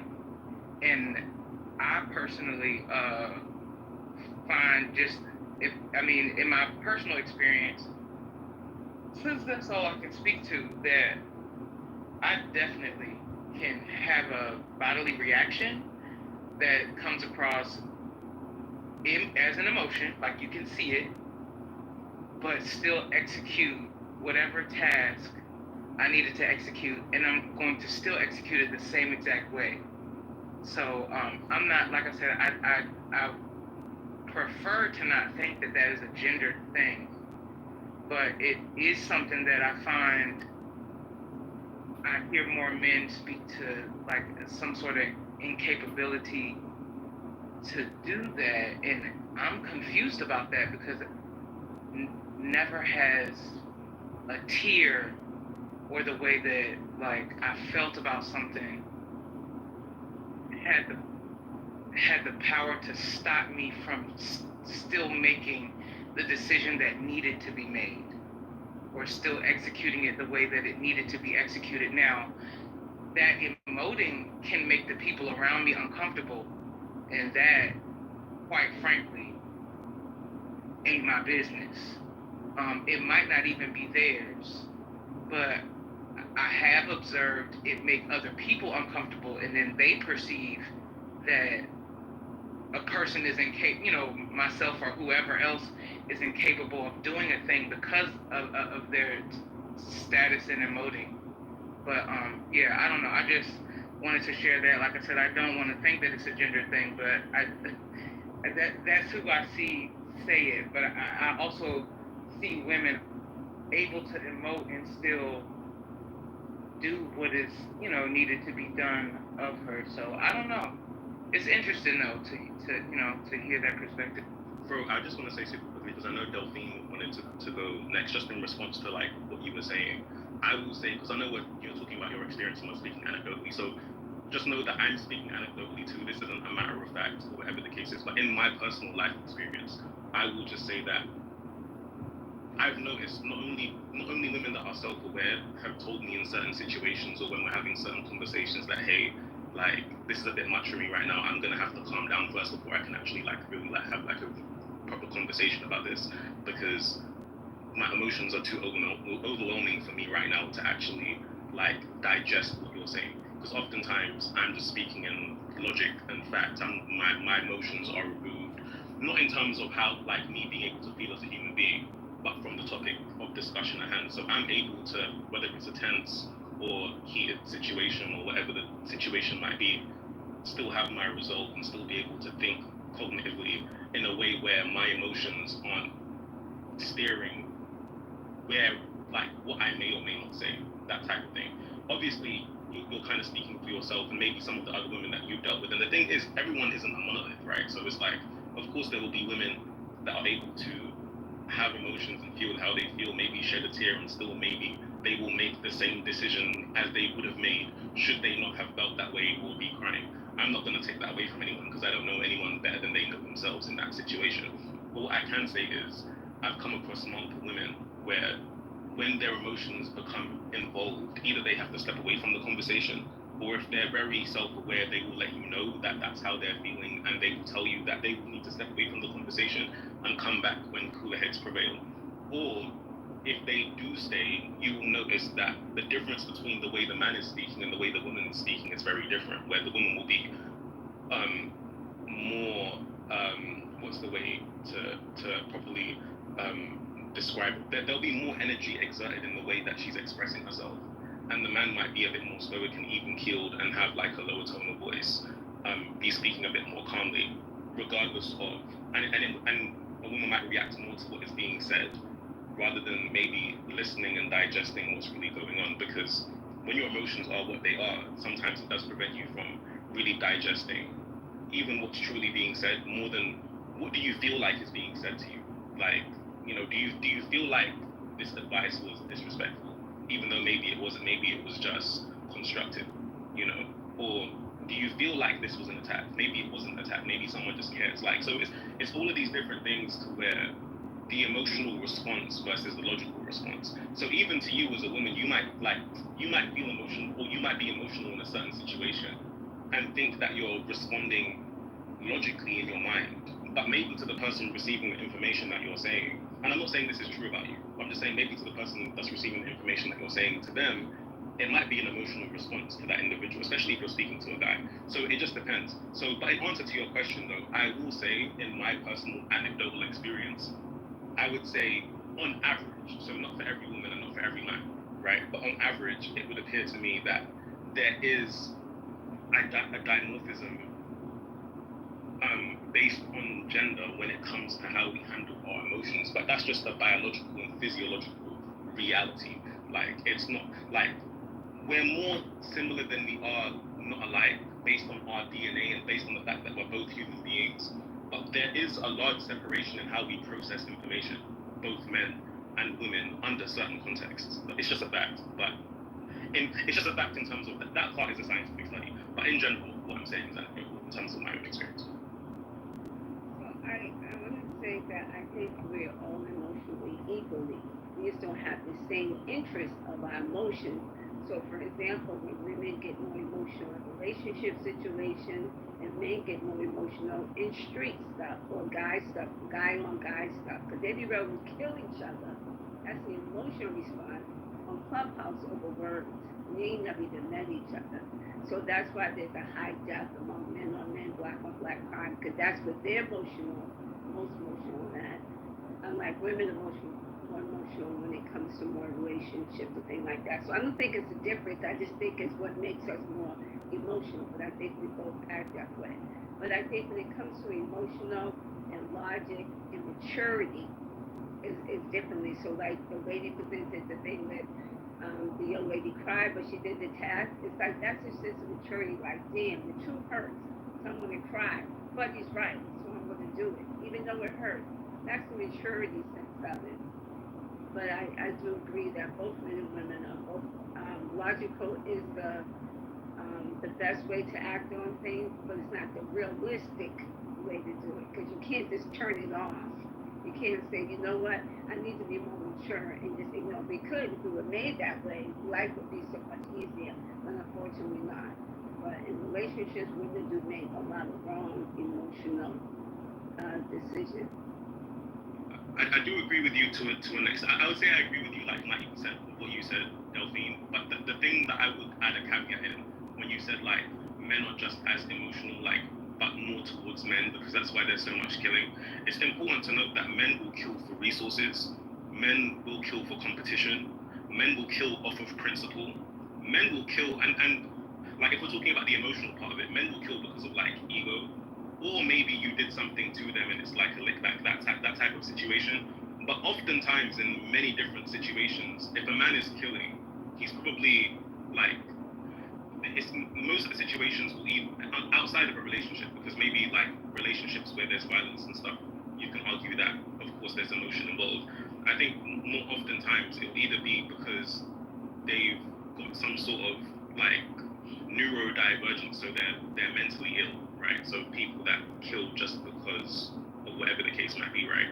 Or it's like, let's say it's like gang related and things of that nature. So that's resources, that's competition, that's principles. And in the instances that it's not, it's because maybe someone initially killed for resources, principles, or whatever the case might be.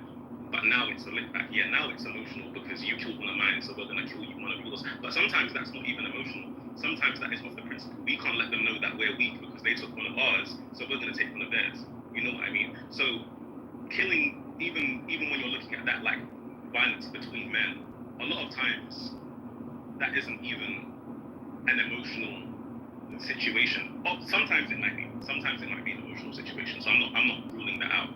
But there's many different reasons for violence amongst men, in that broad sense. But I do hear what you're saying that yes, we do. Men and women both have emotions, so I'm not denying that. I'm just saying that we process it differently. So you know, like when you're in a relationship, and you know, as a woman, you might be feeling a certain way, your emotions are showing a bit more. Some men wear their emotions on their sleeve as well. Like some men aren't really that stoic either. So I'm not saying, well, when, like I say, we're not on it.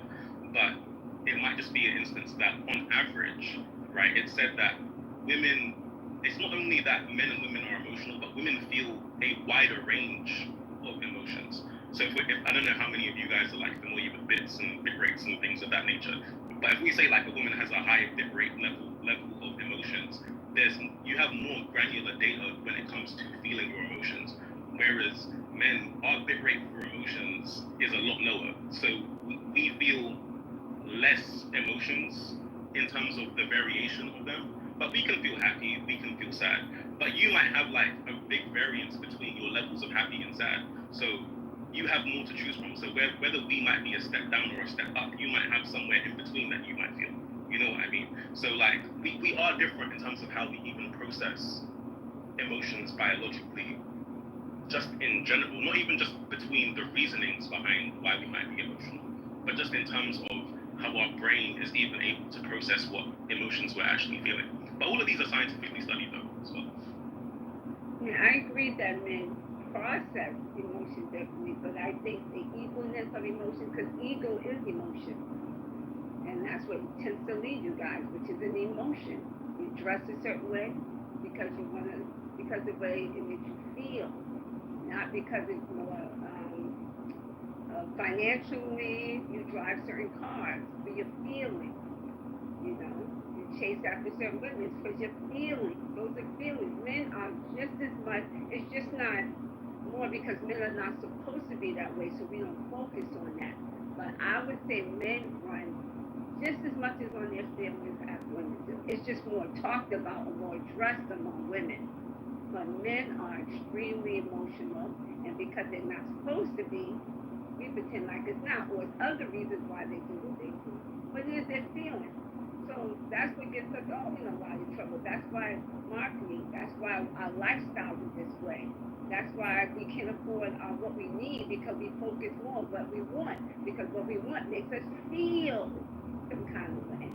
So you'll see men in nice cars living in their mom's basement. Because we feel. You'll see women who can't pay their rent because of their hair. Marijuana, alcohol, those things make you feel. So I think too many of us are moving off our feelings, men and women. So if you think about everything you do from the time you wake up in the morning, people who skip showering, brushing their teeth, the things that you need to do that's important to you. Men are in the gym more because they want to look good. Not they're thinking, and then they're smoking weed and drinking, but they just want them to think they look nice because that's what gives them attention for feeling. So I think they possibly agree on that, but I think human beings are highly emotional and feelings based, and we all need to get more to a logic of what makes sense. We need to focus on our needs and less on our wants. That's why the industries are so rich. Weed, alcohol, sneaker games, pocketbooks, all that is feeling. Cars, feeling.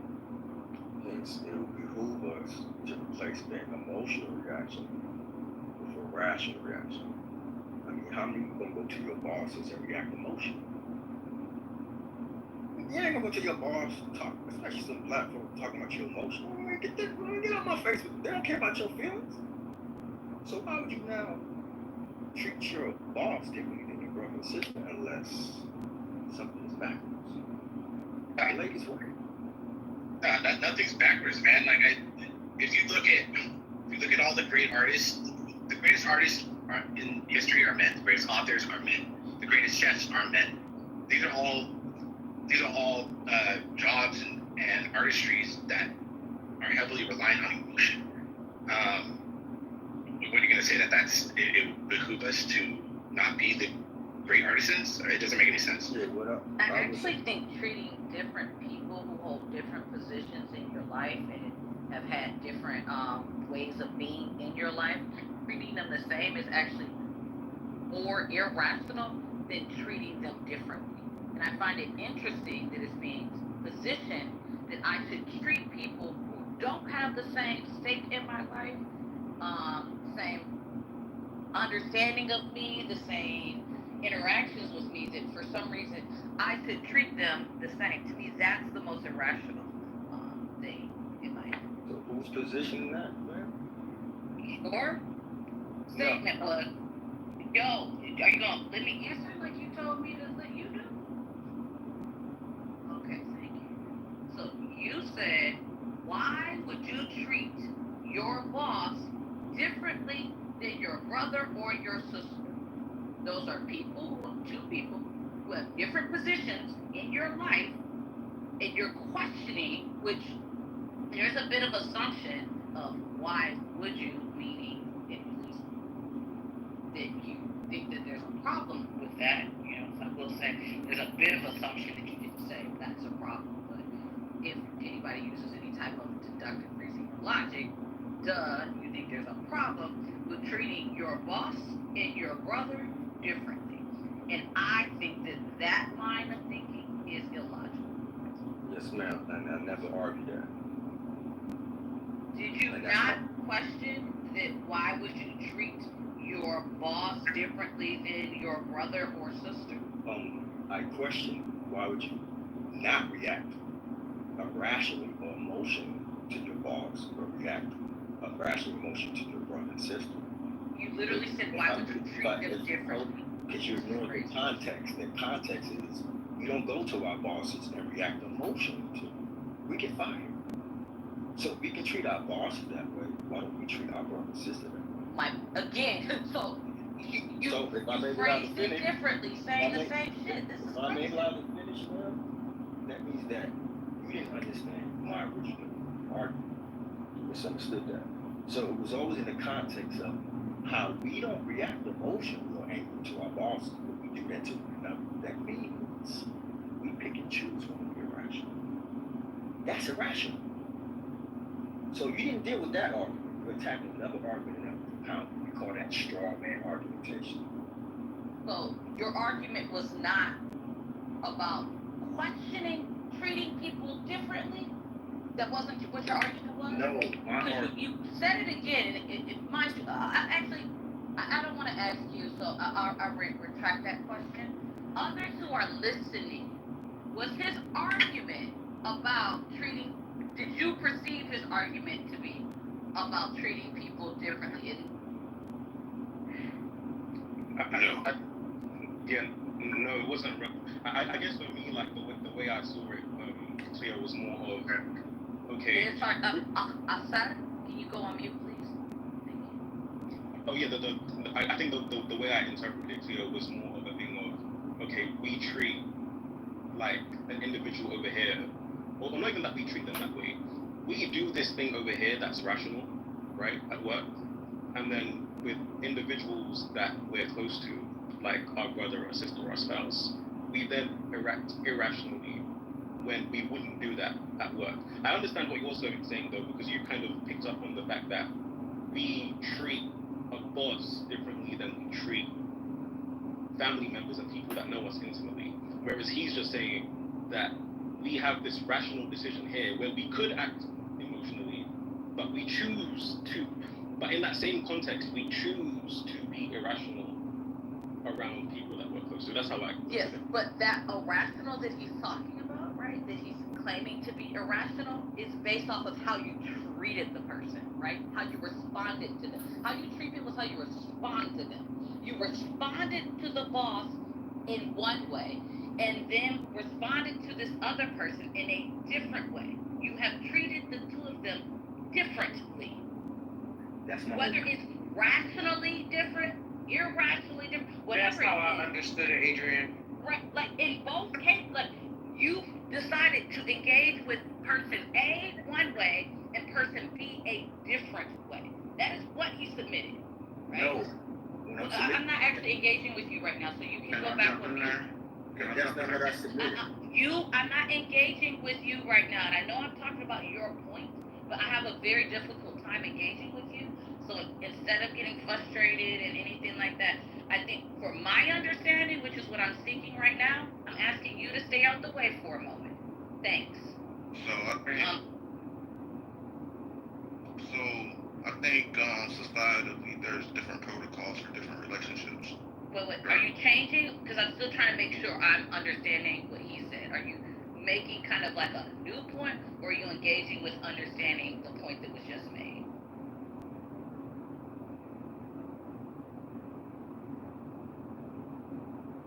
Hello? Which one are you doing? Because if it's on this one, cool. If not, I just want to... Yeah, it doesn't mean you can't speak. She's just trying to clear up a thought before she moves to the next thought. Right, like I'm happy to go to you next. Like, I don't want you to think I'm trying to silence your voice. I don't want to muddle in something new and add more confusion. Alpha frequency? Yeah, I mean, I think I'm speaking to the spirit of the conversation, so I'll wait till y'all iron it. I appreciate you, again, not trying to be, like, silence you at all. All right, so here's what I was saying, is that he gave an example of engaging with person A in one way. Now, no matter what all the reasoning is, right? I'm not talking about the exact reason. I'm talking about the general thought that you engage with person A one way and person B a different way. And there seems to be a problem with that, right? That I disagree with. That it makes sense to deal with different people in the same manner. I actually think that's illogical. That's not my position. My position is that if you can be rational with your boss at all times, then you can be rational with everyone else at all times. You're rational with your boss because reacting emotion to your boss will get you fired. So there's a reason why we choose to be rational or not react emotionally in front of our bosses, because we know there's consequences for that. We don't treat our brother and sister that way because there's no practical consequences for that in our mind, even though at least they're backwards. So why not teach people to be rational and peaceful at all times to everyone? So I just got a quick question to you. Hold on. You are submitting. The only thing that's different is that you're making an assumption of rationality in there, not the treatment. The treatment is still the treatment. Two people are getting different treatment. One treatment is rational. One treatment, in your opinion, is irrational. Which there's a premise there that I don't actually agree with, whether it's rational or irrational, right? And you pushing it into now saying, you're not saying what I'm saying when you are. The only caveat is yours is specific to it being the treatment in a rational manner, right? Which I don't think that me saying I'm going to give my emotions to my family and people I care about, but withhold those from my boss makes me irrational. I actually think it's a very rational decision to understand, one, people have emotions, right? Humans are designed with emotions. And I think understanding the most appropriate time to use those emotions, divulge those emotions, is a rational decision. And to call it irrational is the premise I disagree with, but the statement doesn't change. You are submitting that treating different people differently is not rational. And I don't agree with that. Yeah, that's not my submission. You don't even understand your submission. Cool. Go, So, Delphine. Delphine, You can go. Delphine, you can go. Delphine is going, not you. Yeah, disagree to disagree and move on. But my question to you is, when you say about the boss, you say the way you respond. So isn't responding in a fear manner? Fear is an emotional response as well. So if you respond to your boss in fear, that's because you're afraid. It's still emotions. And then you don't respond to your brother in fear because he's your brother, but it's still an emotional response. And not to say that people don't respond to their bosses with emotion, because fear is an emotion, and then the leaving or quitting is an emotion. Them writing reports against their bosses are all emotional responses. So I do think people respond to their bosses emotionally, but fear is also one. So I disagree with your statement. That's not my statement. The statement is we're trained not to react emotionally to our boss because that's not rational. We don't tolerate that. But we bring that emotional stuff home to our people and act irrational on the bar backwards. That's a contradiction. Yeah, I mean, he's totally correct. So it's called a threat of imminent danger. Most of the time, is the reason why men don't get into it with each other is because a nigga punch you in your fucking face. Message. Yeah, so sometimes even women have this with men. Women would antagonize good men that they know they're not gonna hurt them or beat them up or mollywop them. So this happens a lot in like regular domestic relationships, let alone family relationships. I.e., most people. This is just an unpopular opinion, I guess, in this room. Most people, they take a lot of shit from their manager, their supervisor, the boss at work. A lot of them niggas, a lot of those women, they eat a lot of shit at work. They bite their tongues. Some people even change their fucking vernacular at work, which is because they know they'll get fired and lose their financial backing.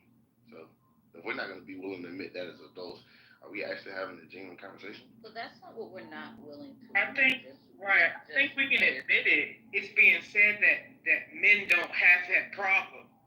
Most of us don't. Most men do not have that problem. I told you the threat of imminent danger is what we live by, right? So I don't know ASR, right? But if I call him a pussy and I see him, he might want to punch me.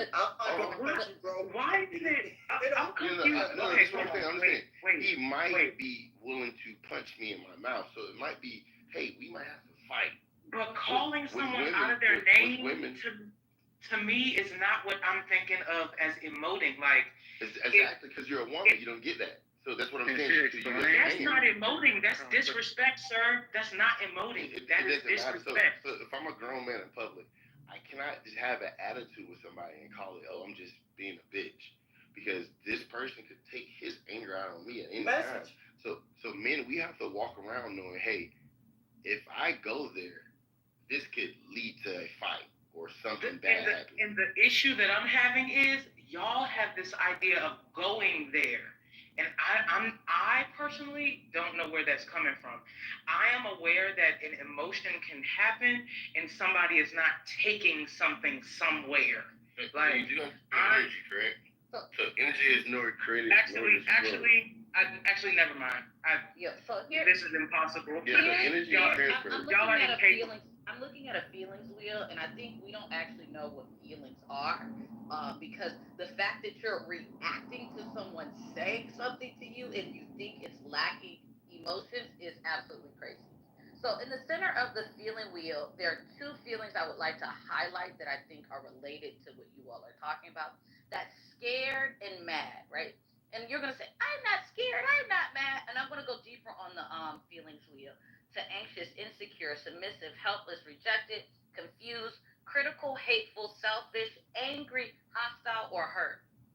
These are feelings that are coming up, and then we can go into more. Distant, frustrated, jealous, annoyed, doubtful, baffled, discouraged, insignificant, incompetent, embarrassed, overwhelmed. You are having feelings. The fact that you need to do something to a person who you don't know, who's called you a name or a word or insulted you in any kind of way, and you think that that deserves a response is based off of a feeling. Yeah. To not think that there are feelings involved in that. I think you all only know the feelings that are like happy and calm is also a feeling. So this whole talk about being in a state of calm is still a feeling. Like calm is a feeling. It's actually one of the central feelings on the feeling wheel. And so using it as a way to position against something also doesn't make sense. I think psychologists will say, and I don't quote me on this one, that at every point you're always in a feeling. It's just which feeling is present right now. I guess maybe the unspoken thing is that people are talking about negative emotions, and maybe like some of the guys, or including myself, maybe we're not articulating the fact that we're highlighting and I'm not saying that I agree or disagree with you, by the way, Ms. Cleo. Thank you for bringing up the emotions field, by the way. I think that was a good thing to sort of highlight. Obviously, I guess we're more so speaking to the negative side of emotions as opposed to the positive side, because you're right. In at any given time, we are likely experiencing some form of emotion, if not emotion, just a state of mind. Because, for example, being at peace, I wouldn't say is necessarily an emotion or being content. For example, right, I always tell people, or I will not even just tell them, I ask them, like even in a relationship, whatever the case is, would you rather be happy or content? Because happiness is a fleeting emotion, whereas being content is a longer lasting state of being, right? So it's like a lot of people focus on, I want to be happy, I want to be happy, I want to, like, if you don't make me, first of all, your happiness needs to come from within. You being content needs to come from within, and then have somebody add that to you.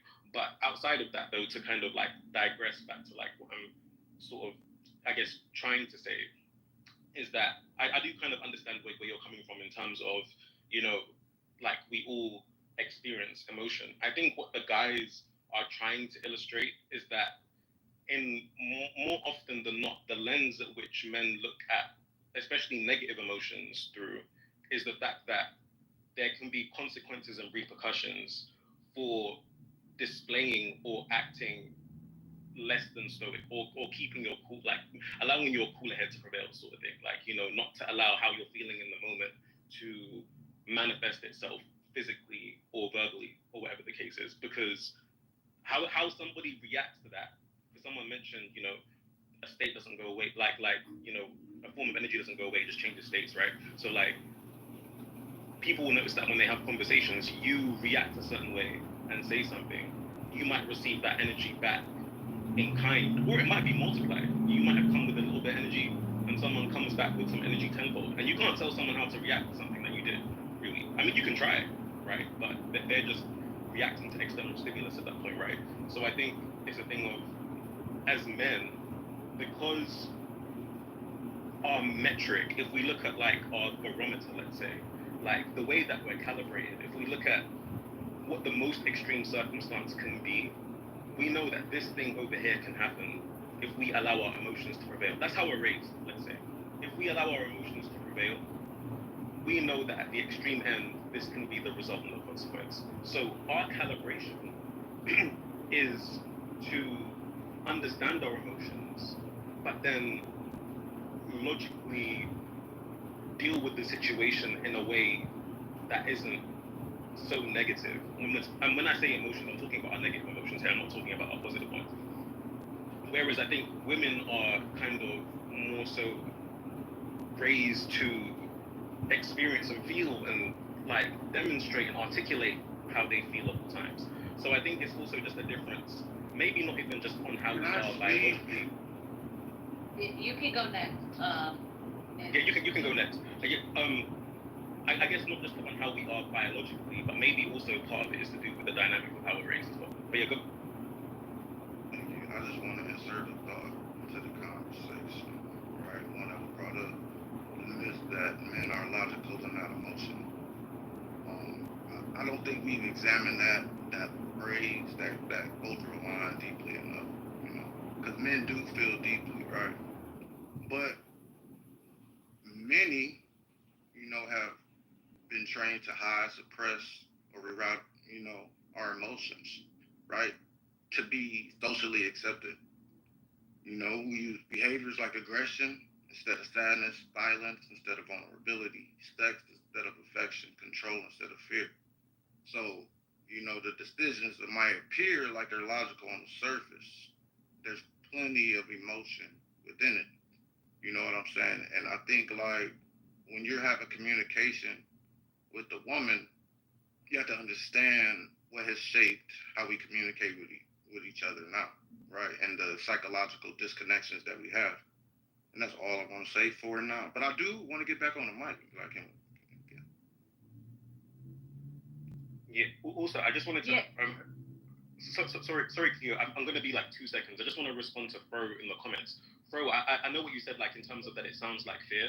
I do want to like articulate the fact that there's a difference between fear and being in fear of something, right? So, for example, and I know this is not everyone's cup of tea, something that people don't know about me.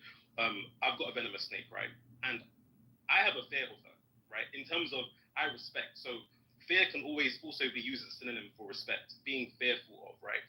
Being in fear of something, right? So is different from having a fear of something. So I could have a fear of a lion, right? And that means that I treat it with the respect that it deserves, not to enter its domain, not because I'm scared of it, not just because of whatever the case is, but I know what could happen if I do something. That's not my emotion. I'm not emotionally in fear of the lion. I can go to a zoo, see a lion behind the XYZ, and have a healthy fear of said lion behind said cage, or be in a safari in its natural habitat and have a healthy fear of said lion in its environment, and be like, you know what, it wouldn't be a good idea for me to get off this safari track and go try and stroke this lion, or try and play with the lion, or try and hit the lion, or do something stupid, because I know that at that point I will be in fear of my life. This is the longest quick submission, just as a note. Oh yeah, but that's all I wanted to say to make the difference. So I was going to ask a question, but I actually think maybe we could use yours. So remember, this line of questioning really started with a person saying, a man saying something to you, right, creates a need to react. And that was meant to be both logical and not emotionally based. And I would like someone to explain to me how that's the case. Or you could use this example. You wouldn't go sit next to it. You wouldn't go try and have a cup of tea with a lion, but you're not fearful of a lion. Can anybody make any of that make sense? So if you see that profile pic, that's my person on that 203 in warfare in Iraq.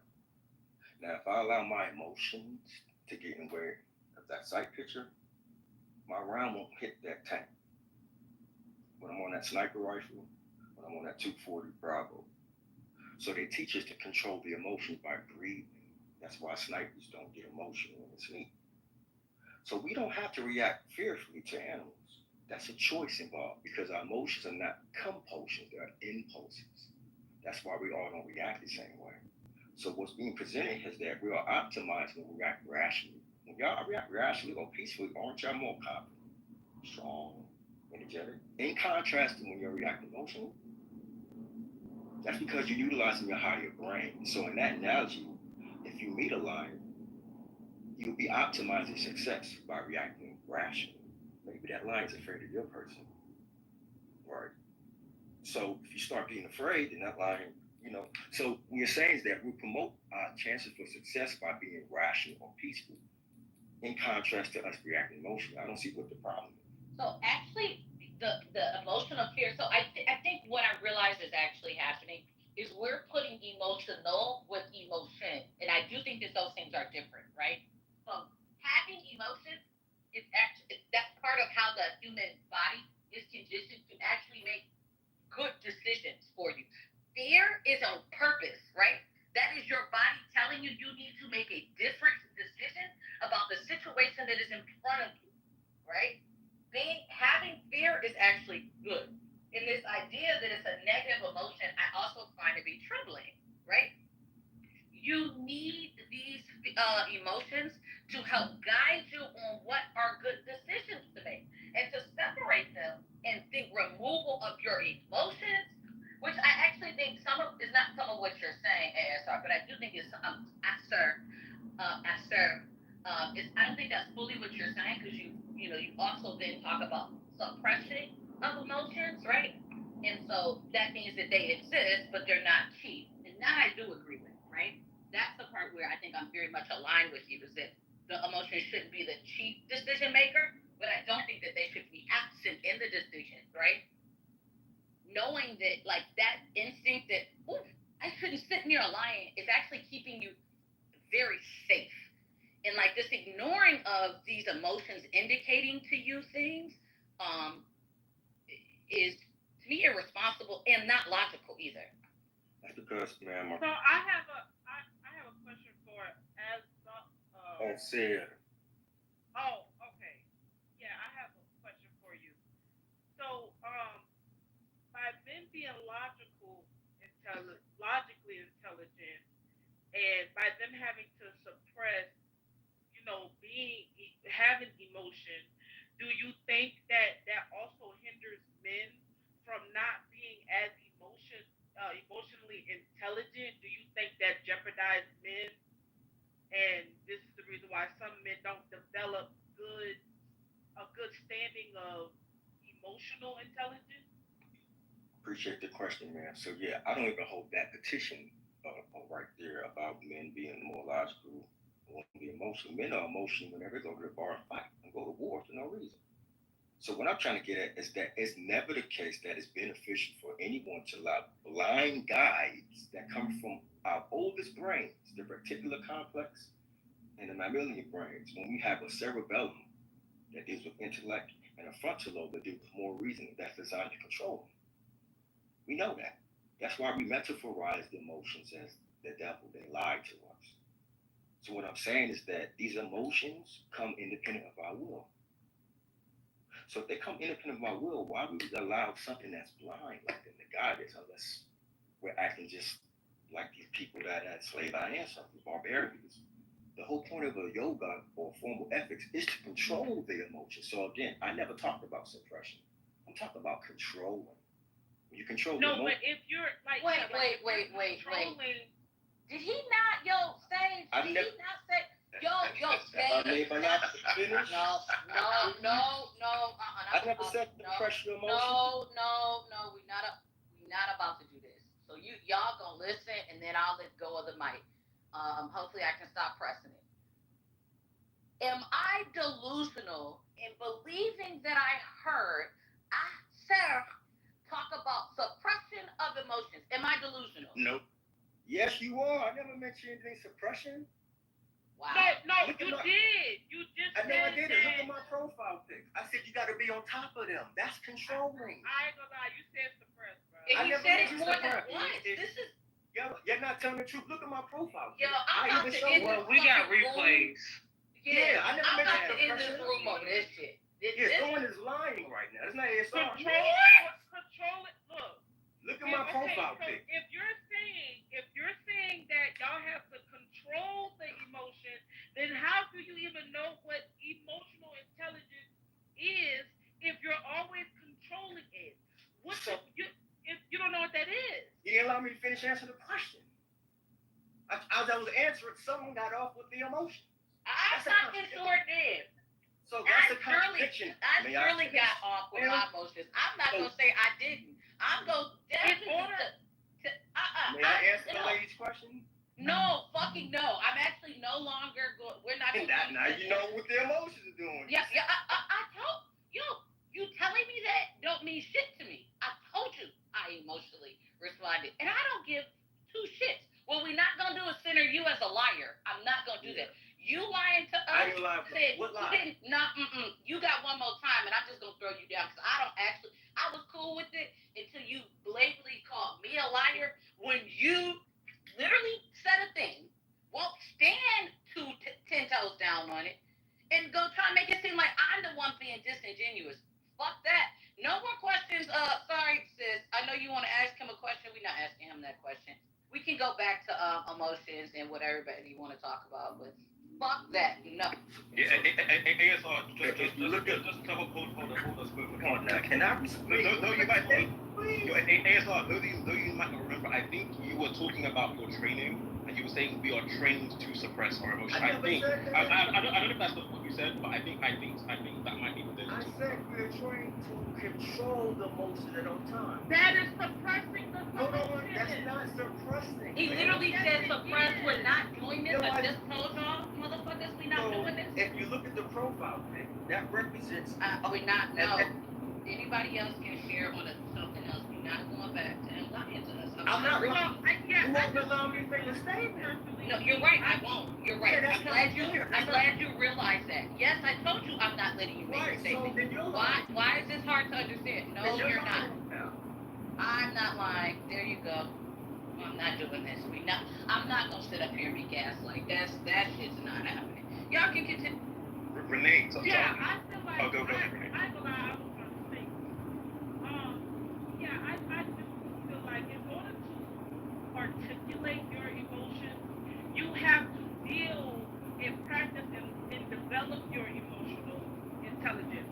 But if you if you're trying to control the emotion or trying to suppress, that's not actually giving you self-development skills to actually self-improve your emotional intelligence. I feel like this is the reason why some men have selective outrage. Like is this the reason why y'all really don't? Yeah, I don't. Yeah, that was just no, but no, sis, you're not delusional. That's why I had asked that question because I was trying to see if I was hearing the same thing. So I land. Renee, what I was saying to the question that you kind of reiterated and that you were asking him, and I don't want to speak for women. I'll let the other guys Senior and everyone else maybe speak for themselves. But what I would say for me is that I can understand where you're coming from with kind of your logical argument. What I will say is that it's not a case of, you could even argue, right, that the emotional intelligence within, I guess, men, when we understand our emotions and don't act emotionally, is a high form of emotional intelligence. For example, right, if I have an emotion, right, and I could act emotionally based on said emotion, because I even mentioned in the comment, and I said to Cleo that I actually agree with something that she was saying, because she actually highlighted the difference. And this is why language is so important as well, when we're having these discussions, because that's why I love languages like Arabic, because there's just so much variance in the way you're able to articulate the next, even though I can't speak it myself. But It's the fact that there's a difference between having an emotion and being emotional, right? Like acting on said emotion or displaying said emotion. And that doesn't mean that you can't have an emotion and articulate yourself. You can, and men do, right? But it's about No, but what I'm saying is my point is suppressing your emotions is not understanding. You're never going to understand your emotions if you suppress something. This is the reason why therapists and psychology people, this is the reason why they try to crack anything you're suppressing so you can deal with the store like in the front center.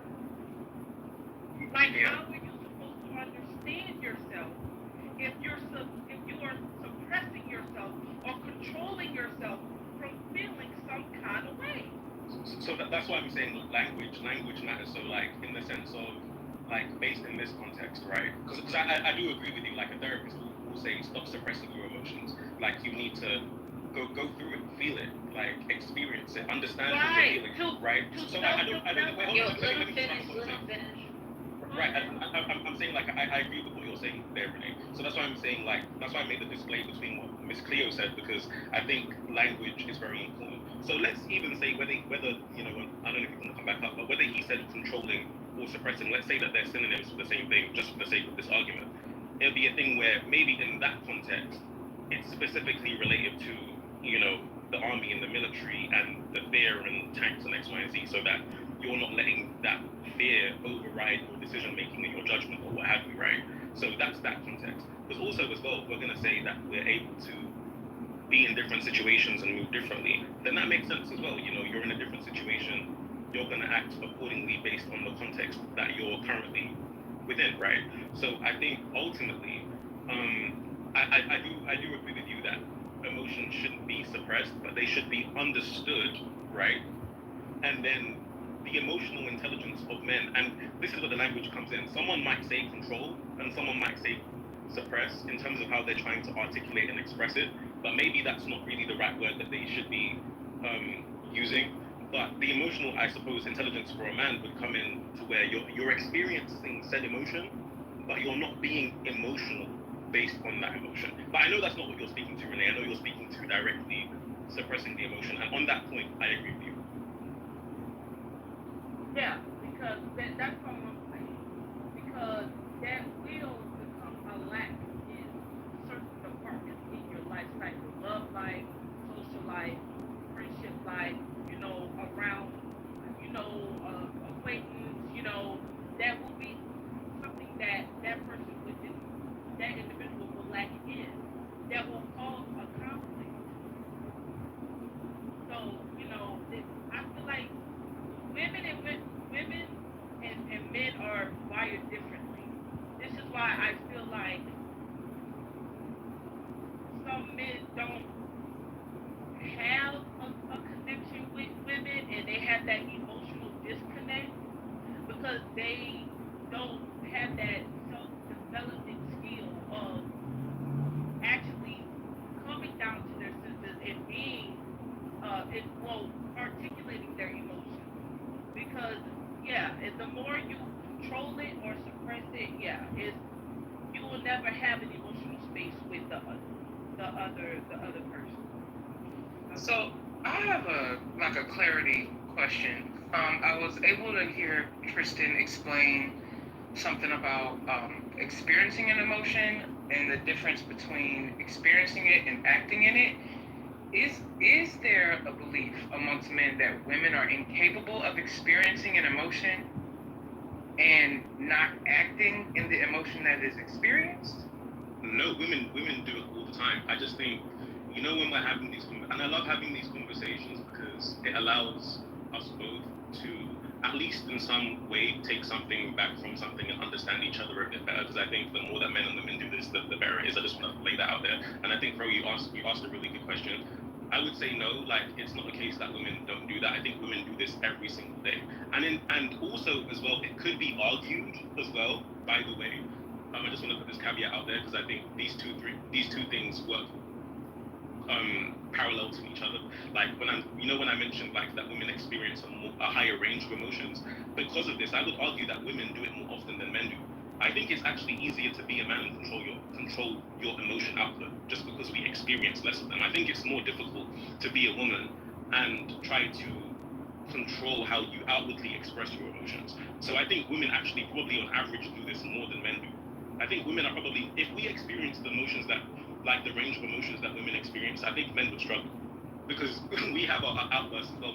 We are more alike than we are dissimilar, but on average, women display their emotions outwardly more than men do. So it's just a relative to and not a women can't do, if that makes I have sense. a question with that. Is it that women display their emotions more outwardly than men?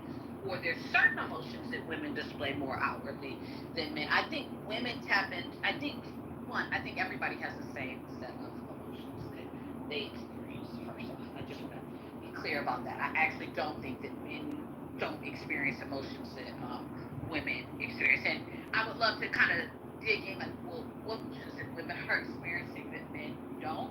I would love to do that. Actually, I think we can go there next. But before we go there, one, I think that people all experience the same set of emotions. I think the frequency in which you dive into the various emotions is different amongst men and women, right? So there's that. I also think that I don't think it's that women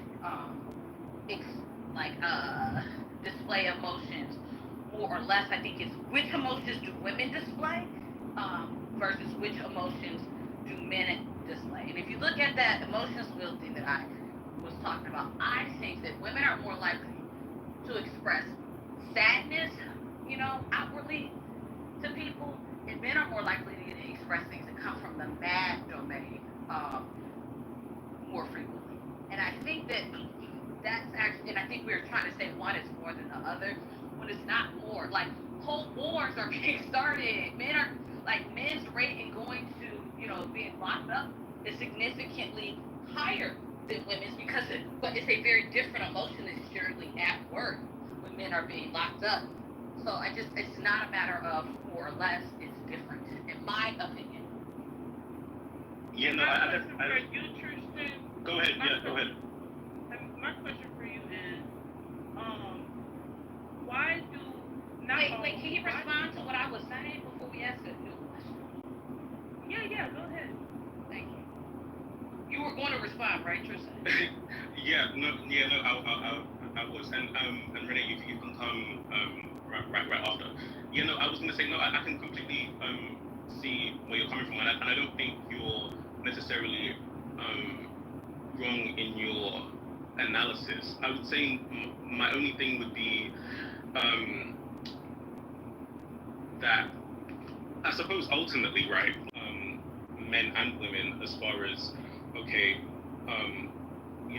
women are experiencing this emotion over here, and the emotion that they display is just a different one. So you mentioned like sadness versus what was it? Sorry, like women are more sad, but men are more. What is it? So, Ross? You know how the emotions wheel kind of starts with 6 core emotions in the middle, Mm-hmm. and then it kind of spirals out to like the more specific ones. I was saying I think the core emotion, which I think for men, what they're out of the core that they're going to display the most is mad, and the one that women are going to display the most is sad. Yeah, do you know what? I don't actually disagree with that. Like in terms of like I believe that women are more likely to display, and this is going to go into the next topic after like Renee asks her question. So Renee, don't forget your question. That yes, women are probably more likely to express their sadness than a man would be more willing to express their sadness. And I think when it comes to being mad or fits of rage, it might be a man might have to go through being sad and then go through maybe potentially experiencing some level of anger. And then once they reach the rage part, so then you can argue the question, right? If we're talking about rage, is sadness if we're talking about ranges of emotion or what requires you to get to a certain emotion, would it be safe to say that you have to go through sadness, maybe go through anger before you get to rage? Well, sadness, anger comes from madness, like root of like the root. What I think you're asking just to answer your thing, and I'm going to get Renee in, is one, those are two different core emotions, right? The two things that you're naming. Now, what I think people think is that you only experience one emotion at a time. My share would be that I think likely you're experiencing both of those emotions, right? Like anger comes from mad though. Like that's a different space than sad. Right. No, and I would agree with that. And I would also agree with the statement that you made that you can experience multiple emotions at the same time and emotions that derive from different group sets. For example, like having a level of sadness and also being mad and being enraged could also, or maybe in a weird situation, you could also experience madness and rage and happiness if you get off on doing that type of behavior, right? So it's like emotions are a bit weird in that sense. But anyway, so yeah, I don't really disagree fundamentally with anything that you've kind of said in your initial piece, and I am excited to talk about the range of emotions afterwards. But Renee, what's your question?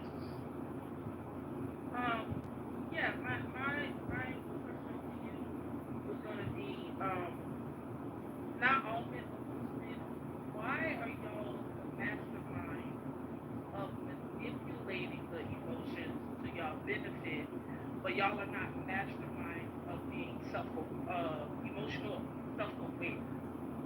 Because y'all are intelligent, but y'all are more advanced being emotional manipulators.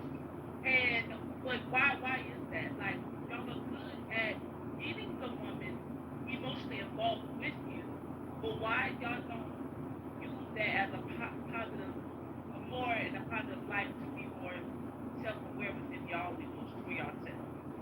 Oh wow. I thought that we didn't want to. I thought we agreed earlier that a lot of this wasn't driven by gender, but in either party, if you're being manipulated that easily, that means you're more emotionally invested in the situation than the person who's manipulating you. That's all it is. In the case that you described, ma'am, the woman would be more emotionally invested in a man who's manipulating her. She got played because she allowed herself to be played. Well, no, it's not allowing yourself to be played, but if you are trusting that person, and if you are, if you're like, having the open space to allow the person in your circle, no, you're not being emotionally naive. You're being emotionally trusting of that person. Be honest. You sure? That's what it sounds like you're doing. Not No, you, not this hypothetical person. Not naive. That's not being naive. That's actually allowing yourself to why isn't trust it that other. naive? Why isn't it naive? You said why isn't it? Why isn't it naive? Because I'm with seniors that if you've been manipulated, there's some lacking on being able to reason this happening on your part personally. Now I'm not saying that it makes their what they're doing right, like at all, right? I'm not saying that the person manipulating is right or just or emotionally intelligent either. Actually maybe I would actually think part of emotional intelligence is being able to manipulate situations, but that's a whole nother conversation. But I don't see how you can allow someone to lead you down a false narrative and you're using logic. I don't understand. Oh, you wanted to go to here or? No, I'm allowing you to answer the question. Sorry, okay. I'm sorry. Me personally, I feel like that person is not emotionally being naive. Especially if that person is allowing another person to come in their inner circle and just being trusting of that person to be honest. But if you're dealing with a person that he or she is so advanced on playing, on manipulating the emotion, yeah, you can easily get played and still be smart as hell. Like, you ever heard of a wordsmith? Like people actually being like good enough to play you just by having you in that vulnerability of trusting them. Why is I think what they're saying is if you're able to be manipulated with a verbal display, and you're not receiving action that backs that up, then that is naive. That is almost like a self-swindle. It's like lending yourself to it. Somebody could tell you whatever, and if it is not proving true in action and production, then you are convincing yourself. They're actually not even manipulating you anymore. I would say you're convincing yourself. You are manipulating yourself into a belief that's not even present. It doesn't even have enough structure there for you to stand on it, but it's like jumping on lily pads, and you're doing it on purpose because they're not showing you any structure under what you're saying you're being told, or it would be solid if they were telling and showing. But if they're just telling and the manipulation is happening, you are lending yourself to it because you have no production. You have no produce. There's no harvest of the feast. That you have not harvested anything. You're just convincing yourself. That's interesting. Well, that's interesting. Yeah, I have a garden, and if I plant beans and tomatoes and peppers in that garden, and I go out there and I make myself a salad, and the garden is telling me it's a garden, but it's no salad in that garden for me to make a salad out of. The garden ain't the food. I'm the nutmeg. It's me, because there is no produce in the garden. It's actually just grass. And I have allowed the grass to tell me that it is lettuce and tomatoes and peppers, and now I got it in a bowl, and I'm mad at the grass because it tastes like grass. And that don't make sense, because the grass being grass. Okay, well, yeah, I just had a different perspective on it because being a emotional manipulator, you don't necessarily, it don't have to be always be word by vocal bound, but if that person is showing you a pattern, if I'm, okay, let's say with that garden, if I'm giving you a vocal pattern and an action pattern that, oh, okay, well, this garden is lovely. You are allowing me to enter your garden. I've got you comfortable. I've got you comfortable enough to trust me in your garden. Are you harvesting from that garden? I'm showing you by action and words that yes, I'm into your garden. I got you into a cocoon of you trust me in your garden by action and by words. Yeah. Not just by my words. But are you chilling in the garden, or are you getting actual produce out of the garden? I'm watering the garden. You're watering it. Are you getting produce out of the garden? You watered what grew. What grew? Yes, your produce, your trust, our connection. Yes, I'm getting your produce. Okay, what produce is someone who's manipulating actually giving the person? Give me something. What does it look like? Yeah, like they've manipulated you. How is it that there's cabbage and there's no cabbage? That's what I'm trying to understand. Because if you're harvesting and you're growing crops, I'm getting food, the output. When did that food actually grow? Trusting. When you allowed me to enter your garden, that's when I got access to it. So you opened up your garden without any reason to do so. Like I think one. Yeah, it sounds hopeful. I'm saying her garden. I was portraying that if I was the manipulator, when I first got access to it, she had to open her garden. Exactly. But I had to give her the illusion. Yeah, I'm supporting her harvest. Yes. So Renee, what retaliate? If she retaliates, that's basically gaslighting somebody. Like I'm calling her emotionally naive because I gave her an illusion. Like, no, that's gaslighting. So Renee, I respectfully, I understand your perspective. I just have a different instinct. But what's your question, Tristan? You know, I was just gonna ask you, would your analogy more so be the case that, okay, Like, because I'm trying to. I think I'm sort of feeling out where you're kind of coming from. So, are you more so saying, let's say we stick in this metaphor of a garden, right? They've shown you this garden, you've seen that there's produce there, you're watering the garden, this, that, and things are growing X, Y, and Z, and you're waiting for this harvest to come to term, right? Things are growing, things are flourishing, things are looking beautiful, they're looking on the up and up. But what you don't realize is that what's growing, though it looks beautiful and ripe on the outside, is actually rotten on the inside. Like the fruit, the actual fruit that's growing, though it looks a certain way on the outside, the inside, the substance of the fruit on the inside is what's rotten. So it will take for you to then try and pull from said fruit and take a bite to realize that it's a facade.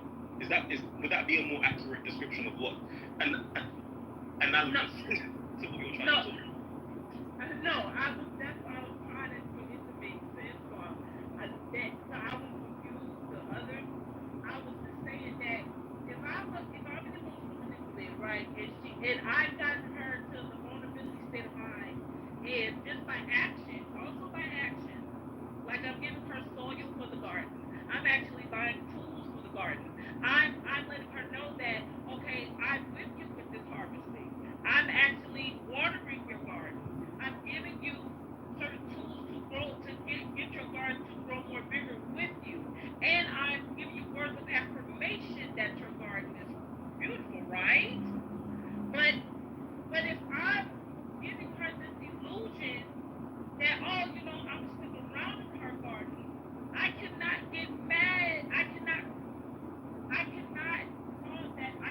call her emotionally naive if I've given her an emotional illusion.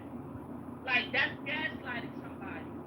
When you're trusting somebody and you are allowing yourself to be vulnerable with that person. Yes. And if you eventually try to emotionally manipulate that person is not naive. That person was emotionally trusting you to be a good motherfucking person. Unless they were trusting it for an extended period of time and not getting any. I guess I'm struggling to see how a person could be knee deep in something that they have not received out of it. What would prove the security in it? Right. Okay.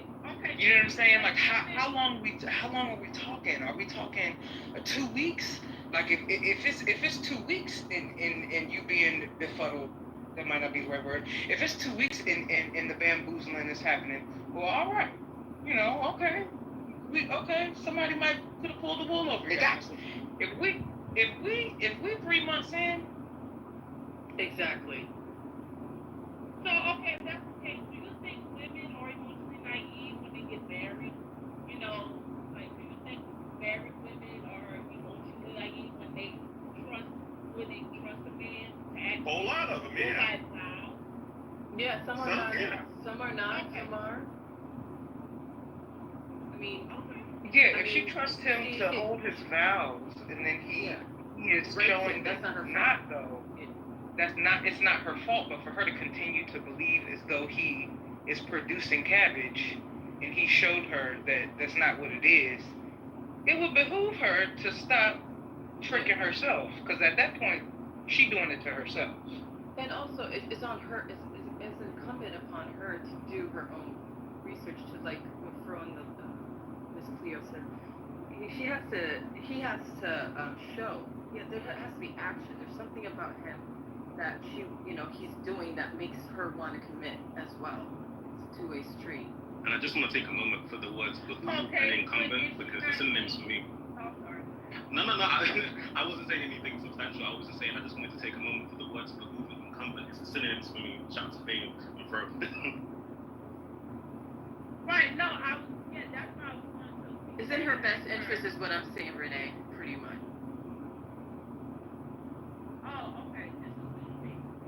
So, if a man is showing you something by action for a long, extended period of time, you're still the naive one because you was, trusting enough. No, that's not what Fro was saying. Fro said if he made a vow and a promise to her, and throughout the marriage he cheated on her, broke a vow. It's not her fault. That's not what we're saying. Yeah, it's like so I think it's two things. But if she's naive, then technically that's... Well, what if he was a philandering hoe before she married him? And she was naive, she turned a blind eye. That's what we're talking about. They don't do that. Like, oh, men don't do that? That's what you're saying? No, the manipulators don't do that. They don't show their poker face in the beginning. I mean, of course they have to, upkeep the pattern on what you want. I mean, how can he perform for so long? I think you guys are talking about two different things. I agree with you that this is getting a little pointed. Yeah, like just to wrap it up, like I think you guys talking. I just realized you guys are talking about two slightly different things, and you're both correct with what you're both saying. I think so. Like Faye and Fro are talking about a situation where, okay, cool. If someone has managed to fool you in a short period of time, okay, cool. You got me, because a short period of time passed and you noticed it. So in that instance, they didn't really get one over on you in that type of way because it didn't take you long to realize. That kind of makes sense, you know what I'm saying? And then they're kind of more befuddled because they're saying, well, if that same thing was happening but over an extended period of time, but that's right. Not what Renee's saying. Renee is more so saying the fact that, okay, this is someone that's a master manipulator, right? The master of disguise. So I think she's talking about a situation where a man has come forward and he's peacocking, right? He's showing his best self. He's making it seem like everything is sweet and dandy. I would say, Renee, in that situation, if someone over an extended period of time is showing you something X, Y, and Z, ultimately, I don't know if there's much you can really do about that, because that means that person has different intentions from the ones that they're displaying to you. So right. I don't know what you can do about that other than, for example, like you're talking to men right now, like have a conversation with men and see what our perspective might be on men that do that and maybe why they do it. But like, yeah. That's what I'm trying to explain. Because if a person thinks they can be untouched, to get fooled or fooled, that's no one's thinking they can't be untouched, but it sounds like in the scenarios you were describing, there's a lack of responsibility for understanding that, there's a risk in human interactions. And unfortunately, in situations you were describing, the victim played themselves. No, that's what I was saying. If someone has a mastermind strategy of getting you in that vulnerability, then okay, if we're gonna put it like that, then there's no such thing as victims. What?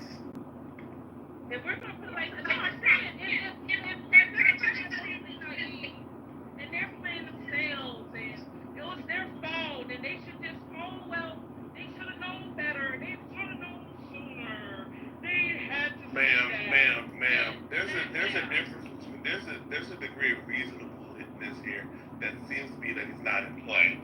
There's an expectation of people when they act in good faith in a relationship.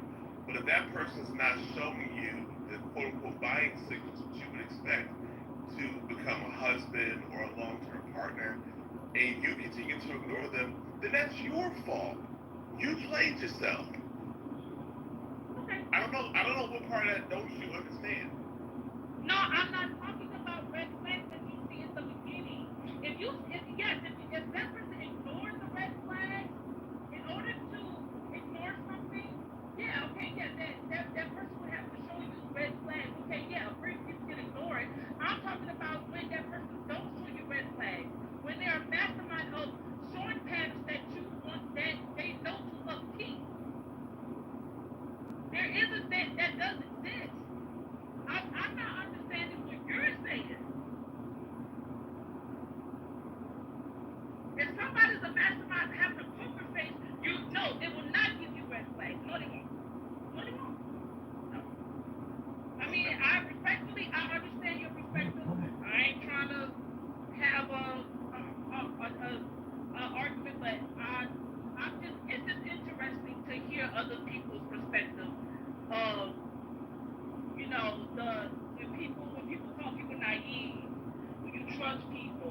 It's interesting. So, yeah, I mean, I don't think much against that.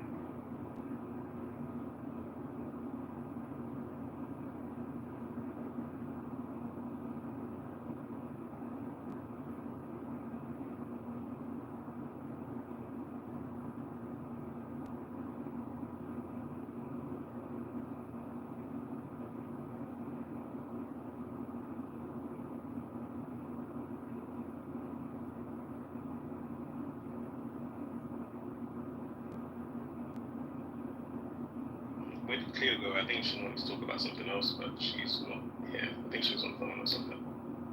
All this salad talk is making me hungry. Yeah, what's on the menu? Like, that's actually a good shout. Like, it's Saturday. I'm having to get some oxtails. I'll be real. I'm gonna have to hit that Jamaican spot around the corner for me. That sounds good. Yep.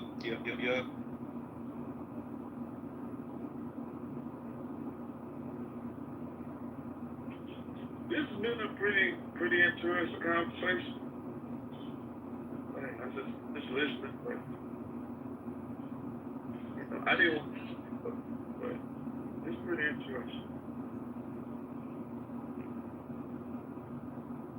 Yeah, no, it's been a really a really good discourse, man. Like I think it's important for us to have these conversations. It's important for us to understand each other and hear where everyone's coming from and stuff like that. I think it's important.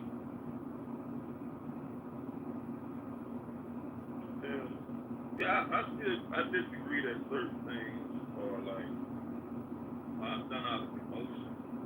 I don't even know who was speaking because I wasn't looking though. They were saying like men killing each other. I don't think that's done out of emotion. I think that's done out of rational competition, protection. You're trying to protect your side, you're trying to protect their side. They rationalize killing. Because a lot of the killing be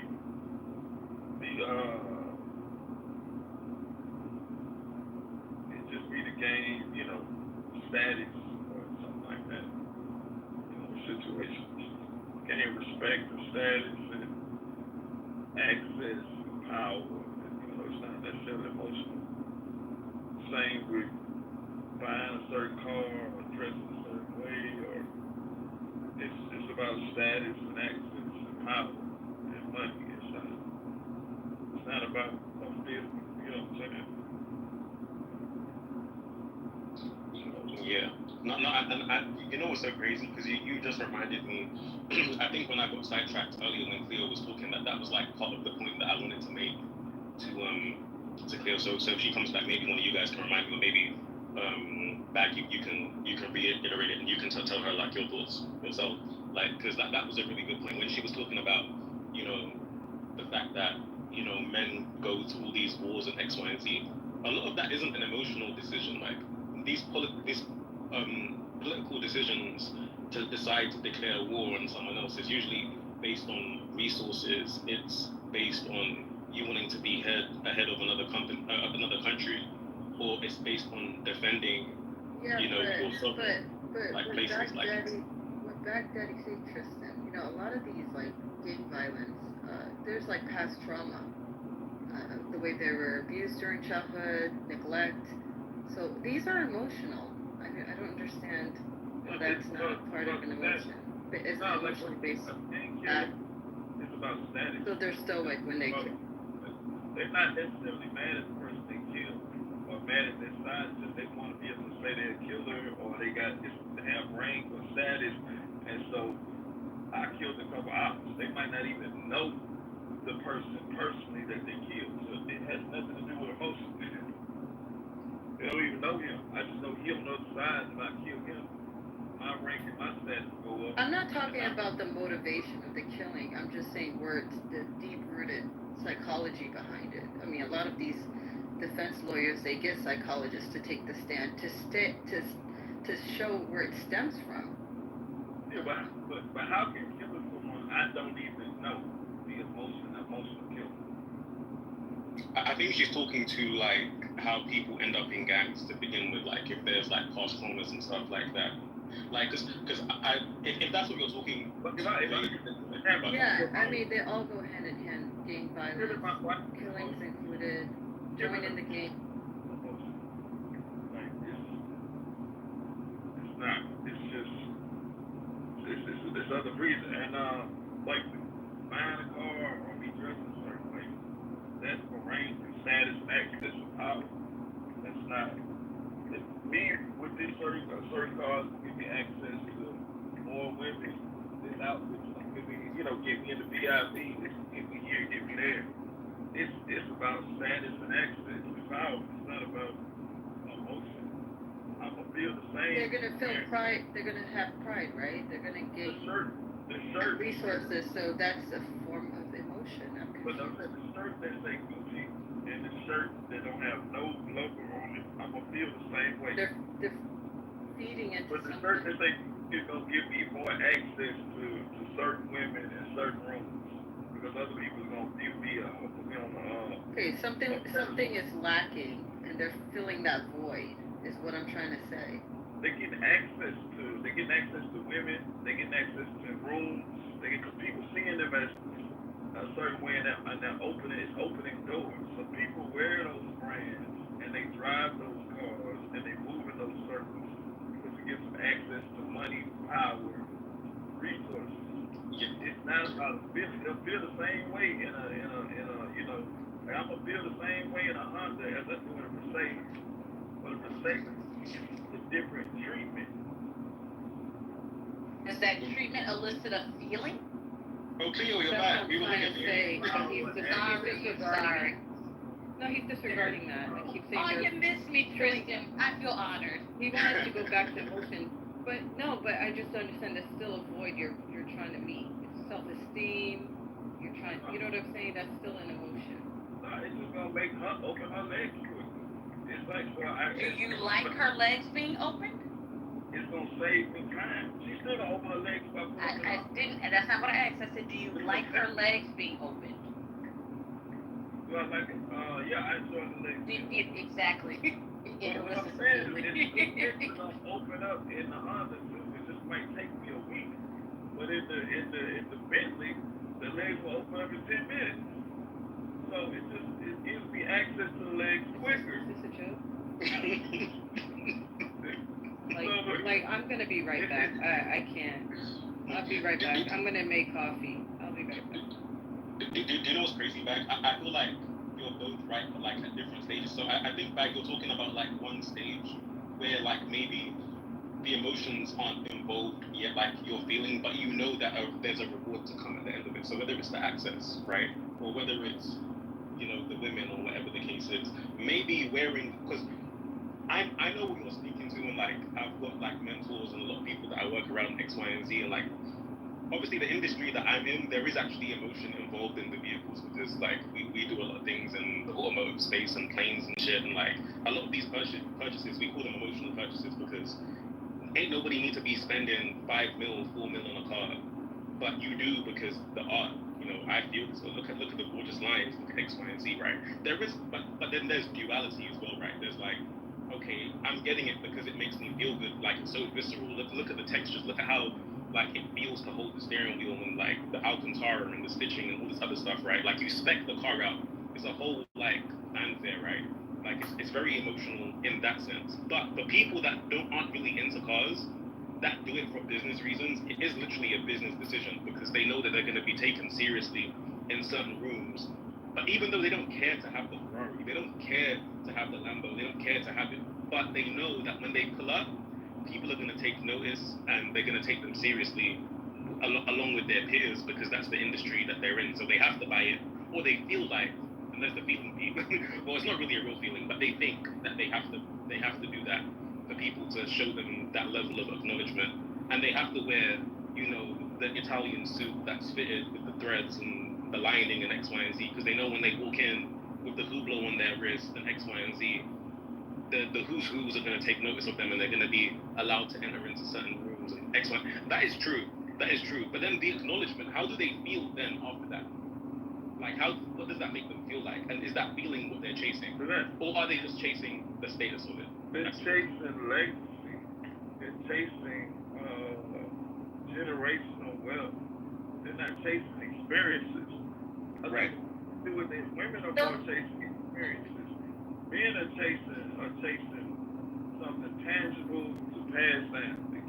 We chasing money, power, access, and we chasing our last name, so we can pass that down to our kids, and they can stand up on the last name. And, now I'm like the Barack Obama. Now the Obama name means something. Now his daughters have that last name. It means something now. Men are chasing that. Women are chasing experiences for the most part. Both are chasing feelings though. Like there is a pride that you feel in your name meaning something. Like there's not an absence of feelings. The feelings are It's not. It's the power of that name. No, it's the power create. You all keep divorcing feelings from shit. But I'm saying a man will endure misery for his name. Another feeling. So he's not doing it. He's doing it for the power of the name. That power. No, because you got some men who won't snitch and do 10 years in prison. He didn't want to do 10 years in prison. That didn't feel good to do 10 years in prison. But he didn't want to put a snitch jacket on his name. Because he has pride in what his name means. Like, here's the thing. Because it's not one feeling, you want to say it's not any feelings, right? And that's not accurate. There is all of these things are in ego and pride, which are like, what are we talking about? Like status, access, power, status, all of those things elicit feelings. Saying it 10 times doesn't change it. He ruins his name. He ruins his brand. He can no longer make money and build generational wealth for the people that he care about. So he'll sit in jail. He'll go through the trial process. So when he get out, he can go on tour and continue to build his wealth. So it's just like a woman would have been snitched.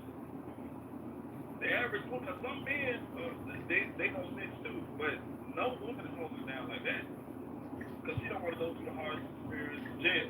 That's actually that's not accurate. My aunt went to jail to hold down her husband. Like, what are we talking about? Like this is. No. I went on mute so I didn't cut you off because I realized that I was part of the problem. So I reflected on that. Now you go on mute while I'm talking. Because this shit is ridiculous. Like it is crazy. Yo. Okay. You tell me when you done because I swore you finished and I started talking. So you let me know when you're done. Stop talking while I was talking. I never finished. Literally stop talking, but go. Let me know when you're done.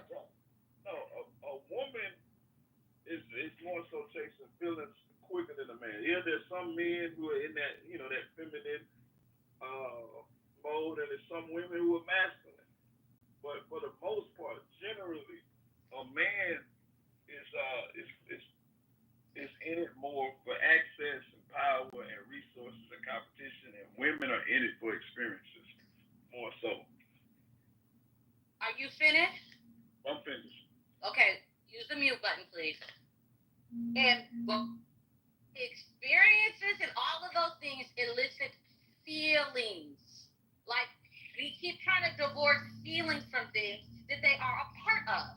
They elicit different feelings, but they're still feelings. And this idea that they're not, it's my name, pride. It's this, ego. It's that, joy. It's that, happiness. These are just different, feelings. Now, how you get those feelings to express are different. So I don't disagree that men might. Who is that chewing on the mic? Can y'all hear that, or is it just me? Oh, it must be Harry. He's the only one with the mic. Harry, can you do me a favor, boo, and go on mute? Okay, I'm just gonna mute him myself. There we go. All right. So these are all feelings. feelings, right? And I do think that maybe women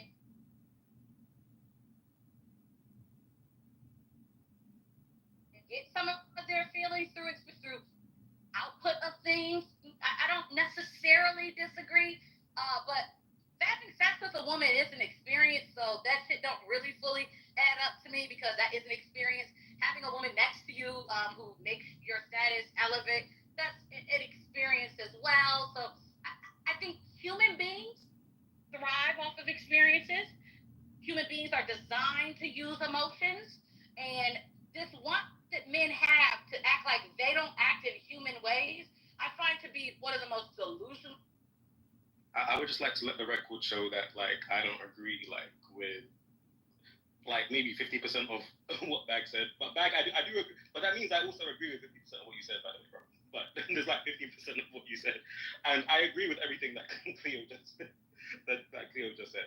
Just for the record, just so the record shows, so that we can get some duality as far as men are concerned up here. You know what I'm saying? But yeah, so like it's definitely interesting to hear like the different perspectives. But what I will say is that ultimately, I think now we're getting down to the science of human behavior. Like at this point in the conversation, because it's like, why do we do anything at all, right? And I kind of touched on this like a bit earlier in the conversation. Ultimately, there is a feeling at the end of why we do anything. Even if the feeling isn't in the moment, even if the feeling isn't right there right now, at the end of the result, at least the reward will be said feeling. So even if you don't get to enjoy comfortability in like some form of feeling right now and you're not living in that feeling, which is kind of hard to believe because humans are typically feeling or experiencing something, even if we're not conveying said emotion. But the feeling is coming at some point that we're chasing, why we're doing anything, why we're working for something, why we're building something, why we want to experience something, why we want to be in a room, like why we want to have access, why we want to have status. Like there is a feeling associated with it at the end, at some point. There has to be. Otherwise, why are you doing it? Why do you want your family to flourish?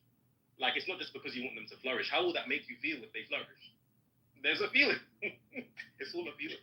Then when you like look at like how kings were raising their princes, how they were raising their sons, how they were raising their heirs, they were the prince was constantly being under pressure. He was constantly being tested. After that test is done, here comes another test. The prince was constantly going through hardship, and that it was training him to be calm, to be more relaxed, because to be more in control of his emotions. I don't know, like great leaders have to be in control of their emotions. Like I said before, women and children they can be over emotional, but men have to keep their emotions in check.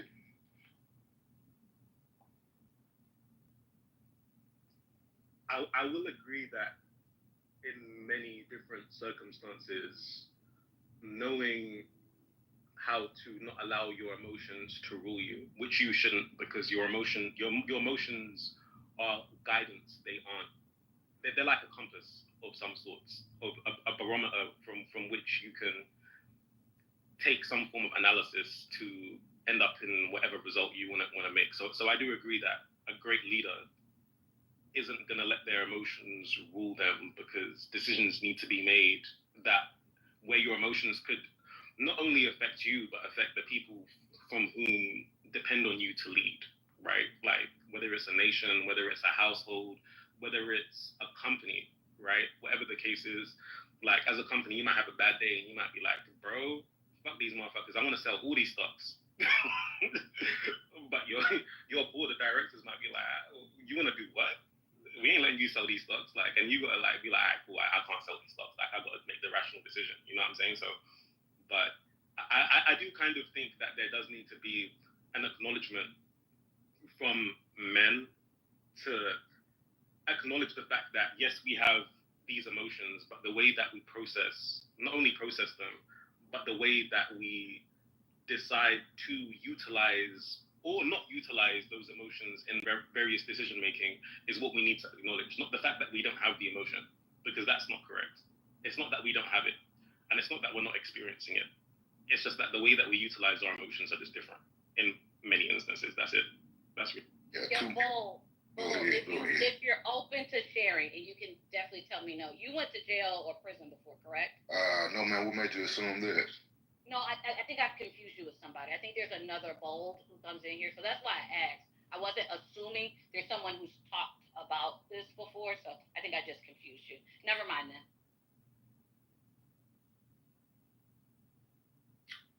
But Cleo, you wanted to have another conversation regarding the levels of emotion. Mm-hmm. Yeah, because men say that they like, or you said, I won't say men, because I'm pretty sure you share that men don't experience the range of emotions that women experience. And there was a way to actually give a nod and a compliment to women, but I kind of disagree with the sentiment in general.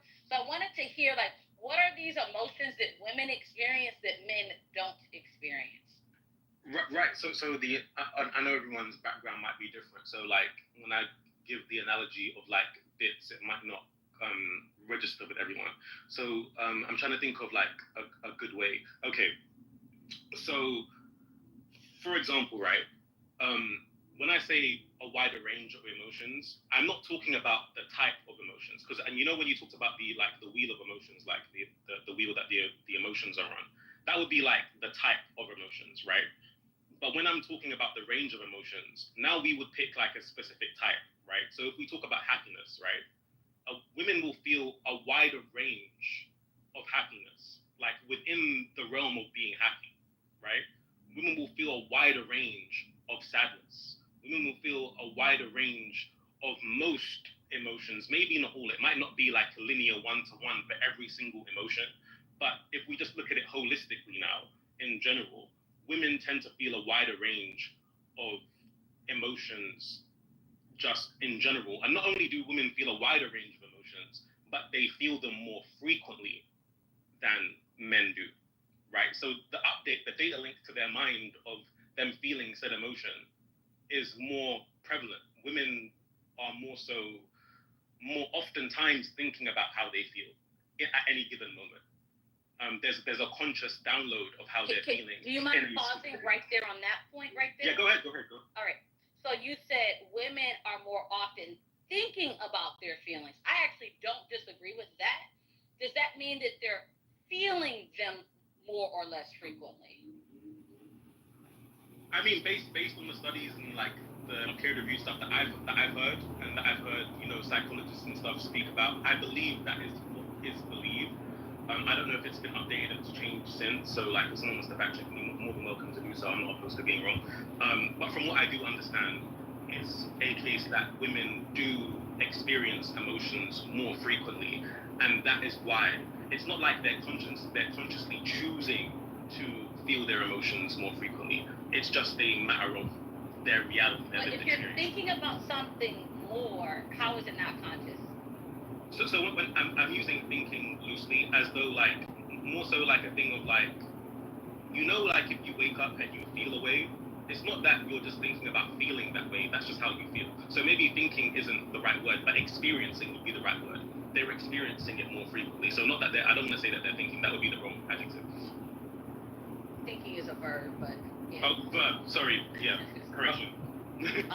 Sorry, that was my teacher brain. No, it's cool. I tried not to say it out loud.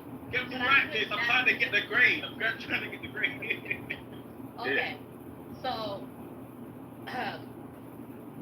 I personally, and I thought psychologist, I'm driving, so I won't be able to support this. And soon, I left my headphones at home, so I'm not even going to be able to talk to y'all. I'm a little disappointed about that. But I think people are always experiencing a feeling. If we look at like the feelings wheel, one of those feelings is always happening. So I don't understand how women feelings are happening more when people are always in states of feeling. Now, this maybe we disagree with that first statement. So if you don't agree that you're always in the state of a feeling, then my premise is, you know, going to be off base because we don't agree in the foundation. But I believe people are always in a state of having feelings, therefore you're always experiencing them. So I agree. That's true. We're all experiencing the same feelings. my disagreement is that men are motivated or chasing a feeling, right? I don't think men's feelings matter to them as much as women's feelings, and that's why men don't move so much. Like a man will go into a situation where he's afraid because he's ignoring his fear, or he'll put up with misery because he's ignoring his unhappiness.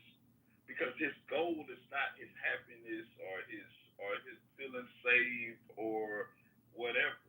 His goal is competition, competing with other men and money, power, status, and legacy. So if I gotta be afraid for a second, but it's gonna level me up in power, status, resource, access, legacy, or if I gotta Do be you believe miserable. pride is a feeling? I just need to understand that to understand your submission. Do you believe pride is a feeling? I think pride is a feeling. Yes or no? Yes or no? Pride, I just because he'll yes. do something that he's not proud of. That's not what I'm not asking that. I want to know. I'm trying to make sure. I'm trying to track some of what you're saying, and it really rests in me understanding what. Men and women have all the same feelings, but men are less. Sir, I didn't ask any of that. I'm asking you a very specific question. Straight men don't answer straight. Shit. Is pride a feeling? Yay, nay. That's it. It sounds like feeling. Okay, keep going. But the man is not doing it for his pride, because he will ignore. I didn't ask that. Just keep going with what you were going to say already. Don't get distracted. He'll do something he's not proud of. So what I'm saying is he's not okay. He has all the same feelings: fear, happiness, pride, anxiety, all the same stuff. But that's not his motivation. I heard you scream that in my ear already. But the woman's motivation is more so what's gonna make me feel the way I want to feel. I think that's completely ridiculous. I think there's too many ways we can show that men do actually operate on feelings. So I can't speak for every man, but just with my experience, when I was young, I lost my father, right, and then I ended up losing my brother to suicide, and then like when I was young, like years ago, like 10 years ago, I experienced homelessness. So like it was like constantly like being tested and having to showcase resilience in certain situations. So I finally reasoned if like the most like if this nightmare happened, like what can impact me? The worst thing that could possibly happen to me has happened. What else can impact me? So I had to come to eliminate emotions for my survival. Otherwise, I would have drove into depression and ended up like offing myself, hitting the off switch. You wanted a feeling of peace, correct? No, I didn't want to feel emotions at all. That doesn't actually exist. You wanted to feel numb. Numb? Yeah. Like just calm. Calm is an emotion, though. That's my point. This is what I'm saying. Calm, peaceful is actually a synonym for that, but okay, we can go with calm. Calm is an emotion, and wanting calmness is still being motivated by feelings. Human beings operate off of. It says not showing or feeling nervousness, anger, or other strong emotions. Yes, it's still an emotion. Still an emotion. That's what she said. Here's the funny. Yeah. Here's the thing. They used other feelings intentionally to show you the feelings it's not. Not to say it is not a feeling. It's to say it's not those feelings. It's absolutely right? those things. Yeah. Mm-hmm. It is a feel. Calm is a feeling, and this is where men get really confused. And we start talking about negative and positive feelings. All feelings are good. They're what give your brain signals of what you should actually be doing. You are absolutely motivated by feelings, and thinking you're not is actually delusional. Like you want it to be in a state of calm. That's a feeling of calm. That is a feeling. I guess you're right. Yeah. It is not bad. I think men have been trained to think that having feelings and using them in any kind of way is illogical. It's not helpful. I think it's super logical that you said, I'm not in a calm state and I need to be in a calm state and I'm going to make these decisions to get there.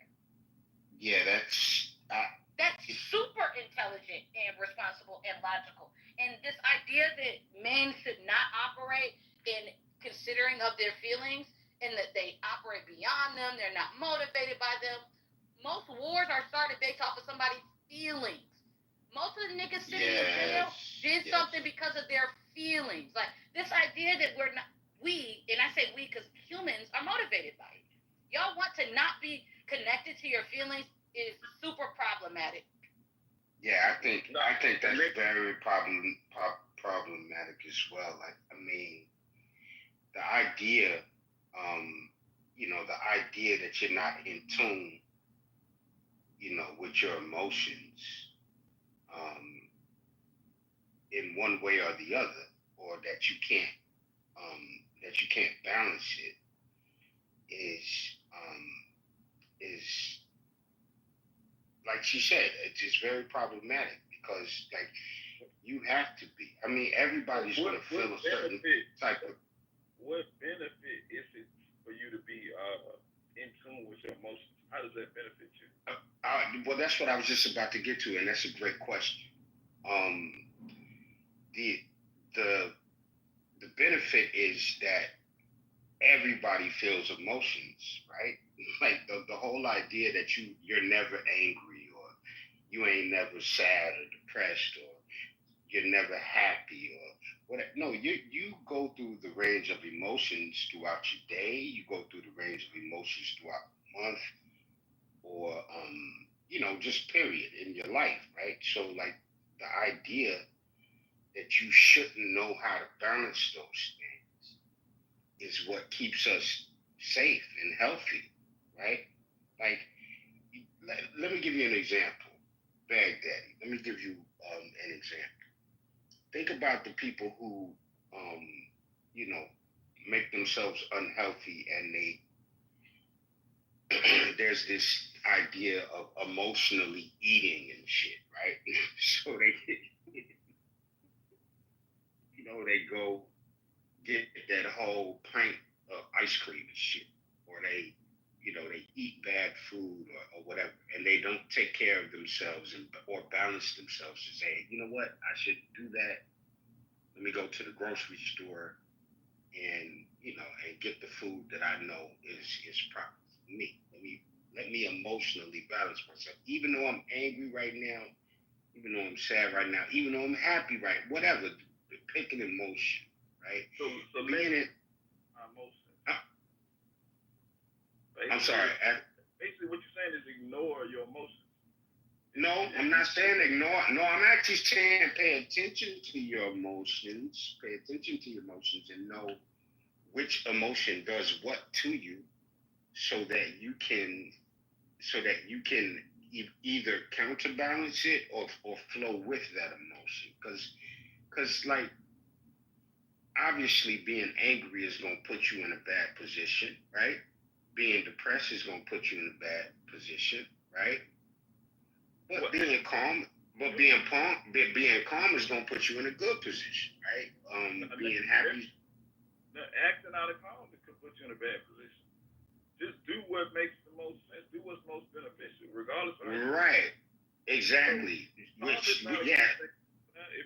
If you're calm if somebody's attacking your wife and you're calm, that's not a good thing. So calm is not. Well, it depends. It depends. No, it depends. Like, listen. No. Look. Let me show you how it depends. Because as a fighter, as somebody who grew up fighting a lot, I grew up fighting a lot.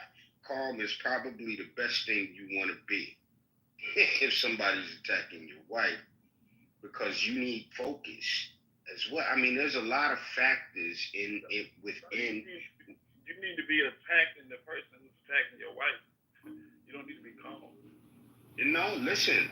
It doesn't mean that I'm not. It doesn't mean that I'm not gonna hit you with lot of force multipliers or do the best that I can to defend. It just means my mind needs to be focused, calm, so I can see what's actually happening at the moment. Cause I've been in that situation where I'm eliminate the threat in front of you, and you need to. No, I know that. Yeah, but listen, the person who eliminates a threat in front of them needs to focus. They need to actually be focused because they don't know exactly what the threat looks like. You don't know if they have a weapon. You don't know if they got other niggas. You know what I'm saying? You know what I mean? You gotta assess the situation. You gotta assess the situation. So it's best for. So it's like. Right, but you know, a fit of rage has put a lot of niggas. But back. Attacking my child in front of me. I don't need to be calmly analyzing the situation. No. I'm not saying. See, I think you missing. No, I think you missing the point. No, I think you missing the point. Can y'all do one mic at a time? One mic at a time. Yeah, I'm sorry, bro. Hey, bro, good to see you. Hey. No, I think you're missing the point. What I'm saying, I'm not saying that you don't go savage on me. That's not what I'm saying. I'm saying that two things can be true at the same time, right? Like you can, like if you, there's a thing, like if you listen to a lot of athletes, right? They go into this mode where like the world slows down, right? They can just see shit happening, like we can't see it, right? They just get into this mode. It don't mean that how they acting, you know, in their particular sport, that they not going savage. That's not what I'm saying. Of course, obviously, if somebody is, you know, threatening my child or maybe threatening, you know, the love of my life or whatever, right? You just, you know, obviously that's going to upset you, but to be focused, you got to be focused to make sure that you understand exactly how to go savage. You know what I mean? Like you can see the little, you know, you can see the little dust flying by your head, and you can see that little bird in the back. You can see, oh, he got a nigga over there. Okay, all right, cool, whatever. All right, I'm gonna hit this nigga over here. I'm gonna hit him with a left right here. I'm gonna hit this dude over here with a right. You know what I'm saying? Then I'm gonna run to the building, get the blicky. I'm gonna do, you know, like calmness is what I mean is both can be seen. Both can happen at the same time, right? The point that the love was making is that these are all emotionally driven, and to be able to balance your emotions is necessary for us as men to be able to, if we ever get into that situation, to be, you know, to protect or whatever it is that we need to do. And it. You in the matrix, Grumpy. I think you have to ignore whatever emotion. It's not gonna solve the problem. You gotta ignore it. Because that's what's gonna solve your problem. At the end of the day, your legacy is riding on it. Your power, your access. Like if you allow someone to publicly disrespect you or check you, it's gonna limit your access to your power. Because now everybody thinks you're sweet. And so now you can't move. So once you let somebody punk you, you can't move the same way no more. So if somebody say something, you might have to slap the shit out of somebody. It might not even make you mad, but other folks seen it, you like, yeah, if I just say something, everybody will start talking to me. Then ain't nobody gonna shop with me no more. So this man that said something out the way, I gotta slap the shit out of him. Just to prove the point. But it's not necessarily. That's Yeah, I I think this conversation is taking it's taking a turn. I want to call it an ignorant turn, but it's definitely taking one. I don't know where we want to go with this, but it's not giving productive, man. I can guarantee you that whole idea that men are effective when they forget emotion or how they feel, that they are more effective. I would guarantee you that the people around you would tell you that you function in emotion. You have convinced yourself that you don't. You are attempting to convince others that you're not. But actually what's happening is you are fully fledged functioning in emotion. If your response to things is swinging on people because how you may be perceived. They can affect my access and they can affect. But your access is already affected, Baghdadi. You believe that your association with dumb women is a benefit to you. You like you said that men do things for the status, not for the experience. Men do things. Wait a minute. Men do things for the respect, not for the experience. Women do things for the feeling and the experience of things. Yeah, you intentionally seek out women that you say are dumb, are stupid, dumber than you, and you do that because you enjoy the experience. You do it for the experience, Baghdadi. So, no, yes. No. You're doing it for the experience. You have to be, or you wouldn't have the boundary on those women being smart. When the women are smart, they challenge you, and you don't like that experience. You've said it in here before. It's recorded. That's not what I said. It's like, man, why y'all remember emotions and everything wrong?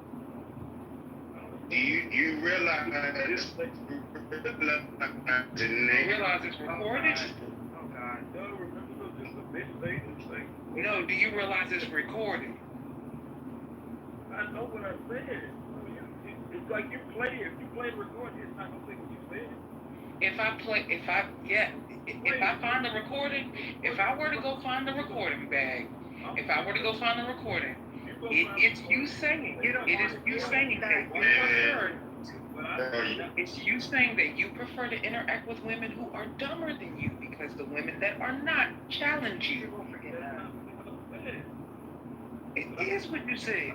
What I said is I prefer women who are dumber because it's safer. Because you enjoy the experience more. No, I said it's safer. You enjoy the safer experience. Okay, so you're saying it.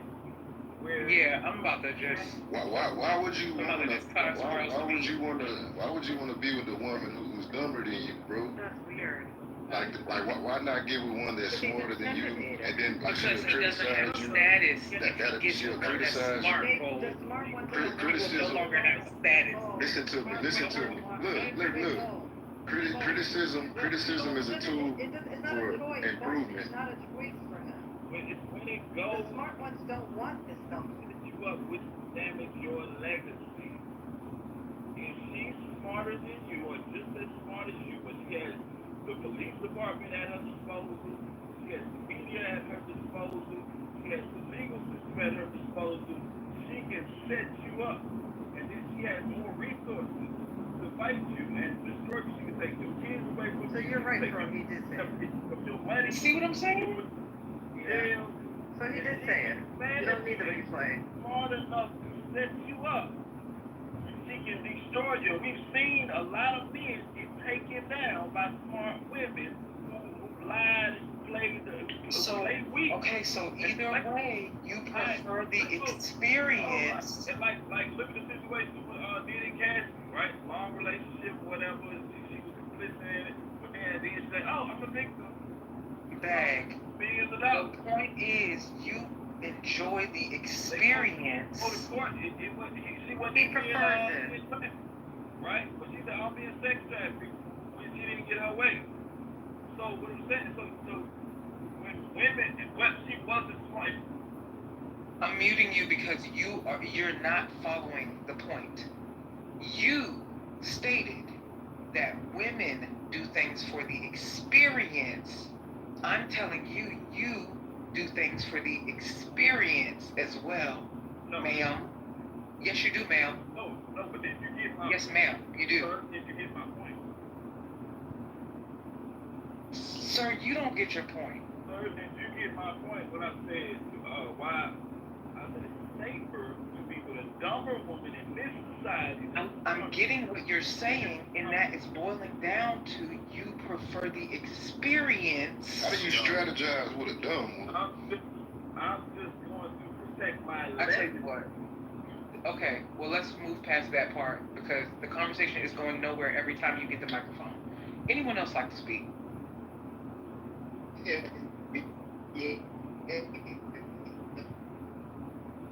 And you in the Matrix, Grumpy. It's all bad. The whole stage bad.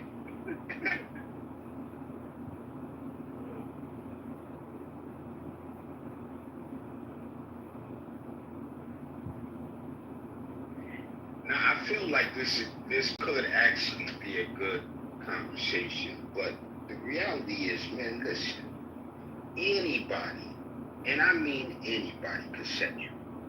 But the reality is, behave and have a good alibi, and you should be good, man. You know what I'm saying? Like, just behave, act right. You don't have to go get somebody that puts you in a bad position. Get who you love. Get what you want, what you desire, and have a good alibi at all times. He wants somebody who can put him in the position that he puts himself in. That's what that's about. That's about, I'm going to do what I want to do. I don't want you to be able to. I don't want you to be able to show proof that I have done what I want to do. So the girl in his PTR is dumber than him? Don't. Never mind. I'm going on mute because I was about to say something. Sorry, I was just asking. Your Baghdadi, the girl in the PTR is dumber than you? I'm asking you a question. Is the girl in the PTR dumber than you? Every nigga I know who married a woman who was so intelligent, when it went wrong, she got everything. Nigga, what? How many men you know in that situation? And what was everything that she got? Everything she wanted. $50. How many? Right, about 55. $5,000. When the woman was made dumb mistakes, she was able to show this. How many people you know in that situation, Bag? When women make dumb mistakes, they tell dumb lies. Like it don't. Are you gonna answer any of these questions, or are you just gonna keep going? This to prove she lies. Got this to prove. But when she's smart, everything. I'm about to do what Adrian would do and just take his microphone away. Was calculated because she knows she setting you up. Sorry, I can't. Yeah, he was killing my brain cells. Bro, it was hurting me. Yeah, my career, I just needed a breather. I don't know why we entertained dumb shit. That was dumb.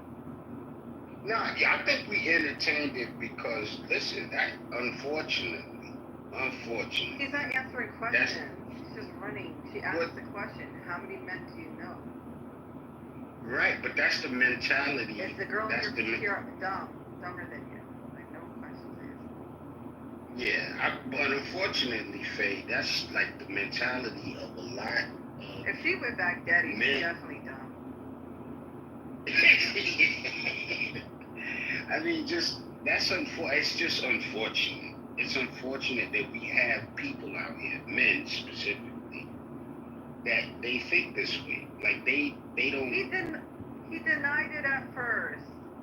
He was saying, no, I never did, and then he ran on and supported why he said it. Like, what? Yeah, that was kind of weird. You know. Man. You gotta clutch your purse there.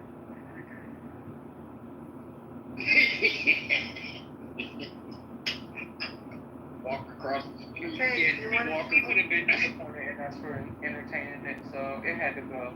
I'm sorry. I don't know who wanted him. I couldn't. I'm sorry, guys, if you wanted to hear the rest. Tay, you want to add something? Oh, no. I guess I was trying to figure out what the main topic was before you started talking. I guess. Yeah. Well, earlier the topic was just yesterday somebody brought up women not being able to handle criticism, and today it was men, and so now we're just discussing both. Yeah. Thank you so much.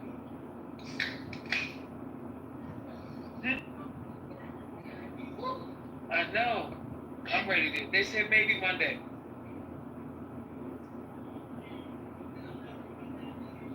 Yo, it's hilarious. I think only me. I'm coming up. Oh, God. I told the nurse yesterday, but I don't know if she marked it. It's coming through my staples. And it's a lot. You okay, Fro? Significant.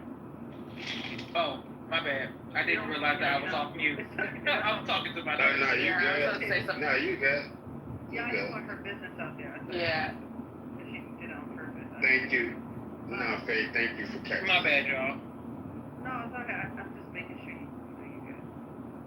I'm just Earling. Sorry I Earled in the microphone. I blame back Daddy. I'm so sorry. For real. I blame back. That's okay, love. I blame back Daddy. Just told the nurse back Daddy was sick. Yo. No. That's hilarious. Yeah, listen, I don't know if he could. Yeah, I just had a major procedure. I don't know if he could rub two brain cells together, man. Just general concept. And see, and this is the problem. You know, I know in the top it talks about men and women, right? But man, listen, man, we gotta do better than that. You gotta. Is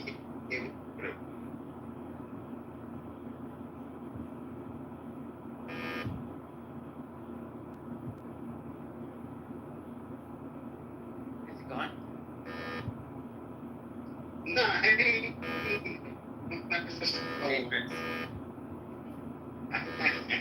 Lord, okay, go to buses. Lord have mercy.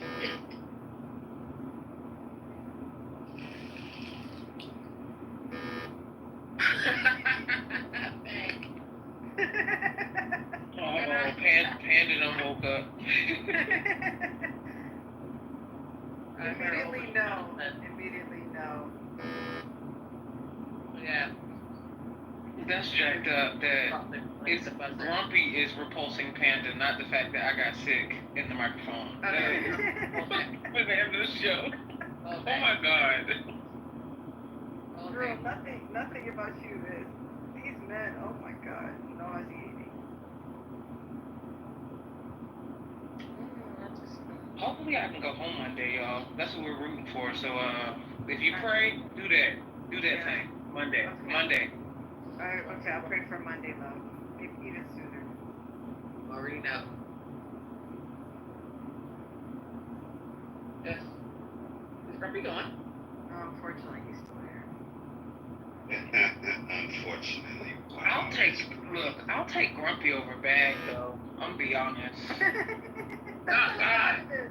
That's how bad Baghdadi is. Oh my God. That's a horrible. That's bad. That is bad. Oh. So as far as criticism, I feel like I could take criticism as long as the person's gonna help me. Like as long as they're gonna be like, you know what, we're gonna do this together.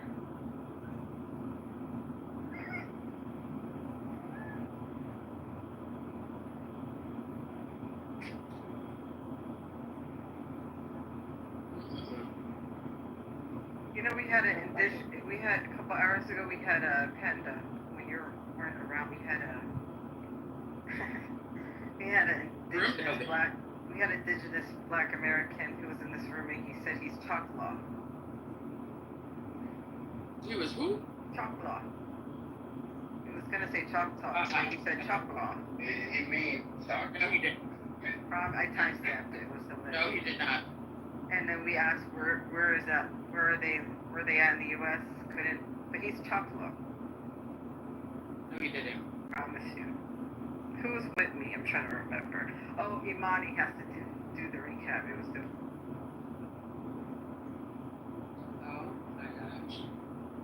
And that's the thing that I don't think that the guy understands. Like, they gonna chop this up, bro. It's literally called for research purposes only, nigga. Like, what do you think is gonna happen?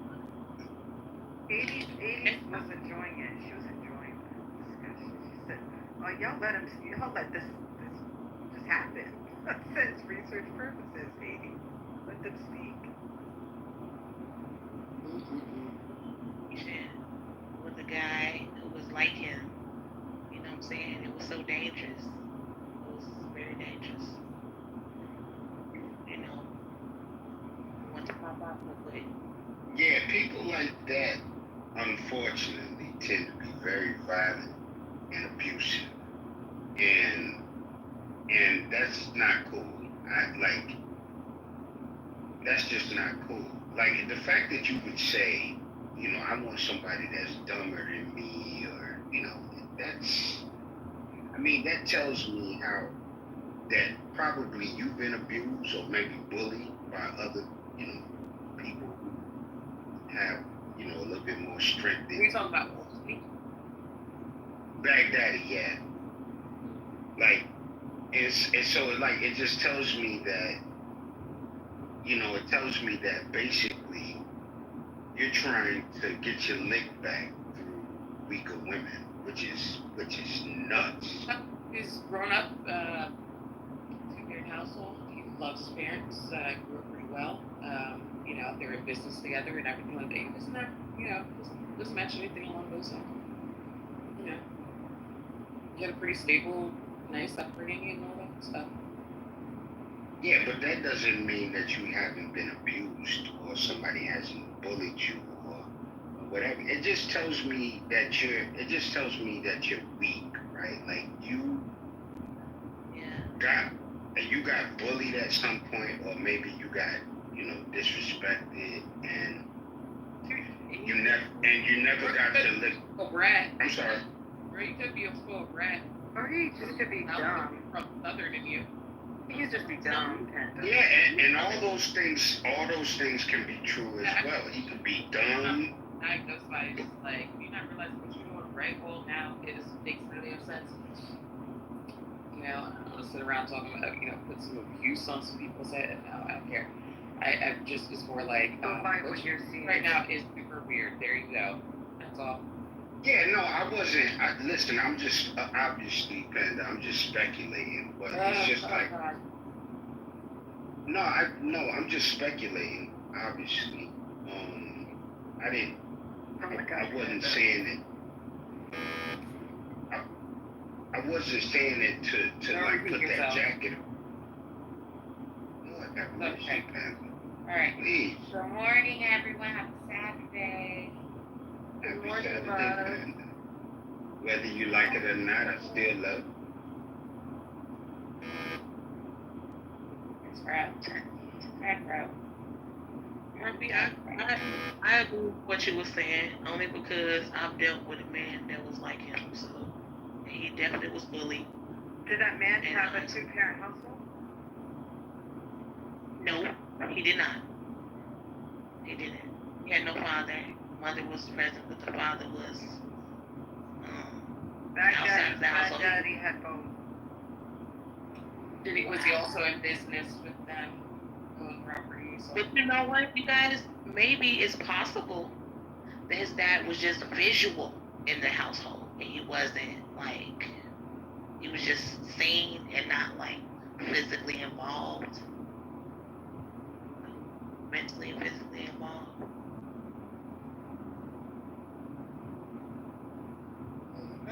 That is too, right? Yeah, that's the option. I don't know. That's I'm what not a I'm saying. therapist. I'm not a therapist. That when I see something right now, right here, and something's going on, and it's abnormal, then that's just abnormal, and that's it. And that's what we're talking about. I agree. I agree. You're right. You're right.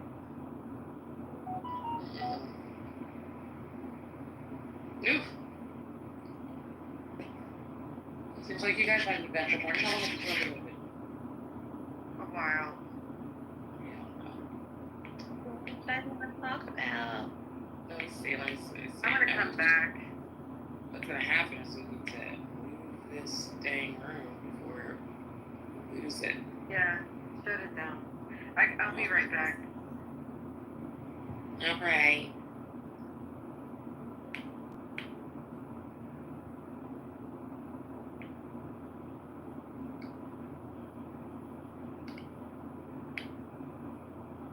It's been 8 hours. Not too bad. Let's see if we're trying to move it.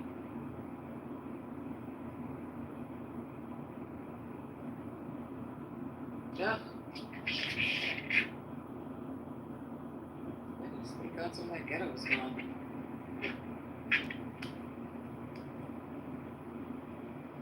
Yeah, Grumpy ain't here. Okay, we're good. We're back in business, people. Hi, aliens. Hey, man. Hi. Great morning. Good morning.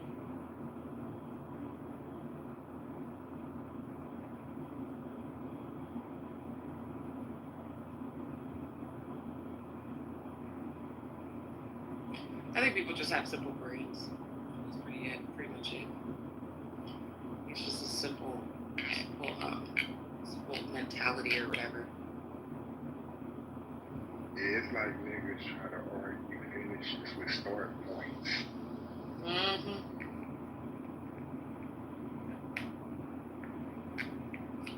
I think it's just some weird way of like, I think that like when you add a little bit of something that's like a dynamic in that relationship, right? Or you suggest something that just it may be extremely normal, but it doesn't make any sense. Like it's just it's like for a simple brain, it just doesn't make any sense.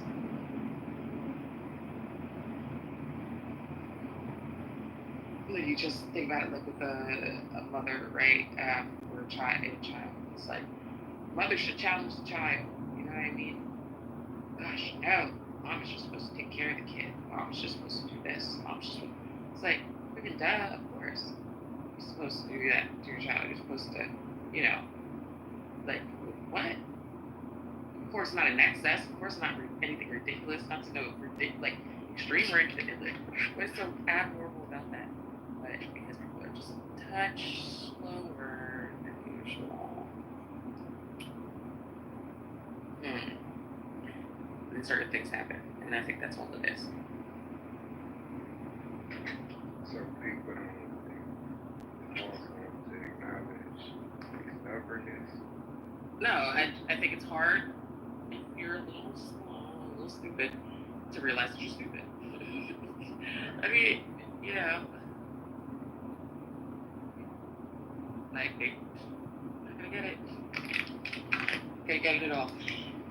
Yeah, I should have heard. Where's Bowl? Bowl? What's up? What's up, man? Hello. How are you? Never been better. You? Same. What are you doing? Reading Aristotle. Oh, cool. You're next.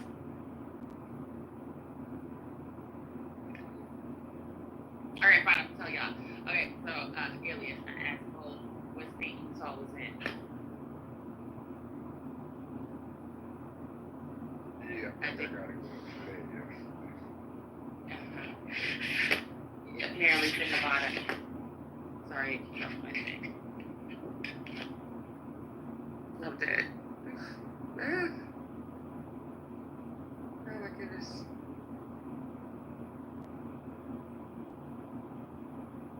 This lady balls, that's so funny. Alright, let me create another one.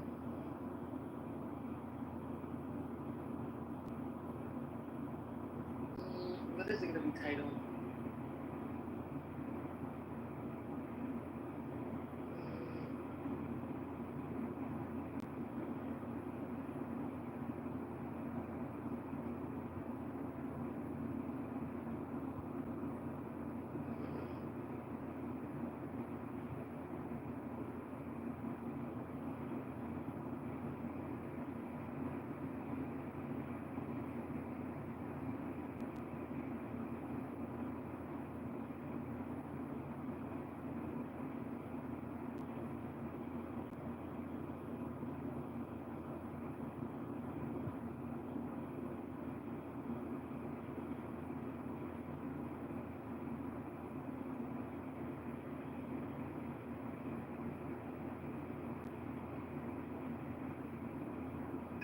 All right, I think I have a title.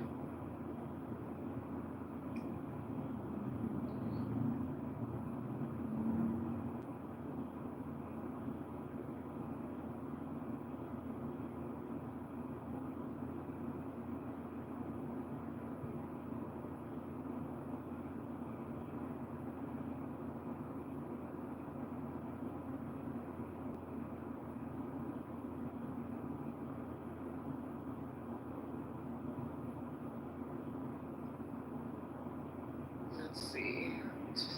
10. Wait.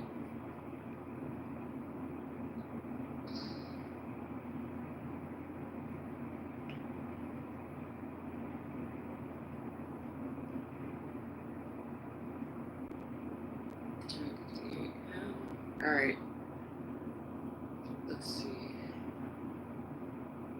Let's go right into this.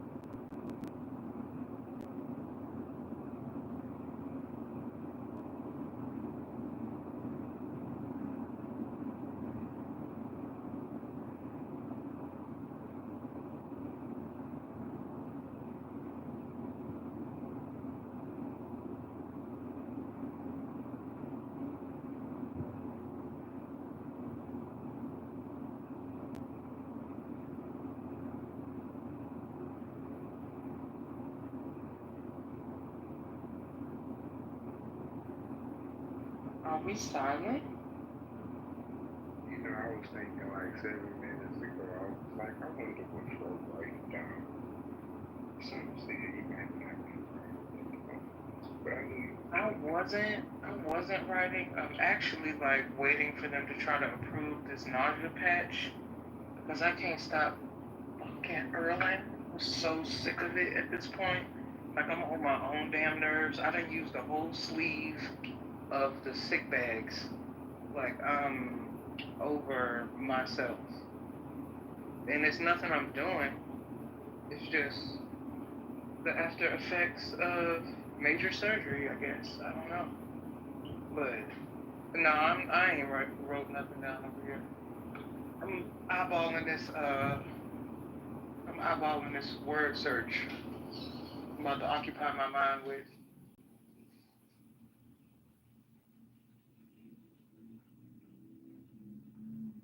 Word search.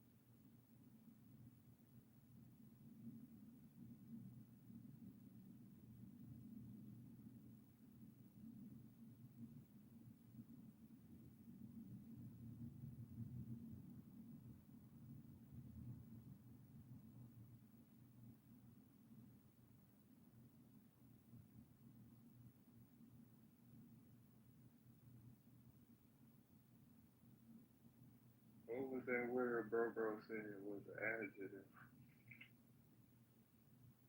That was the word. That shit was kind of fucking creepy. Yeah, that shit was pretty funny.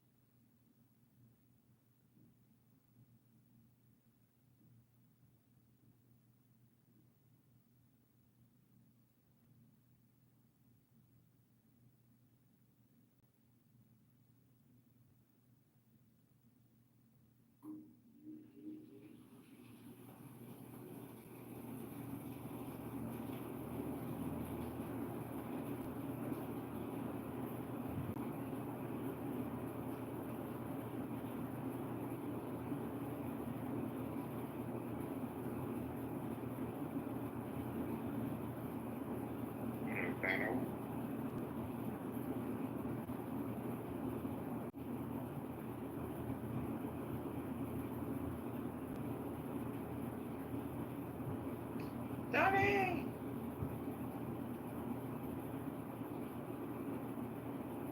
Y'all still quiet in here? Yeah, I think this is the quiet after the storm. It was just a bunch of ignorance going on.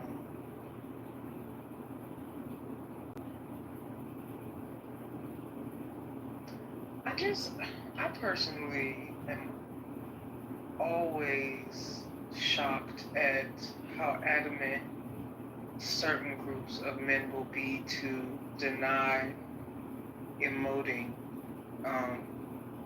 or how they will deny other people's experience of their emotions. Like, do those men realize that denying that you have existed or expressed emotion does not stop the people around you from experiencing you and your full emotion? Like, everybody else can see it. Everybody else experiences it. Everybody else is possibly affected by it. But because you would like to deny it, because it makes you feel better to deny it, it makes you feel better to deny feeling. It's just, I can't wrap my head around it. Like, do you not realize that you're attempting to access a feeling right now by denying that you're feeling so that you can access a better feeling through your ego? Are you not, is the calculator broken? Is it solar powered? Are you standing in the closet? What is happening? Oh my goodness. I understand.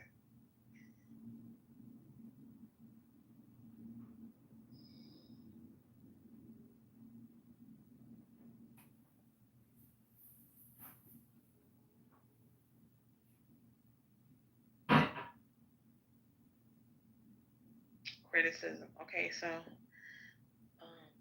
short story. I have like been getting criticism about, I guess, my living situation. So I moved here to Arkansas, and I'm not a good, I'm a good person as far as like personality wise, but I have flaws, and I get criticized all the time about my flaws, and I don't know. I can take the criticism, I guess, or whatever that people give me, but it's just how they deliver it. Like I was saying before, I can, tell behind the criticism what their intent is.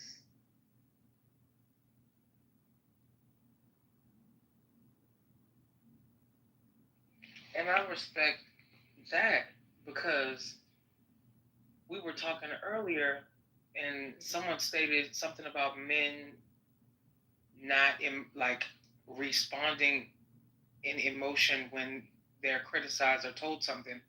And I'm trying to figure out, when does that happen? Like, tell a man he looked like he skipped leg day. Tell a man, you know what I'm saying? Tell a man he could hold a quarter under his titty. Tell a man he anything, like critique anything, and they will react emotionally.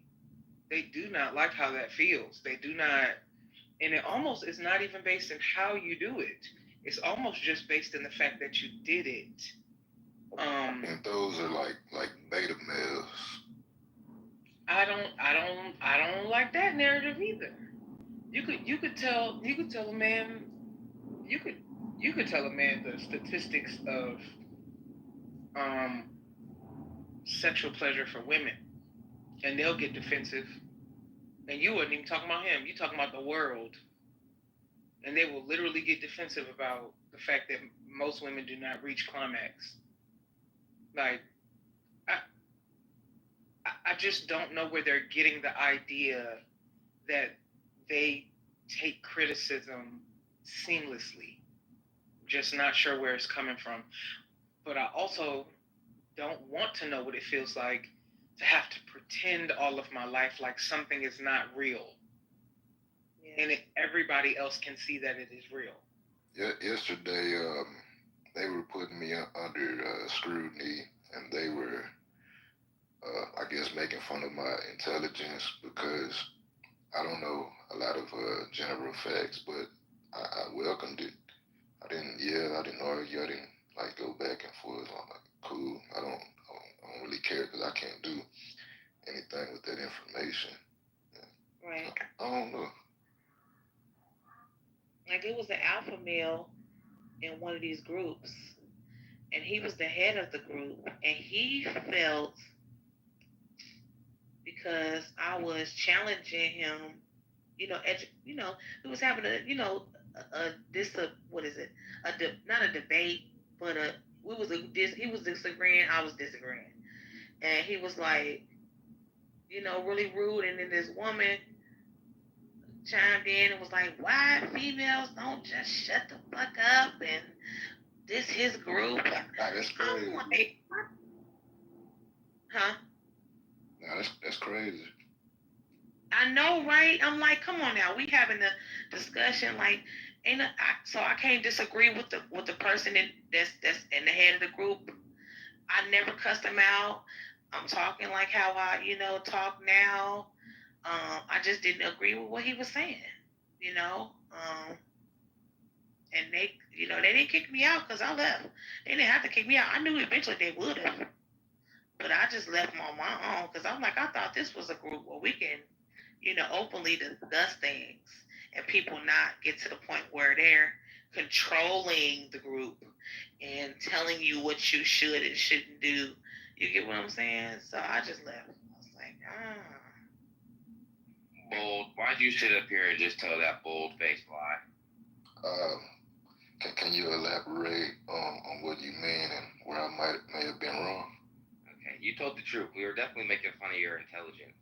And then you said that you can't use any of the questioning or the thing. We sat here and told you -1 plus -1 equals what? And then you said, okay, well, how do you use that? And then Panda described to you about your bank account and buying the apple. So don't sit here and tell that bold-faced lie like we were just giving you some fucking questions out the blue. We were giving you practical questions. Appreciate you. Yeah, I mean, like, questions like where is the equator and I just got back. What's going on? Utah. He lying, saying that we was asking him questions and he can't use the information. He lying, Panda. Okay, listen to me. Can I say something? I'm saying y'all were asking me questions that I should know, right? But at the same time, I mean, it was mainly Donnie. He was calling me a dumbass. And I was like, okay, cool. Like, I'll embrace it. So I'm just saying I didn't break under pressure, and I welcome the criticism. I mean, I'm just trying to stick to the topic of the room. I'm just saying it's cool. Like, it didn't bother me. It didn't make me emotional. Like, it was cool. Like, he wanted to call me a dumbass. If that's what makes him feel like a man, cool, Donnie. Now, what makes me feel like a man is understanding -1 plus -1. But I will say that in terms of the criticism, and I'm just busting your balls, no hard feelings. No, that's fine. That's cool. What I will say is you did respond well to all of the criticisms. You didn't change your voice tone or inflection, like they were even killed. So I will say that you specifically, I've seen that you can handle criticism, but as a whole, I think men and women, black, white, purple, or green, have an extremely hard time. But then I helped you get your hands onto some. Tell all of you people that you're not nice. You're like, fine, every day. See, but I helped you get your hands on some invaluable information as well, like that app created. Did you? Was that you? I picked old boy's brain and I got you the information. I picked up boy's brain and I got you the You was information. not the Was one that with the you? brain. I said, I asked him. I said, hey, bro, like, what is the big idea that you have that you would? You did ask that question. You started that off. I appreciate you. Yeah, Thank but if you. you know Friendly, he's gonna mention what he's working on. It doesn't matter if you're sitting around talking about ducks. He's gonna mention it. That literally happened last time. That's how I was able to get my panda. If you judge a fish by its ability to climb a tree, it will spend the rest of his life thinking it's done. What did you say? If you judge a fish by its ability to climb a tree, it'll spend the rest of its life thinking it's dumb or done. I didn't know. I think he said dumb. Makes the most sense. Dumb. He said dumb. Wait, I'm a Pisces. I'm taking offense. Hey, Pisces, February 21st. All right, I have a new room that's called "The World Needs Stupid People." But I have to Ooh, step away. that's a good one. I think so too. But I have to step away, so give me like 5 minutes. I'll be right back. I'm gonna open that room. Before you step away, Panda. Before you step away, did you see the girl who killed her mom and her dad? I think it was in Georgia. And she went on TikTok crying about it? And she fucking went to the funeral and gave a eulogy. Yes. I did hear about Did that. you see that shit? She got arrested like She got arrested after the funeral. I saw it briefly and oh my gosh, the freaking Idaho 4 freaking documentary came out. Crap. The MSNBC one? The one from excuse me, cat. Hold on, sorry, my cat is doing something. What are you doing? Sorry. It's like a bad child. No, the one on some crime. Okay, I might have to beat that tonight. Wait, is there another one? There's supposed to be, I thought there was supposed to be an MSNBC one. Yeah. Well, I'm watching all of them. I don't know, there's something weird. Weird. What documentary you talking I want to about? hear about all the details. I wanted the trial to happen. I want all the details. Hey, what documentary you talking about? The Idaho 4 one. Oh, yeah. That guy pled guilty out of nowhere. Dang it. I wanted to hear everything. The parents are pissed. I mean, I think I get it. Like, I get it. It's just like, gosh. Up until that day, they say he was claiming his innocence and everything. And then, They ran out of strategy. The defense doesn't have any, they tried to use the second person. The only thing they could have done that was left is try to plead insanity, and the judge wasn't going for that shit either. Nah, the Ann Taylor girl was prepping for the trial of her life. She was so ready to be one of the most famous trial attorney ever. She was so ready for that. That threw her all the way off. Well, she had a slam dunk. There, at least in my opinion, with the judge. Now that I'm really being, I'm gonna reserve this until I watch the documentary. Never mind. Yeah. I want to hear what she has to say. Ann Taylor has been. Can you stop? Stop it. No, keep doing it, Kat. Stop it. Keep doing it. Or I'll beat you. What? Keep doing it, Kat, so you can get beat She's like a doing my slave. plan. That's what she's been doing. Don't chew my plan. Don't chew it. Rip that plan up, Kat. No. No. Get away from that plan. Bad cat. Bad cat. It's crazy. All right, anyway, I'll be back. 5 minutes, and let's open up the room called The World Needs. I think this will work. Yeah.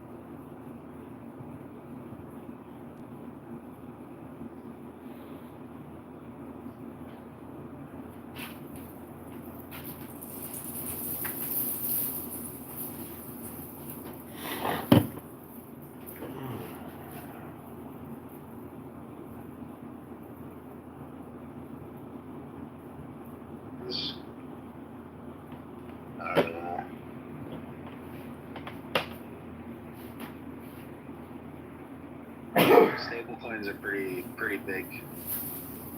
People seem to like them quite a lot. Yeah, I, like for one, circles. I don't really have a reason to hide my money from the banks. My dollars.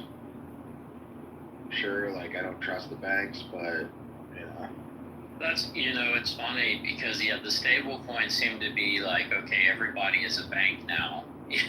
That's essentially what is happening. But also they have to get banking license, right? Like Circle applied, or they acquired something with a bank license. And so I don't know. Yeah, it just seems like it's very similar to your checking account right now. Well, the other thing too that I think is gonna end up happening is like some of these are gonna blow up. Like they will be taking dollars for fiat that they don't like. They'll be buying Bitcoin with their own fucking stable coin that they don't have the dollars to back behind it. Like when you can create a stable coin, and I already think that like Tether does this. Like they buy Bitcoin with USDT that they don't have dollars, or like it's not backed fully.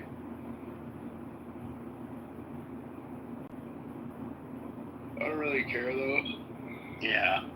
Well, you mean, so if Tether's say 140 billion, you think of that 140 I think they like might have reserves for like 100 billion, or like 120. But how many treasuries do you think they're holding of underlying that 140 billion? You think it's 1-to-1 on treasuries? No. Wow. Yeah, that's what I mean. I think that they're like, just like people say, like, with like gold-backed dollars, how like they eventually started like giving out dollars that weren't actually gold-backed. Like that's the idea here with stable coins, is like if you can print money and people will take it as dollars, as long as like you can manage the risk of like a very serious bank run on your stable coin, then like you won't be exposed. Right. Right. So it's kind of a whole money market thing and breaking the buck, stuff like that. You want to have, but that's where the auditing comes in. I think that's why the SEC wants them to be banks, so they have to be audited. Yeah. But USDT Tether is offshore. Yeah, it's offshore. Yeah, but Teddy, they're making like in interest, they're making what, $8 billion a year. Just on their treasury holdings. Yeah. I don't know if they need to cheat. I don't know. I think historically they may have cheated a little bit, but I think now they're probably. Bro, they still want to cheat. Here, look. This is how it works. Okay. Because I know the gambling business, the other side of it, not as the gambler, but as the house, right? So as the house makes money, they have like an expectation for a certain amount of money that they're going to be able to make, and then like they'll take your deposits and they'll spend your deposits before you even have lost the money, right? And then you're going to lose the money, but like you haven't lost it yet, kind of thing. And then like it's like kind of using like Peter to pay Paul. It like becomes a bit of a Ponzi in that way. Anyways, that's the same thing with Tether, is like they know that in the next 12 months ahead they're going to earn some percent on these corporate or these government treasuries, and they print excess. So like let's say they think they're going to make $8 billion over the next year. Well, why wait a year to get access to that $8 billion? You can just print $8 billion right now, buy $8 billion worth of Bitcoin, and then you're getting the upside exposure on the Bitcoin, and then as the money comes in on your holdings, you're paying down the fake money, right? So like you are buying more treasuries to support the 8 billion that you already took and spent. Because when you run a business like that, you understand that like the market is going up over the long term, right? So it's like they're taking leverage from within in order to get earlier exposure to the thing that they want to get exposure to. Does that make sense? Oh yeah. Yeah. Well, I think that's how all these things collapse. Yeah, it is. It's just like who's the best at managing the risk in an event where shit goes down? Like who's going to be able to be buttoned up the best to not go down, right? Right. And like the fucked up thing is too is like in an event like that, like where do people go to? Like they can't get their dollars. They can go to Bitcoin, but like people aren't gonna. So it's like Bitcoin might go up, like in an event like that, where like normally you'd think like Bitcoin would go down in an event like that. But like really, it's like the thing that Bitcoin is paired to is what's going down. It's like the collapse of the dollar, but it's not the dollar. It's like the dollar that people use to. And that's even what is happening right now, right? Like the US dollar is collapsing. We've seen the US dollar to Canadian pair. I don't know if you guys pay attention to Forex much, but it was at like $1.47 all-time high for one Canadian to one US. And right now it's like $1.34.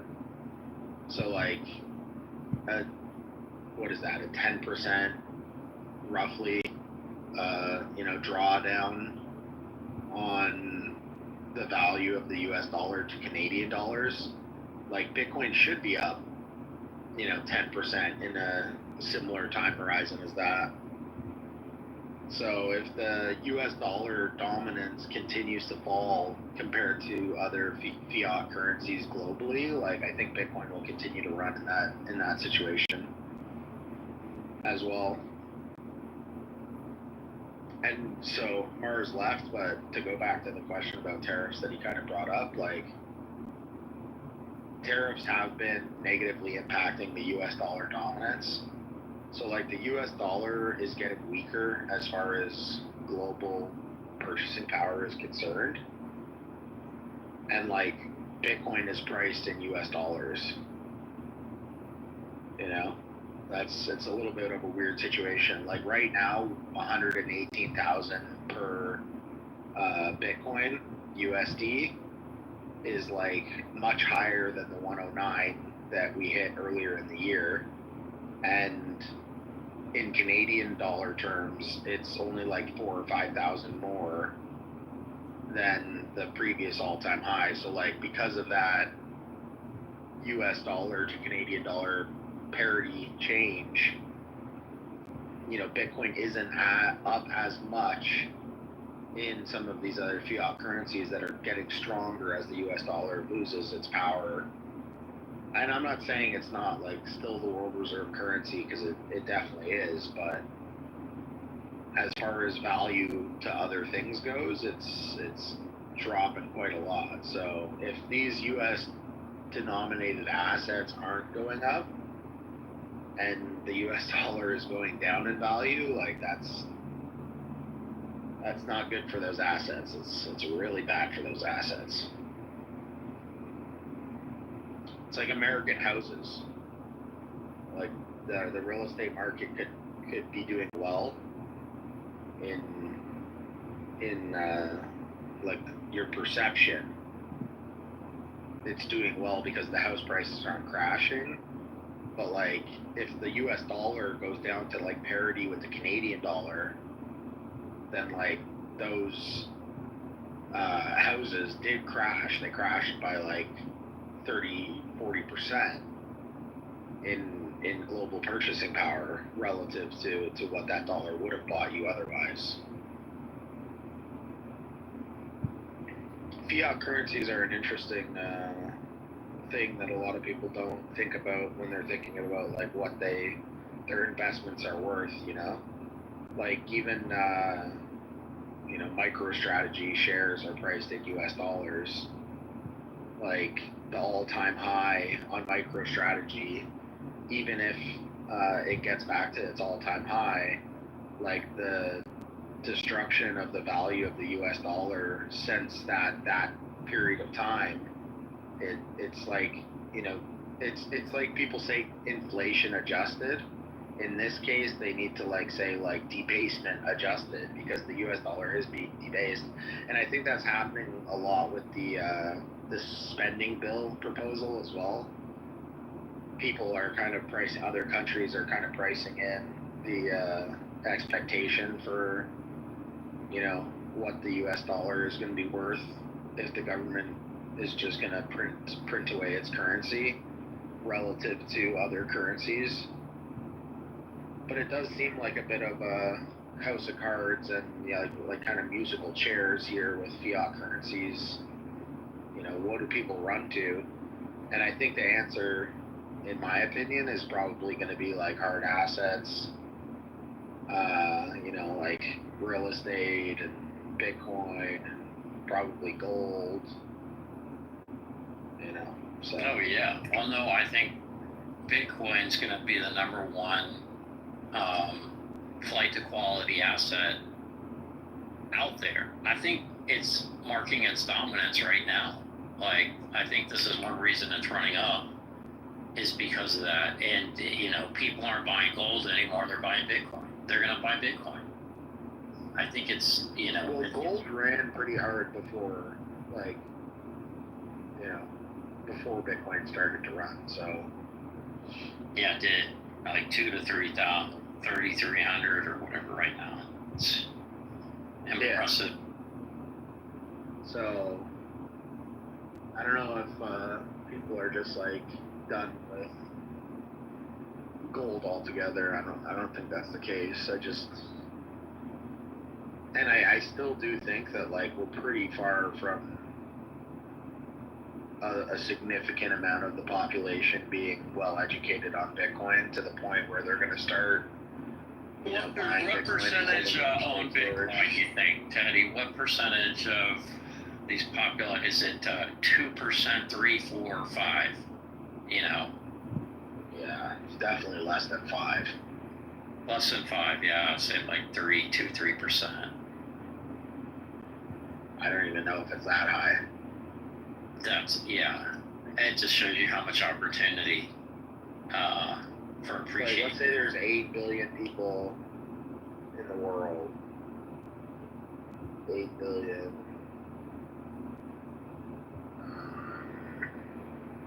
People. And 2% of that.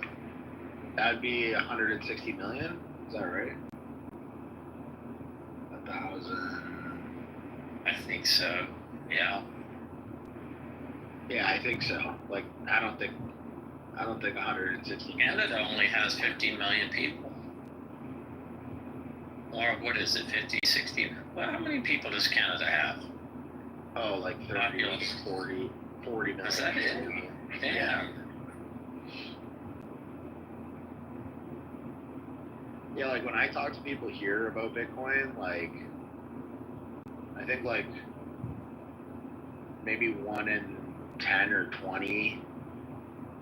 Yeah, 1 in 20 probably own Bitcoin in Canada. And even of that 1 in 20, so let's say 5% of Canadians own Bitcoin is my guess.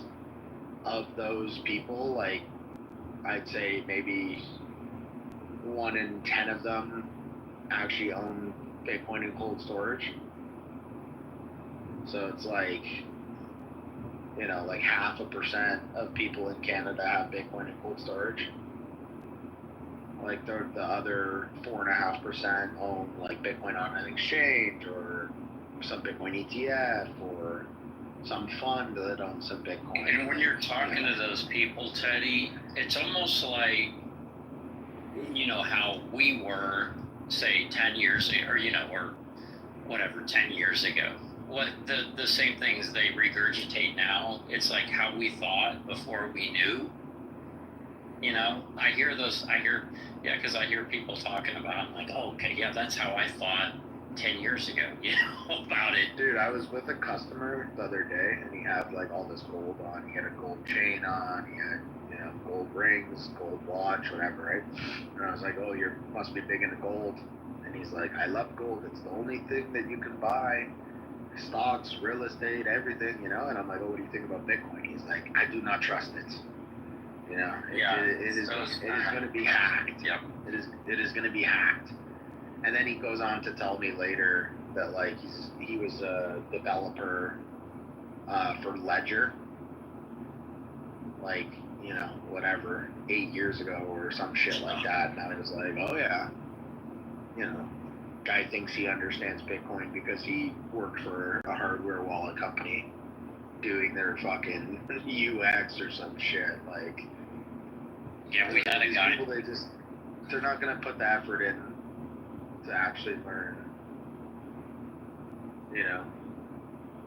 Yeah, no doubt. Yeah, that's what that's kind of what I hear also.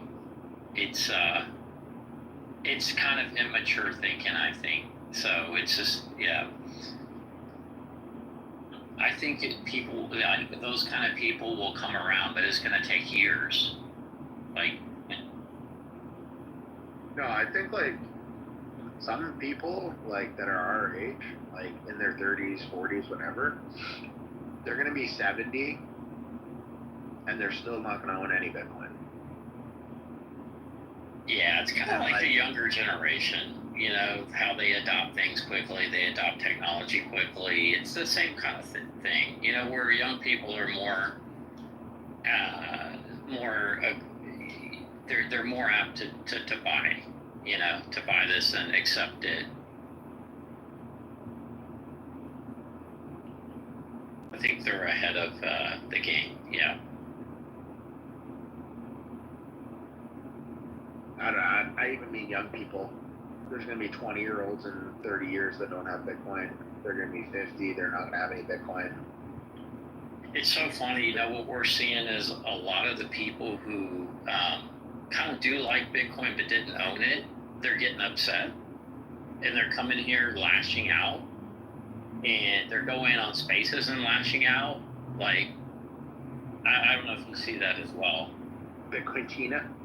Yeah, like Bitcoin Tina. And there was a Dan in here the other day, and he's like, they come in and they pretend to be like, you know, but you can tell deep seated they're really kind of mad at themselves, and they're not happy that they weren't in it, able to celebrate. Like, they're kind of frustrated, and then they lash out, like, verbally.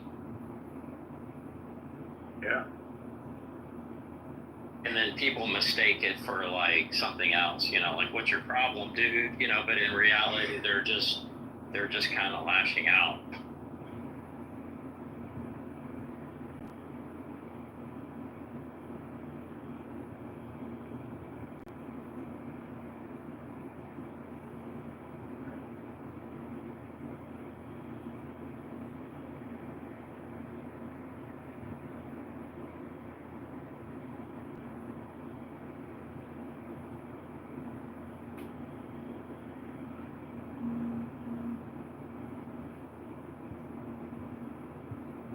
Can you hear my air conditioning blowing in the background? Yeah, what you got, man? Central Air, or is that a mini split? No, I'm in my car right now. My two oldest kids are in swimming lessons, and my youngest is sleeping in the car, so I stayed in the car while my wife took the older ones into swimming lessons. So cool. It's fucking hot here, though, right now, dude. Is this unusual for Canada? Because everyone's talking about hot. I wouldn't know, because it's just always hot where I live. In Texas. It's less hot in Texas than before. I don't know. That thing is moving up the North Pole. Yeah, it is. Moving the ice caps, killing everything and everyone. Oh wait, the ice caps are growing. Oh, never mind. Yeah, it's 30. 32 right now where I am, Celsius. But like the humidity here, it like feels hotter. And then also like the UV is like super high here. So like you really feel it on your fucking skin. It's not just like you feel warm, but like you feel like you're fucking burning. And like I'm fucking too white, I do burn. You got any fishing shirts? Put them on. 50 UPF protection. Gotta rub that coconut oil on you. Gotta put that coconut oil. Hey, Daddy. And Andrew as well. Yo. You guys taking a look at this UK deal, Tau Alpha? I have no idea. Have you seen it? I have not seen it. I don't know what it is, but tell me more. I don't know. Teddy, have you seen it yet? No. It's like a too good to be true, kind of feels like a scam deal.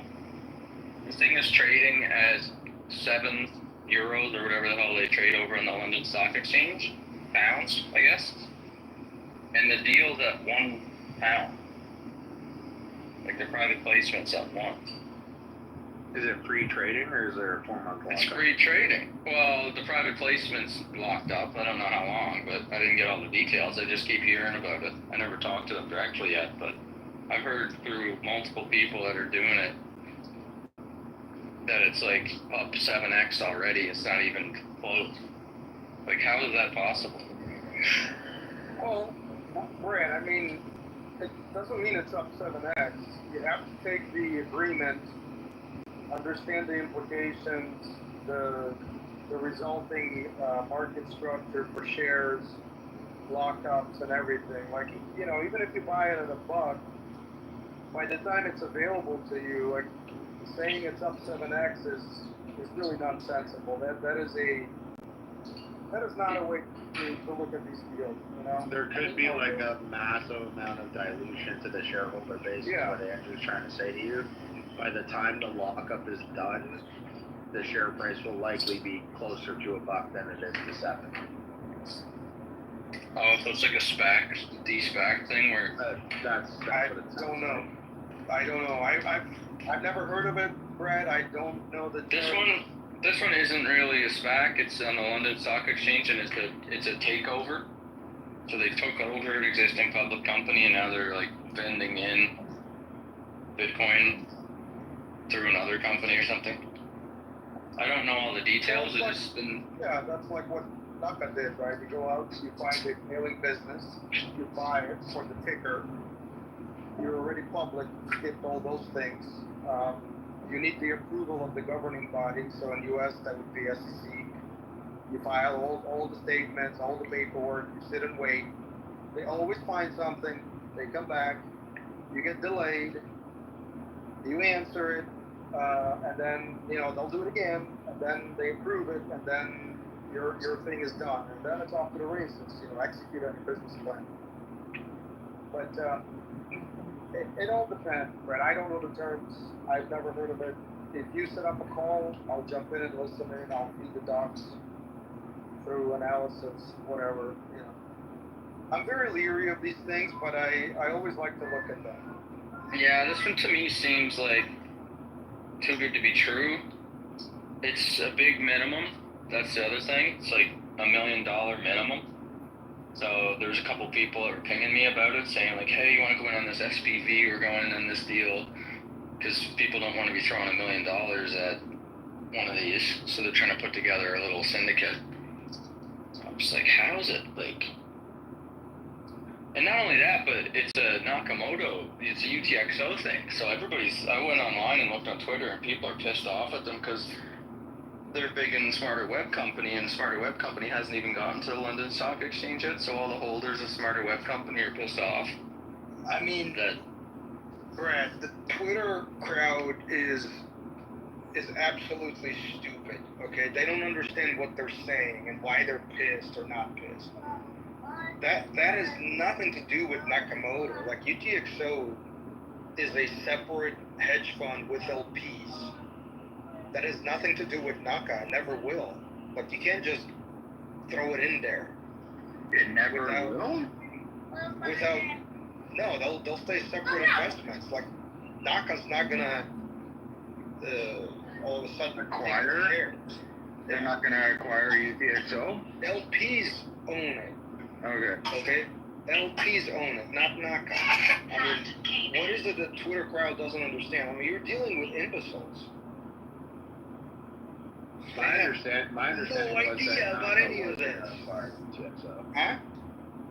My understanding was that NACA was gonna acquire UTXO. Well, there are mechanisms to try to do that. Have you seen any SEC filings to do that?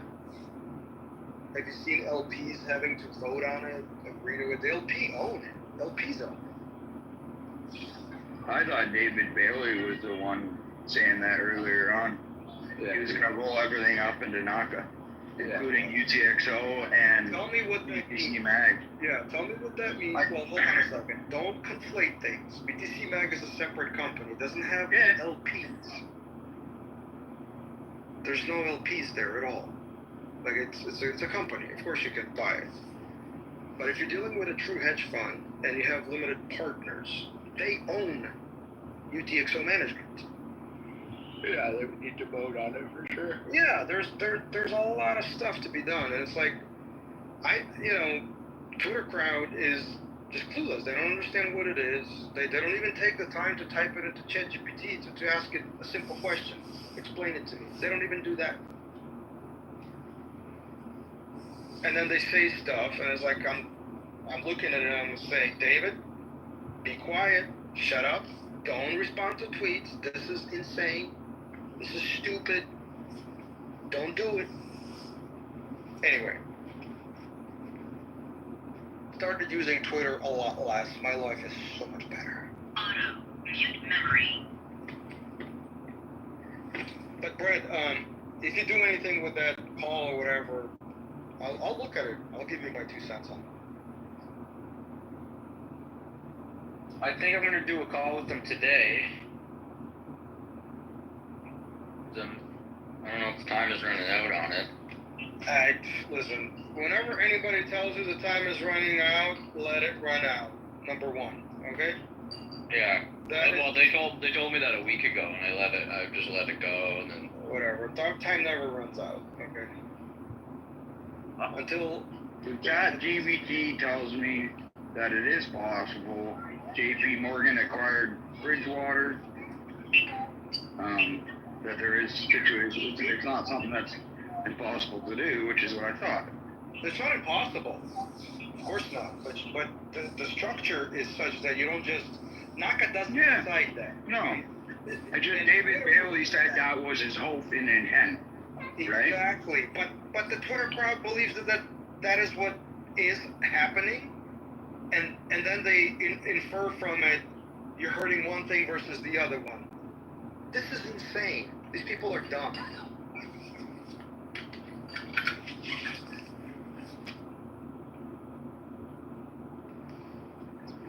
If there's a call, Brad, I can jump on it if you want. If you let me know. Yep. Satsuma, that's the new name. Yeah, you can tell them I'm your let's see, grandfather. No. Let's make the chief defensive officer, whose job is to say no. Chief vibes officer. Defense officer, yeah.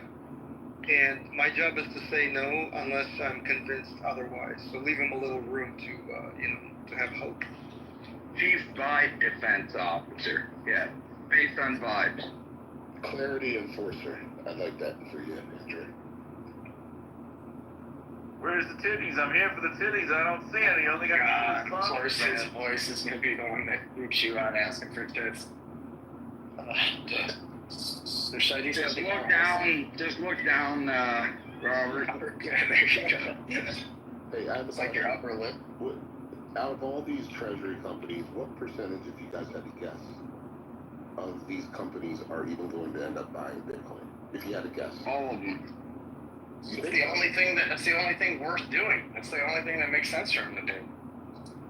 What's the wrong? Why would they want to hold dollars? Even if they were scamming, they should just hold coins. Yeah, I was thinking run up. Say they're gonna do it run up. I thought you were gonna say we're gonna exist in like 5 years, and I would say like 10% of them, and they'll get folded into other of them. Like some of them will blow up, and others will get bought. And it would be things like that. It would be a bunch of like M&A. Like there's not like 65 like beverage companies that dominate the public markets either. Now everybody will hold Bitcoin, right? But I think there's a distinction to be made between, Tesla or Mass Mutual that hold Bitcoin, or, Bitcoin leveraged entities that are changing every bit of their dollar energy planning. There's no R&D, budgets for your leveraged Bitcoin entities. They're just buying Bitcoin, right? And they're leveraging to buy Bitcoin. I think that's different. And of those, most of those won't exist now.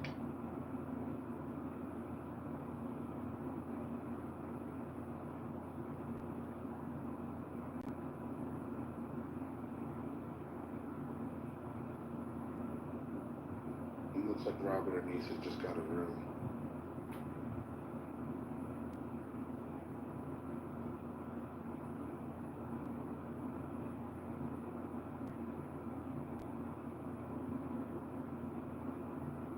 Even Alchemist has a room going today.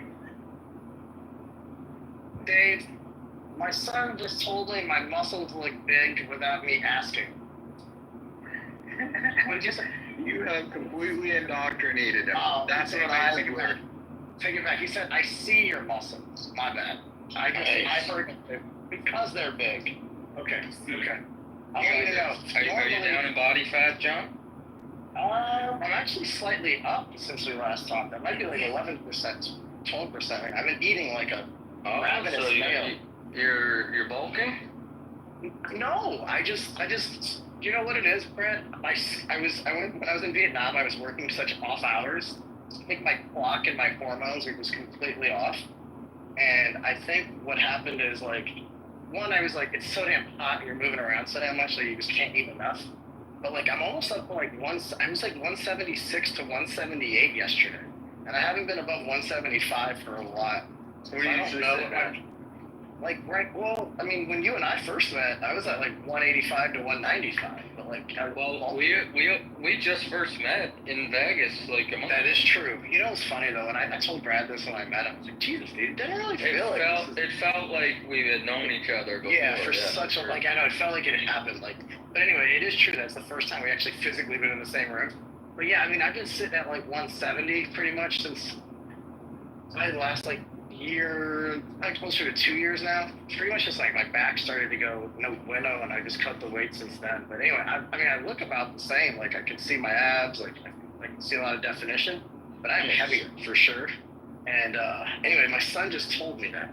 And I want you to know if the hottest chick on the planet were to come into the room and be like, man, you have lots of love, that would not, I tell you, the dopamine receptors would not have gone off as much as when my son said it. That was a very satisfying.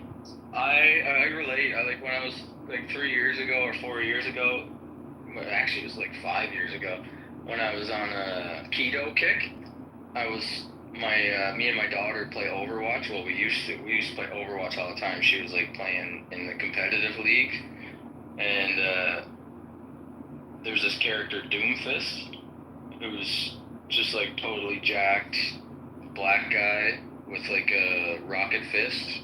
That's all his weapon is, just his fist.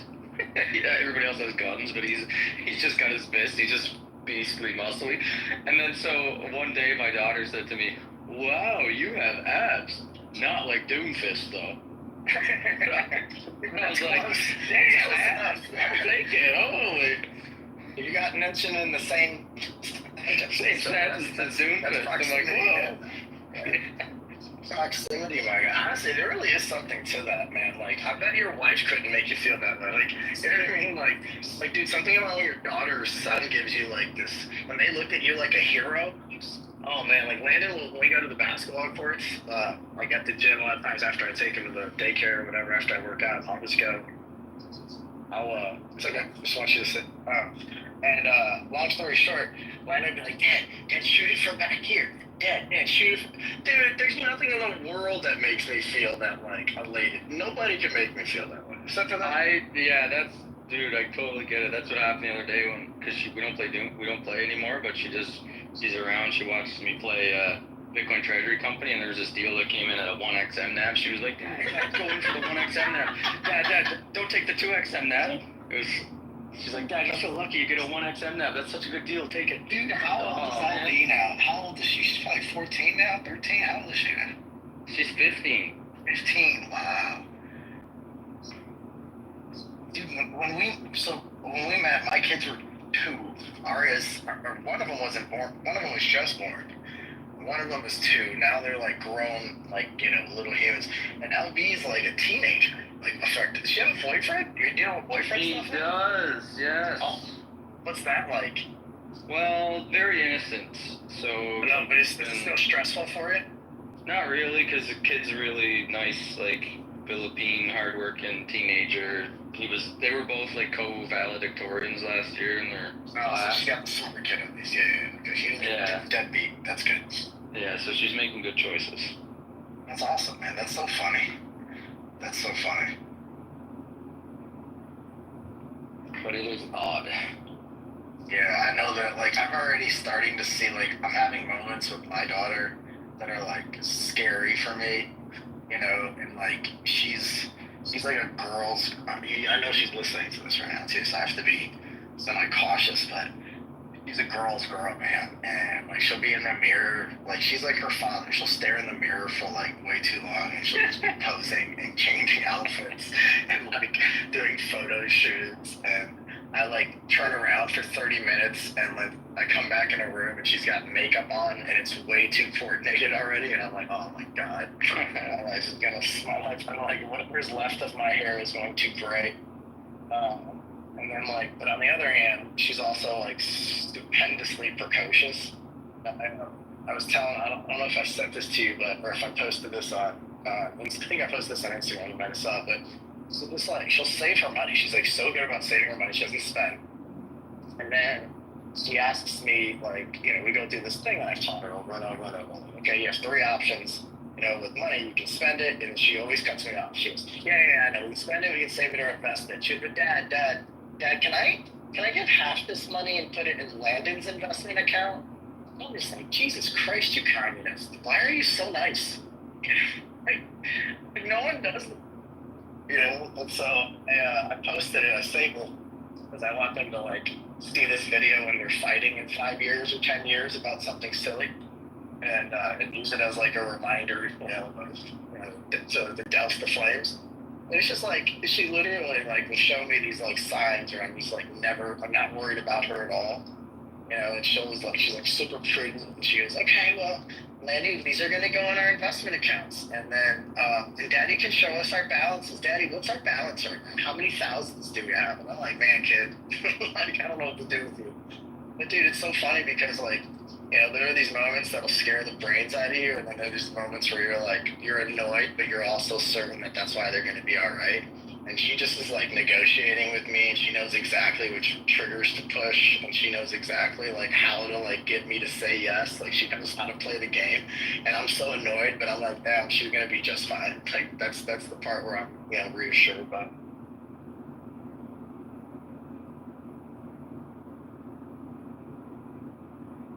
How are they doing with their investments? Do they look at them when they go down, or do they only like sort of? What's funny? She actually complains about back pain. Actually, when the price goes down, it's crazy, dude. And I was just like, dude, we gotta send her to. What's funny is, I don't know if they would know. You know what I mean? Like, you got the thing me is, there, man. I was like, for a split second, I was like, oh, that's so funny. And so do I. So I was talking to them. I mentioned this the other day, actually, because I was like, I knew the price was going to pop this week. I never made price predictions, Brian. Like, I never, oh my God, we're going to be 130,000, 100 fans, and they're multiple plus the RSTI, my favorite rapper. It's like, dude, I never like that. I swear to God, I never do those. But I can always feel when something's about to move. I don't make these bets. I never go and like lever up or anything like that. I've never made a move on it yet. But I knew I was like, guys, we're gonna be at like 115, 120 this week. It's just like, it's so in my bones. And pretty much it's probably like middle of the last, actually 2 bear markets ago, so like 2018 bear market, like I pretty much could always wake up and sort of know if we were up or down. I don't know how. My brain just knew it. My body just knew it. So I remember when you first kind of would tell me like, yeah, my back hurts. You know, like whenever I had back pains, I wasn't on Twitter. I didn't like participate in your guys' autistic debauchery back then. I mean, I would sort of use like the framework burner and like I would like check out Bitcoin stuff, but like I wasn't like immersed. But I remember like when I first heard about you talking about your back pain indicator, I was like, dude, me too. It's not back pain, but it's like this frizz in my body, and I just know. And it's still that way. Like, I remember feeling this way at 21. A bunch of people, you guys were all thinking we're going to 100K by winter. And I bet Joe and Hoddle and Shapiro with whatever he had back then. And a bunch of others, like, I was like, dude, man, this is the top. We're not going to 100K. It just feels like the top. And I never know how I know, but I do know. And like this also felt like it this week. It felt like it, you know, when we were at, you know, probably like pre-ETF levels. I just always can tell when we're about to shift. I'm just too much of a little fill in the blank to actually like go place a big levered bet on it. Well, that's what I'm doing with these treasury companies. Like I mean, I guess in that way I have to. I mean, I've put a lot of money in. I mean, I've made this sort of public, but I'm going to increase my position, and I've already have in MetaPlanet, and I'm going to take a substantial position, at least for my portfolio, in MetaPlanet. And I'm going to be doing that over the next 2 to 3 months. There are very few things that I hold, like, you know, 7-figure positions in, and MetaPlanet's going to be one of the things that I do.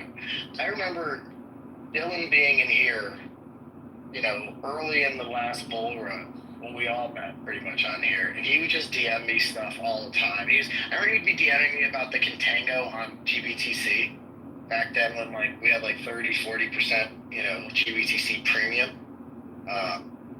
And like I'm just so bullish on that kid. I remember when I was on Ben's podcast, ATC Sessions podcast, and it was the Why Are We So, I don't know if he's still doing that one or if he's changed it, but the title used to be Why Are We So Bullish? Why Are We Bullish? Is it still the same title? And I remember talking, like, dude, honestly, I was so bullish because, like, dude, there's like a whole new gen of Bitcoiners that are literally gonna run the ecosystem in like 2, 3, 4 years. I'm like, and that back then, this is before Clemente was like Bitcoining, but I remember mentioning Clemente and Dylan in particular, and being like, yo, these guys are gonna absolutely crush. And dude, Dylan is an absolute savage, man. He's like a scary human, man. Like, he's ironically, his room was next to mine a couple years ago in Miami. And I don't know what hot chick he pulled that night, but I high-fived him on the hallway on the way home. Like, nice job, buddy. But dude, he's just, I mean, one, I do think they have a GBTC head start and basically moat and tax, arbitrage sort of GBTC advantage on what they're doing right now. But that won't last forever. There'll be other things that come online and there'll be other ways to do it. But I'm so confident in Dylan. I'm going to I'm going to take a large position relative to my portfolio for MetaPlanet. And there's very few things that I own like that. There's Bitcoin, there's MSTR, and there's now MetaPlanet. Everything else, I mean, I still own Amazon and Apple from like back in the day that I just held for years. But there's almost nothing that I want to hold individually. Otherwise, like, I just sold the index.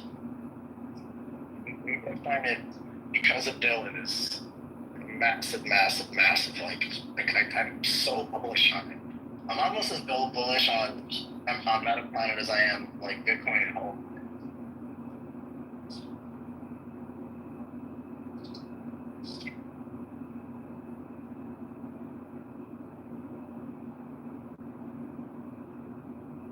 Let's get some alpha. Sounds like you got your leverage play on then. I mean, I own a lot of shit. Apparently, I'm a degen when it's Bitcoin. I love the degen on Bitcoin, apparently. And I didn't have to do these weird wallets with ordinals. And pretend that ordinal number 6,466,912 is going to be valuable, just like we thought. Listen, I do think, right? I do think these things have to become real companies, or they're not sustainable.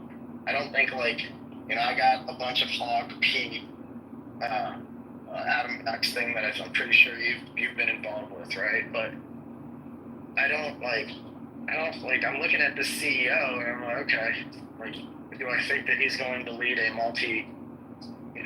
deca-billion-dollar market cap company? Probably not. But I also think that there's a gold rush, and he's probably going to do well, and it's probably going to pump as soon as the friction of having to buy this thing, over the phone is gone, right? But I think many of these things they're going to have to become real companies. They're going to have to be settler. They're going to have to be profitable. They're going to have to be substantiatable. I don't think you're just going to be able to exist as a levered Bitcoin entity without. Yeah, but how long though? It's not going to be. Yeah, I don't know. That question's uncertain to me. I also think that question could be nullified if, for instance, you're right. If, you're right about the Sailor cycle sort of thesis, and that we never sort of ever come down in any, material 20%. Because, you're probably seeing it already, man. Some of the terms I'm hearing on the convertible debt that's being issued is borderline suicide. And then, I was talking to the guys by the way, though, the Sailor cycle theory doesn't say that we're not going to come down 20%. It says that we're going to have bear markets. It's just going to be in line with the S&P and other big assets. Yeah. No, I hear you. We won't have the 80% pullback since. I think that's like 20% or something like that in the last big bear pullback. But Bitcoin could go 25% down and still be in the Sailor cycle. Yeah, I hear you, but even in that circumstance, if Sailor's right about there being 700 LBs by this time next March, April, whatever, then a 25% pullback will absolutely cripple the number. Well, I even ran the math on the Sailor cycle, and at 50% drawdown, we're still in the Sailor cycle. We could still be in the Sailor cycle at a 50% drawdown. Yeah, but I don't know that precludes people. That's independent of the type of structure, debt, and whatever entry points are for particular companies, right? If you enter, you get into some really onerous convertible debt agreement to raise money because you have to, because how else are you differentiated? And even David said this the other day on the space. So by the way, I don't think the space goes away. I'm just saying there's going to be significant winners and there's going to be significant losers, and I think everyone thinks that you could just spin this thing up, throw some money at a ticker, and it's 2016 or whatever, and every shitcoin's pumping 1,000% every month, right? That's not what's happening here.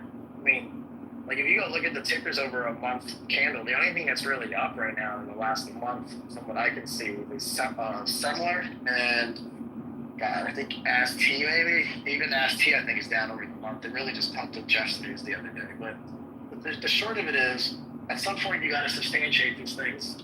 At some point you got to be able to untap real companies. And I think, what David was saying even the other day is, the fundraising is becoming more difficult unless you have a differentiatable narrative. You can't just go have a shell, say you're doing, a Bitcoin entity, and money pours in. There's plenty of options for that. There's plenty of competition for that capital. And so I think, there's 4 ways to kind of attack it, right? We talked about tax arbitrage, GBT arbitrage, real good, strong operating companies that are really levered long on Bitcoin, and/or you have a really, really strong management team that can just go out and raise a ton of money. And there's just not a lot of people that can do that. There's not 700 companies that can do that. So I do think that even if you're in that Sailor cycle, Brad, if you have 25% pullbacks and you can't go raise any more money, your stock's going to dump. And Michael Saylor and David, Bailey and Vivek and any of these strong fundraisers, probably Pop and Jason, perhaps even Semler, right? Some of these top giants that probably have $50, $100 million or $50 to $100 billion market cap collectively in the next year, 2 or 3. they go up and they swallow those companies, for dimes on the dollar, and they wind up increasing their Bitcoin stacks, or those other companies sell their Bitcoin stacks, liquidate, run for the exits.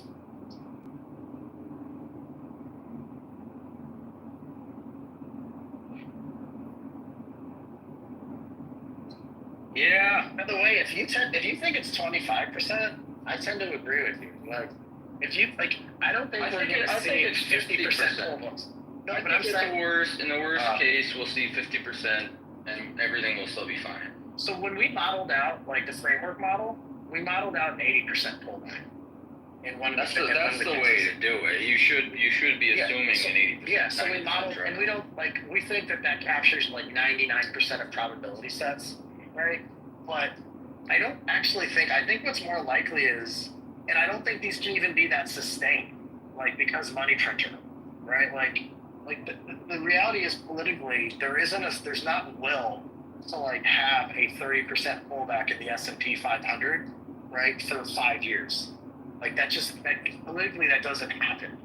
And so we are so addicted to money printer, right? This is party agnostic, by the way. I'm not even saying we, Republican or we Democrat. I'm just saying we as humans, we as America, we hit the money printer. And that basically Bitcoin gets to ride along that barnacle, or as a barnacle on that. So it's just to me, even if you get a 30% pullback, I don't think it's sustained for 5 years. It's at worst maybe you get a year before you hear money printer and stimulus and all the things that basically turn the markets.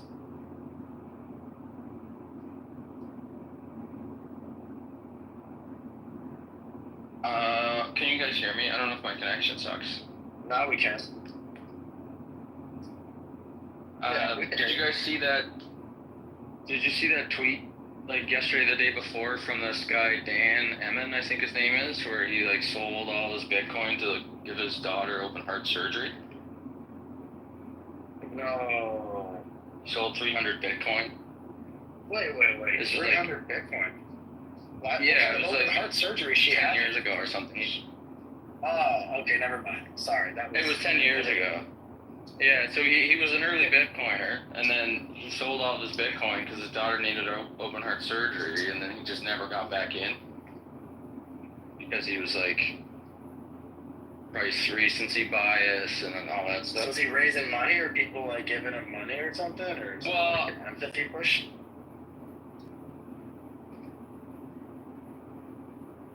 Brad, cutting out for you guys? Just to see if we can get him a little stack back, just so they can have some. Maybe it's me, I don't know. Can you guys hear Brad? No, he's cutting out a little bit. Yeah.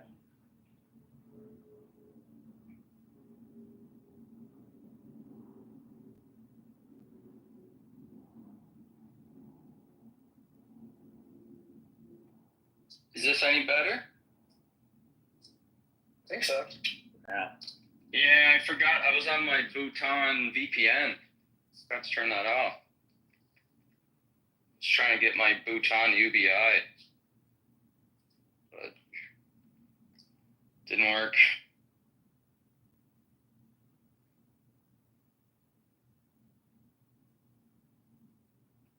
Brad saying is a fundraiser for this guy or what? Yeah, I think we're gonna start one. Will Pangman knows him because I wasn't sure if it was a legit story, but Will said it is. So I think we're gonna try to get a little fundraiser going for him. It was a touching story, and anybody with kids should appreciate the choice he made. You could start a fundraiser for me, my mom lost all her money taking care of my dad and getting him a heart transplant too, so. No way, British Hodl. I don't help British people. I'm not British. What are you talking about? Yeah, this is British Hodl doing a fake American accent. You can't fool me. Okay, Brad. Or should I say, Brad? You do sound like British Hodl. Does anyone else feel the same way, or is it just me?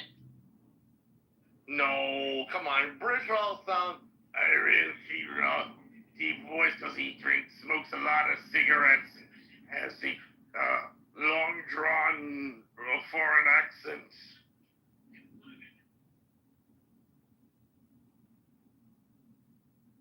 No, when you were forcing it, it didn't sound like him. But when you weren't, it'd be a dead ringer. I'm surprised no one else up here has anything to say. The whole fucking stage is asleep, apparently. Do a British accent. Do a British accent? I don't really have a British accent. Tell me how bullish on MicroStrategy you are. I'm so bullish on MicroStrategy, MSTY. Oh, it's perfect. How much yield can I get? Dude, you don't have the depth of his voice. Practice more. You need to smoke cigars. You have to smoke more cigars for that. Yeah. He's pretty close. I don't know. I'm not convinced. I'm not either. He just needs to get the accent down. No, I don't Dude, think it's so. there. It's like you're like 90% there. Is it because I'm laying down on a couch right now talking to you guys? Maybe your Adam's apple's compressed and you're getting the perfect tone. Yeah, maybe that's what it is then. I don't know. Wait, stand up and talk. Right, can you hear me now? It's that. It's the you don't sound like him anymore. You gotta go lay back down. All right, I'll lay back down. Yeah, that's what it is. When your Adam's apple's a little compressed, you've got the perfect British Huddle voice. Okay, Brett, I'll let you think that all you want then. All right, you gotta come back with like a good British accent though. Talk about watches. Things like that. Yeah, if you don't have a good watch, then you're fucking poor. Yo, did you guys see that tweet? It's like, who'd you want to sit next to on a plane? Yeah, from Finn. Was it? Oh man, of course. Dude, I saw that too. I think it started with someone else, and then Finn remade it and put Dennis Porter on there. Is that the one you're talking about? Yeah. I think 5 and 9. That is British Huddle and David Bailey. Yeah, I told Finn, he almost got it perfect. I would buy 2 seats. Yeah, people are answering 1, but what I answered was I would buy 2 seats, and then I would rearrange it and put David Bailey with British together, and let him get after the whole world. Figure it out. I gotta sit on the other side of Dave Rooster so I have fish in front of me so when he's falling asleep on the plane, I can whack him so he doesn't go into the diabetes coma. You guys are wrong. I'm sitting beside John just to make sure he's not wearing a vest or something. We can put John in the same row with us, Dave. Then we can do a good time. I am also not sitting beside you, Robert. Oh, come on. It'll be fine, Gabe. We play some cards or something back there. Oh my God. This was so good until that. Hey, British. He's not even here. I told you. Even John thought I was British. I swear to God. I see. I'm a talent scout. Oh my God, Brad, I got picked up by a stewardess the other day on my flight back. I thought you said you were 175 pounds. How was she? She was Japanese. She must have weighed 105 or something. She was a sumo wrestler. Yeah, she's from Mississauga. She's Canadian from Mississauga. Okay, and she wrote me a note, Brad. She wrote me a handwritten note and then gave me her WhatsApp number. I was like, "You're from Mississauga?" I was like, "Do you know my friends?" No, I didn't say that, but in the back of my head, I was like, "I'm gonna be there next week, hanging out with my buddies, Dave and Christian, and Dan." Which, by the way, I feel like we should invite Brad. Dave, why didn't we invite Brad? Yeah, because he's too rich for us. No, Mississauga. Oh man, that's too much of a drive. No, I'm not going to Mississauga. I'm going to be in Toronto. Hey, how long is the flight between Montreal and Toronto, and how often? Is it 2 hours? Quite often. It's like an hour, and it's quite often. Is it really just an hour? Yeah, I think Porter will do that, Andrew. A what? Porter Airlines. I think they have quite a few. back and Porter's forth. like the Southwest Airlines. Is it like a normal airplane or is it like a? No, it's a prop. It's a two prop. No, they're the Porter. The ones that go between Canada with Porter. Are they full size 747 or 737? No, they're just like they're not propeller planes. They used to be. Well, the one I take from Chicago to Toronto, the one I'll be taking Tuesday, the ones that land in Billy Bishop have to be. Yeah, these ones don't. The ones that go between Canadian cities. Also, they go to the Pearson Airport then, probably the airports. Okay. At least you should check because maybe. Well, I like flying into Billy Bishop. It's so convenient going right into downtown, and I just stay downtown. I've never done it before. Do you have to take like a boat or something? No, this is why I don't know. There is a ferry, and I don't know if this tunnel is newer or like within the last decade. But you just walk through. You just walk underneath. Like they have an underground tunnel. You go down. This really? Deep elevator. Yeah, you walk out. It's like, dude, it's like the most convenient airport that I've ever been in because it's that's crazy. I didn't know that. I thought you had to take a boat to get to the. Well, Christian was telling me this thing. He sent me the ferry schedule. I was like, dude, I don't want a schedule. I just want to walk down the elevator, walk 5 minutes across the tunnel, and then I'm done. And then you walk up there, and the Ubers are waiting for you. It's perfect. Yeah, it's great. And you come out and you're downtown already. Like, you don't have to take the 30 minutes in the traffic back and forth to Pearson.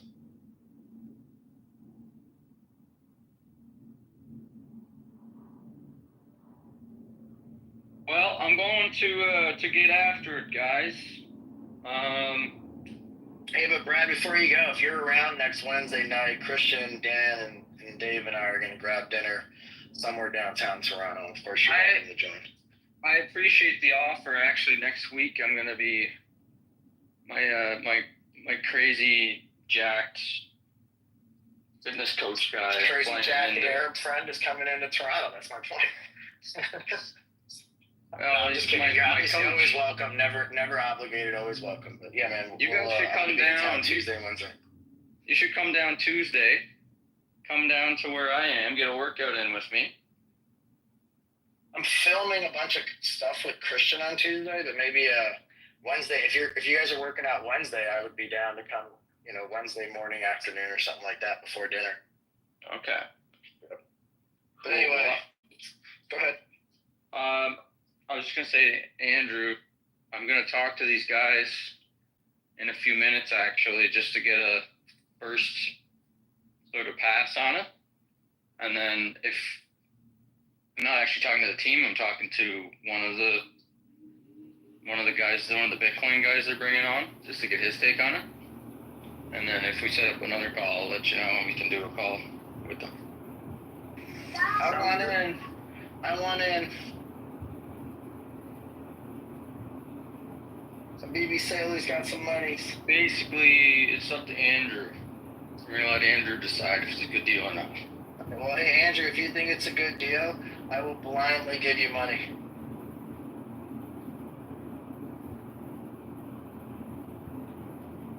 Bringing it in cash to the boat next week. Hey, John, my girlfriend wants some money too. You can give her some money. She cannot go on the boat with us. We want the boat to stay afloat. You're trying to say she's fat now? Oh, Robert, you told me yesterday when I asked you if she was fat, you said she's under 200 pounds. Yeah, that's what you replaced. 200. That was her. John Hey, Patrick. Because you woke up to 200. She weighs 30 more pounds than me. Are you kidding? You're right here. Talk to him. No. I'm out. He can hear you right now. I'm out. He can hear you. I was talking about his ex-girlfriend, not you. The last one. He's upgraded. Oh, shit. Thank God Zach is here. Don't worry, I'm still Just alive. talk to my attorney. Leave me up. Talk to my attorney. Let's go. Say hi to him. No. I'm scared now. Robert, that's so rude, man. Don't be having people in the background listen to our private conversations here. It's private. Hey, man, I'm just glad Robert's got a girlfriend, man. Forget all this. Good for him. You were going to tell me if Robert actually had a girlfriend or not, I'd be like, probably not. I mean, it just shows everybody can find love, man. Honestly, I'm not gonna lie. I hope they're not listening. But when the bigger people find each other and they're happy, I get a big smile on my face. Oh, I get come so on, happy. John. She's not big and I'm not big either. You guys, I don't know. All right, let's be honest. All right, since we're here, we're having the conversation. Let's hear how tall she is and how much she weighs. How tall are you? She's like, I'm like 6 feet, so she's like maybe like 5'9", 5'10". Oh, she's tall. Yo, yeah. She's taller than him. I'm 6 feet, and she like comes up to my eyes, my eyes go. All right, and as a 5'9", 5'10" woman, who I'm sure is voluptuous and beautiful, how much does she weigh? I told you yesterday. It's fine. You said below 200, but that's not. 175. Okay, how's that? Oh, that's okay. That's acceptable at 5'10", I think. I was gonna say I think 170. Honestly, hey, I stand corrected. She's taller than me and weighs as much as me. I'm good with that. She's shaking her head at me like, why are you dragging me into this? We'll see. Can we end this whole experiment on Clubhouse, as a matter of fact? I think this is probably a sign. The whole thing, it should just end. What should end?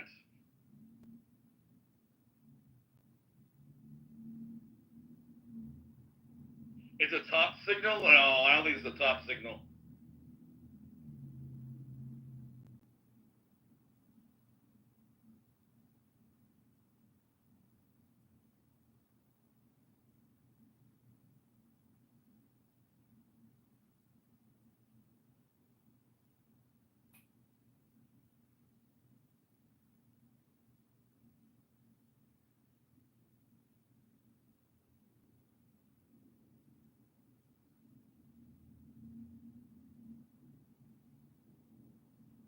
Robert, I don't really know about top signals. I'm only really a bottom signal kind of a guy.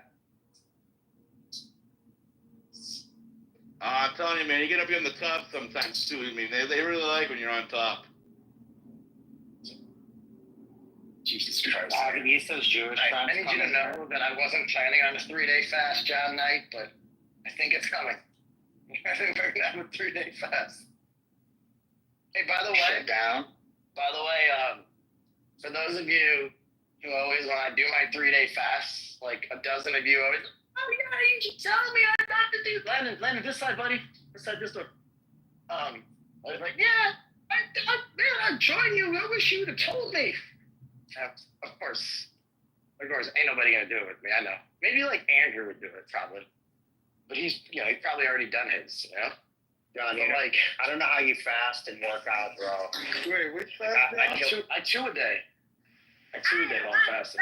I fast until like 2 o'clock, and then I have to eat or I'm gonna stab someone. So, John, which fast are you talking about?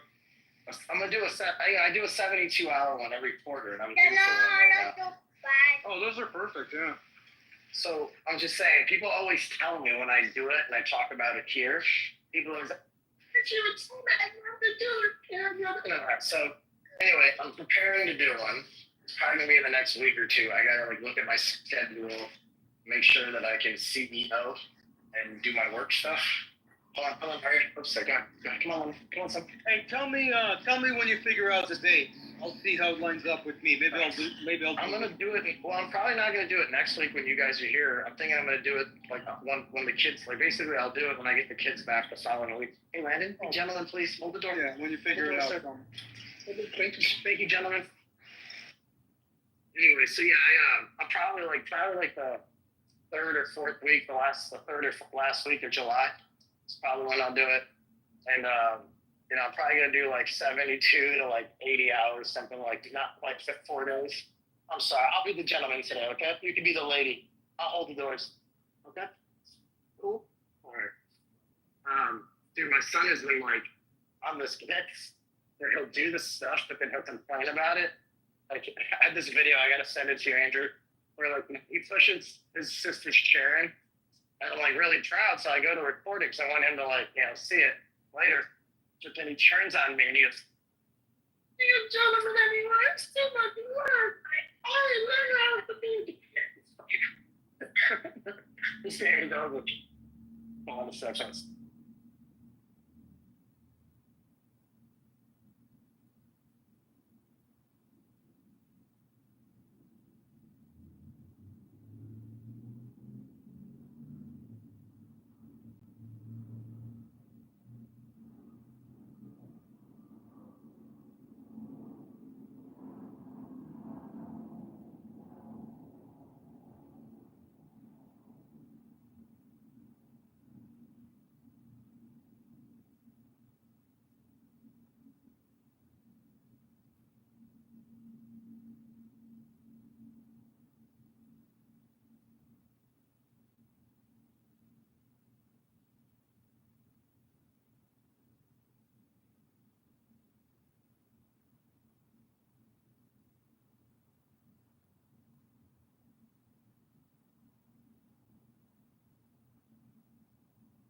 All right, I just gotta get this off my chest.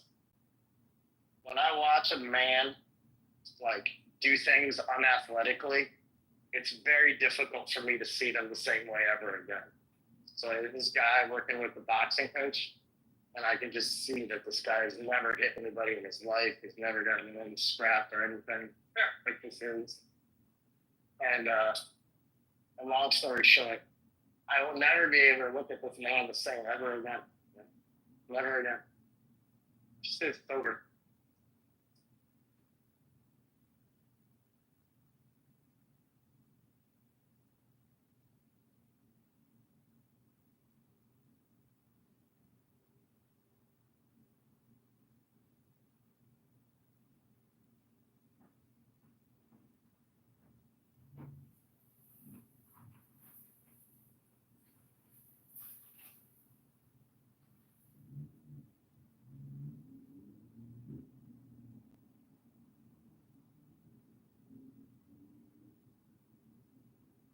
Yeah, I've seen that before.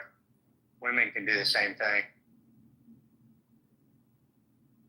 Well, for me, it's when I see a woman who can't dance. And that might be why I don't date white chicks. Like, if I find that you can't dance, it just kind of ruins it. You know what they say about girls that can't dance, right, John? Yeah, they suck great. They can't fuck. They can't fuck. Well, I know, but the thing is, I'm really good with my hips, so I got it under control. And I can carry the weight. The issue is, the real issue is, when they can't dance, it's just like, man, dude, I don't know what it is. That's why I think that might be why I prefer Latin women the most. It's not the attitude, you know? It's like they can speak to you differently. All right, now I'm going to be trained to on me at the gym, so I have to shut the fuck up.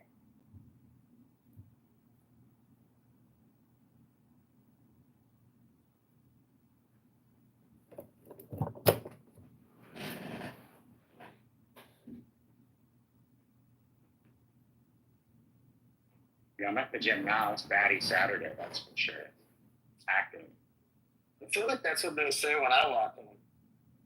Hey, now.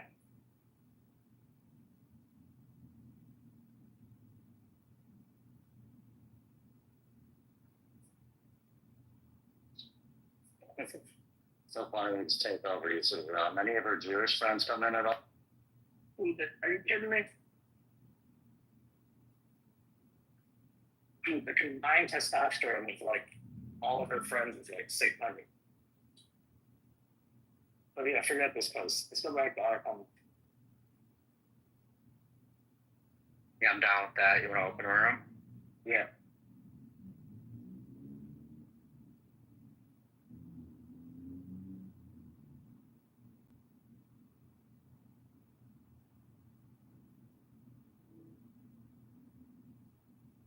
All right, Bitcoiners, get ready to move.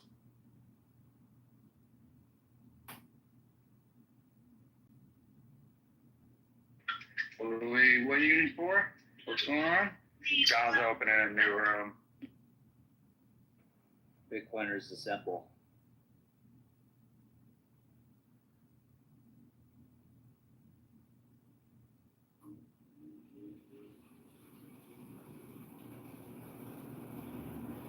Okay, let's do it right now.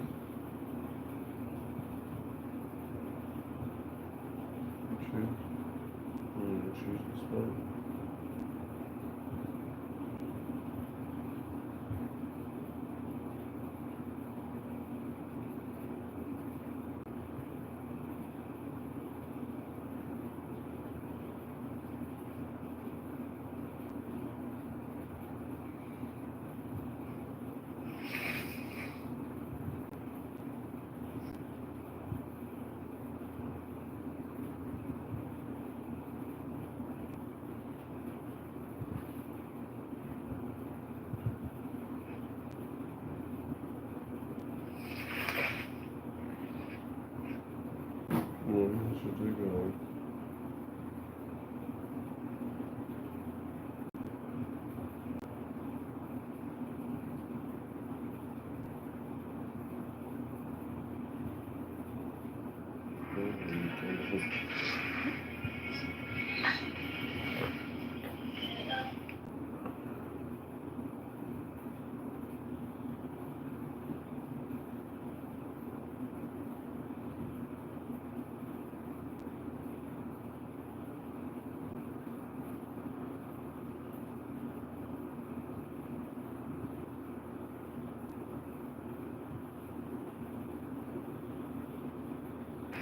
Yay.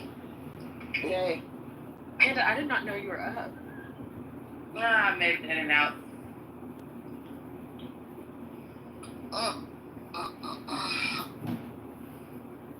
Jerry got lost. Did you shut down that other room? I'm sure I did. Yeah, I did. Okay.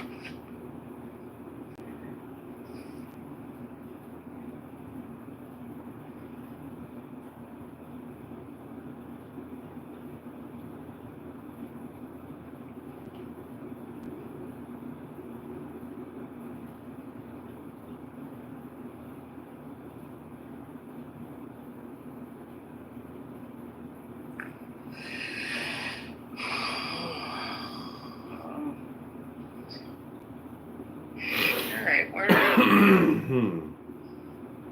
where's the title? That's what I was gonna say. Black men can't take criticism. Sheesh. Sure can't.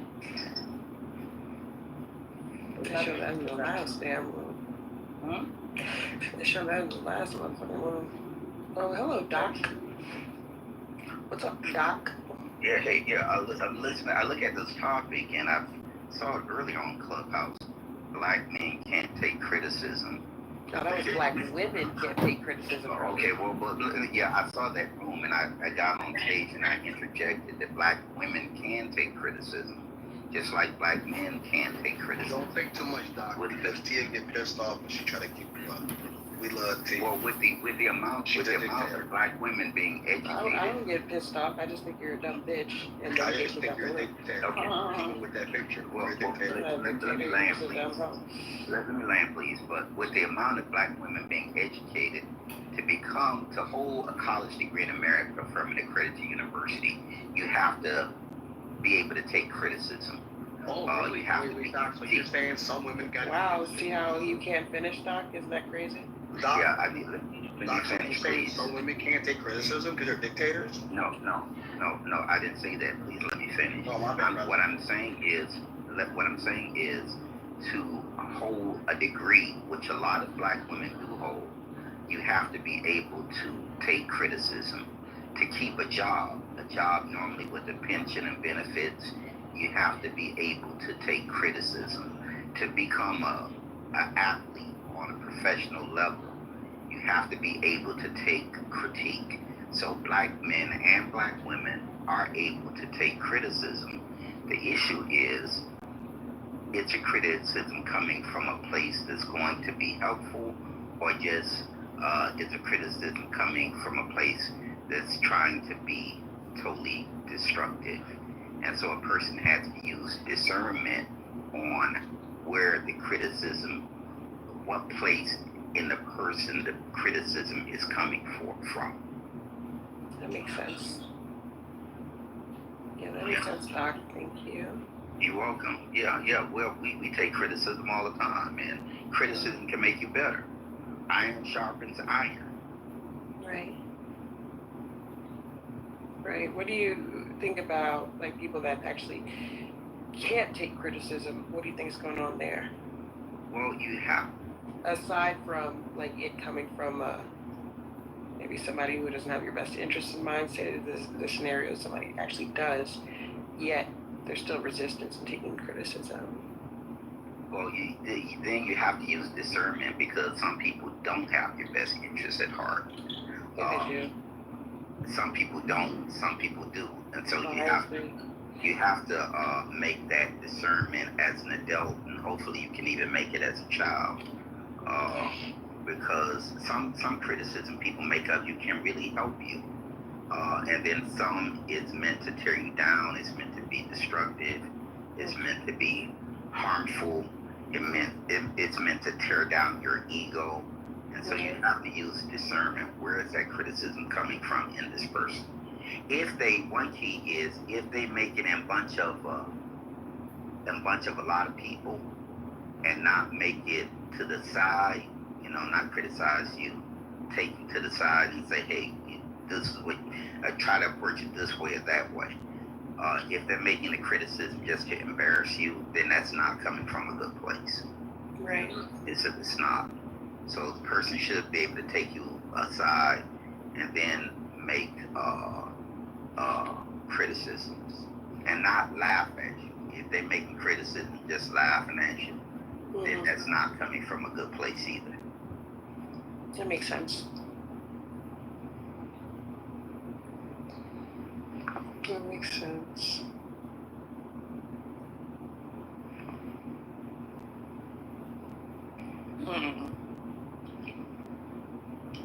You ever taken, like, say, a woman to the side and offered her some critiques, and if she was resistant? The scripture, that's what Jesus said you're supposed to do. You're supposed to take a person. Jesus said this in the book of Matthew, I think it is Matthew chapter 18, about verse number 16. I've studied this stuff. I'm a New Testament person. I can't help it. I'm closing out a PhD in New Testament. I can't help it. But, there Jesus was saying, if you have an ought against a person, you take them to the side, you go to them one-on-one, and then you try to resolve it that way. If you can't resolve it that way, you take another person with you. And if you can't resolve it, after you take one more person with you, then you treat them as an outcast. Okay? And so there's a way to resolve conflict. And so, they say all types of stuff on this app. Unfortunately, a lot of it's just stupid. And we can't afford to, our people right now, we need good advice. We need to be saying things that are correct on this app and things that have worked in real life. Right. I have a quick opinion. Hi guys, my name's Sure. Hello. I know it's awkward me taking a stance on this because, I'm white. But from what I've been attention to, black men have to take criticism. Like, it's always got to be a roasting sesh. Like, who can outdo the other one and everything, and then you're best friends by the end of it. Like, I appreciate the hell out of that. But yeah, absolutely have to take criticism. Everyone has to take criticism. But I think especially with the black community, from what I paid attention to, I think it's a foundational element in the culture. Like, we're new, I mean, shit, I'm gonna roast your ass. And see what you got to come back with. And I love that. Because white people, we don't do that. So would you consider that like taking criticism, or just like joking, or both? Or? Well, I mean, yeah, joking, but there is some truth behind some joking. You know what I mean? Like, you kind of have to do that. I do that with all my friends. I feel like I can do that more freely around my black friends, I'll make jokes and, have some trigger kind of references and everything. It's like that, like, oh, that's why you sound like when your dad left, or some stupid shit like that. They get hyped up, but then they do, if we're friends, they do, like, a little self-reflective thing. We're like, oh, shit, that's criticism. Like, I am still fucking up. I'm still on some hood rat shit. I gotta get my shit together. So, you have to implement criticism within the jokes. So, black men, I feel like they can take criticism. I feel like they could do a lot better in applying the criticism that they're giving. Okay. Or that they're given. Doc, what do you think about that? Black men have had to take criticism in order to survive in the United States of America. We would not be here if we could not take criticism. Our kids were harsh, slavery, chattel slavery, Jim Crow. And so we've had to take criticism. Black men, not only black men, black women also. And that criticism that make us better, even from a destructive point of view, when it was not coming from a good place. We took it and we made ourselves better. We have just thought outside the box. America would not be the United States of America, a global power with this dominance if it were not for the Black America. Absolutely. But then I'd have to ask too, are we talking about, you say criticism, is it constructive criticism or is it just, I don't think a black man can or should take, derogatory criticism. I feel like it's definitely necessary to a degree, because it might light that fire under their ass that has never been lit before. But I don't believe in like verbal abuse like that, but constructive criticism, absolutely.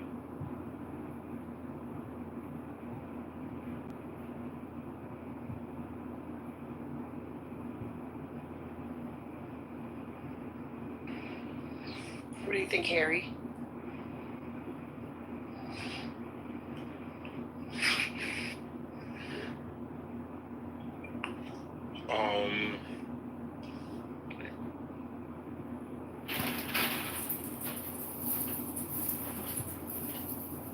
People in general don't really know how to take criticism. I mean, at least in my world, people don't really take criticism. But the ones that do take criticism, that I see take criticism, they usually do better at whatever it is they're trying to do. Especially when, I'm talking about like mainly like the entertainment business. People don't, especially nowadays, people don't really like taking criticism at all. But when they do, though, the few that do, those are like the easier people easier ones to work with. I actually had a. But I was wondering how licensing and the requirements between the countries. And so that's more what the problem is, and I don't think a lot of people know that. I just wanted to point that out. Thank you. Norm, if you want a fresh 5, it would be better to do it in the hour number 3, or did you want something quick? I want to try and get Alan in before the end of hour number 2. Norm. I just need a fresh 2 or so. Or so, would it be okay to take it at the start of hour 3? Would that be okay? Let me just take a 1 then. And you can go ahead, take a 1. Take a 1 that I want to go to Alan. A number 1. But this is all I wanted to say. Cuba is an enemy of the United States. Cuba has a different medical system than the United States. Cuba tells you that they cure cancer. Cuba actively engages in hostile acts against the United States. We have an embargo against them. They're a failed state, a communist state. Now, we go visit, I have recently. There are reasons why we don't have reciprocity with certain nations. They're good reasons. The immigration system is complicated, but that doesn't mean that the enemies of the United States should be coming over here with full reciprocity until we have the proper treaties in place. I'll leave it there. Thank you. And also, if you want more information on why we don't have reciprocity with Cuba, Google up the Bay of Pigs, which is when the President Kennedy had a failed attempt to take over Cuba, and then look at the next year, the Cuban Missile Crisis. Let's go to Alan. Alan, you'll be our last speaker before the top of the hour. Good morning, Alan. Good morning, Steve. Hope things are well. And I would just, using Dr. Francine as a jump-off point, yes, I think we're all remembering that the immigrants, both legal and illegal, are humans. And I would like, and lots of people have, when they come to this country, have good reasons why they're coming. It may be for economic reasons. It may be for political reasons. They're being persecuted. I think the discussion that gets lost is there are also lots of other people who we need to remember who are human, who have good reasons to come to this country, who nonetheless, no matter how desperate their situations are, wait their turn in order to come here, because they know that whatever reason why they come to this country, if they don't come legally, then they're a criminal and they are breaking the law, and it jeopardizes their future chances and impedes their ability to do whatever it is they want to do when they come here. Whether or not it's being an entrepreneur, as you said, Dr. Francine, whether or not it's because they are seeking asylum, all of those reasons, as good as they may be, come under jeopardy because they don't go through the process that all those other people who are also human and have feelings and have unique situations are waiting their turn. And that's the point. And we are now at a point where we had our previous president set up a system where those waiting their turn were put at the back of the line in favor of those who came here illegally. He basically said, come. If you want to abuse the system, come here now. To the point of, I keep hearing different figures, either 11 million or 20 million. And that's the situation we're in now.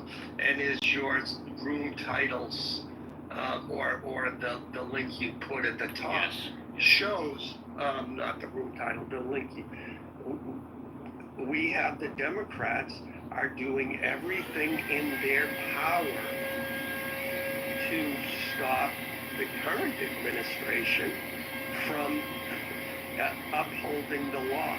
They broke the law in the last 4 years under Biden, and now they want to stop Trump. And I follow these cases. The Supreme Court has ruled time and time again that it is illegal for these lower court judges to do what they're doing. Actually, that just started happening this year. That's never happened before. Which part of it? These lower court federal district judges stopped them from doing what they're doing. I don't recall that ever happening before this year. No, okay, maybe I misunderstood what you said. I misunderstood. Who is the they in the last statement? Well, you've got another minute that we got to take. Okay, it's the Supreme Court that these judges signed a TRO saying Trump's administration can't do what they're doing. And then the United States Supreme Court came out this year and said that the district federal judge can do that, but it only applies to the litigants in that case. It does not apply nationwide. It's the first time we've ever had that. Yeah, that's when against 250 years. Exactly, correct. Go ahead, Alan. 30 seconds. Well, you can have another fresh 5 in the last hour. Okay. Well, your interpretation of it is that aside. The point is in the ultimate irony now, the mayor of Los Angeles has signed an executive order saying that ICE can't operate in Los Angeles. So it's really ripe what they're doing, and ultimately they are just spoiled little brats who did not get their way. And this is typical of the way the left operates. Is he talking about Elon, or who's he talking about? We're talking about the Democrats, and if you like the historical reference, go back and read The Idiot by Dostoevsky. He talks about liberals, and it's actually the quote is in my profile. You can read it there. This is standard operating. Thank you. Thank you. No. Hang on. Whoa. Everybody, take notes. Scratch a piece of paper. Post it. We are way OT. That's overtime for the break. Good morning, everybody. Welcome back to another edition, a spirited edition, and I had a feeling it would be when I picked the topic. But again, y'all can talk about anything you want because that's the way the show works. I don't decide what you guys talk about. The nieces and nephews come on stage and decide if they want to talk about politics, current events, immigrants, God, relationships, religion, the Mod Squad, you, me. Everything is on the table and nothing is off limits. I have assembled the best Mod Squad in the history of Clubhouse, and you too can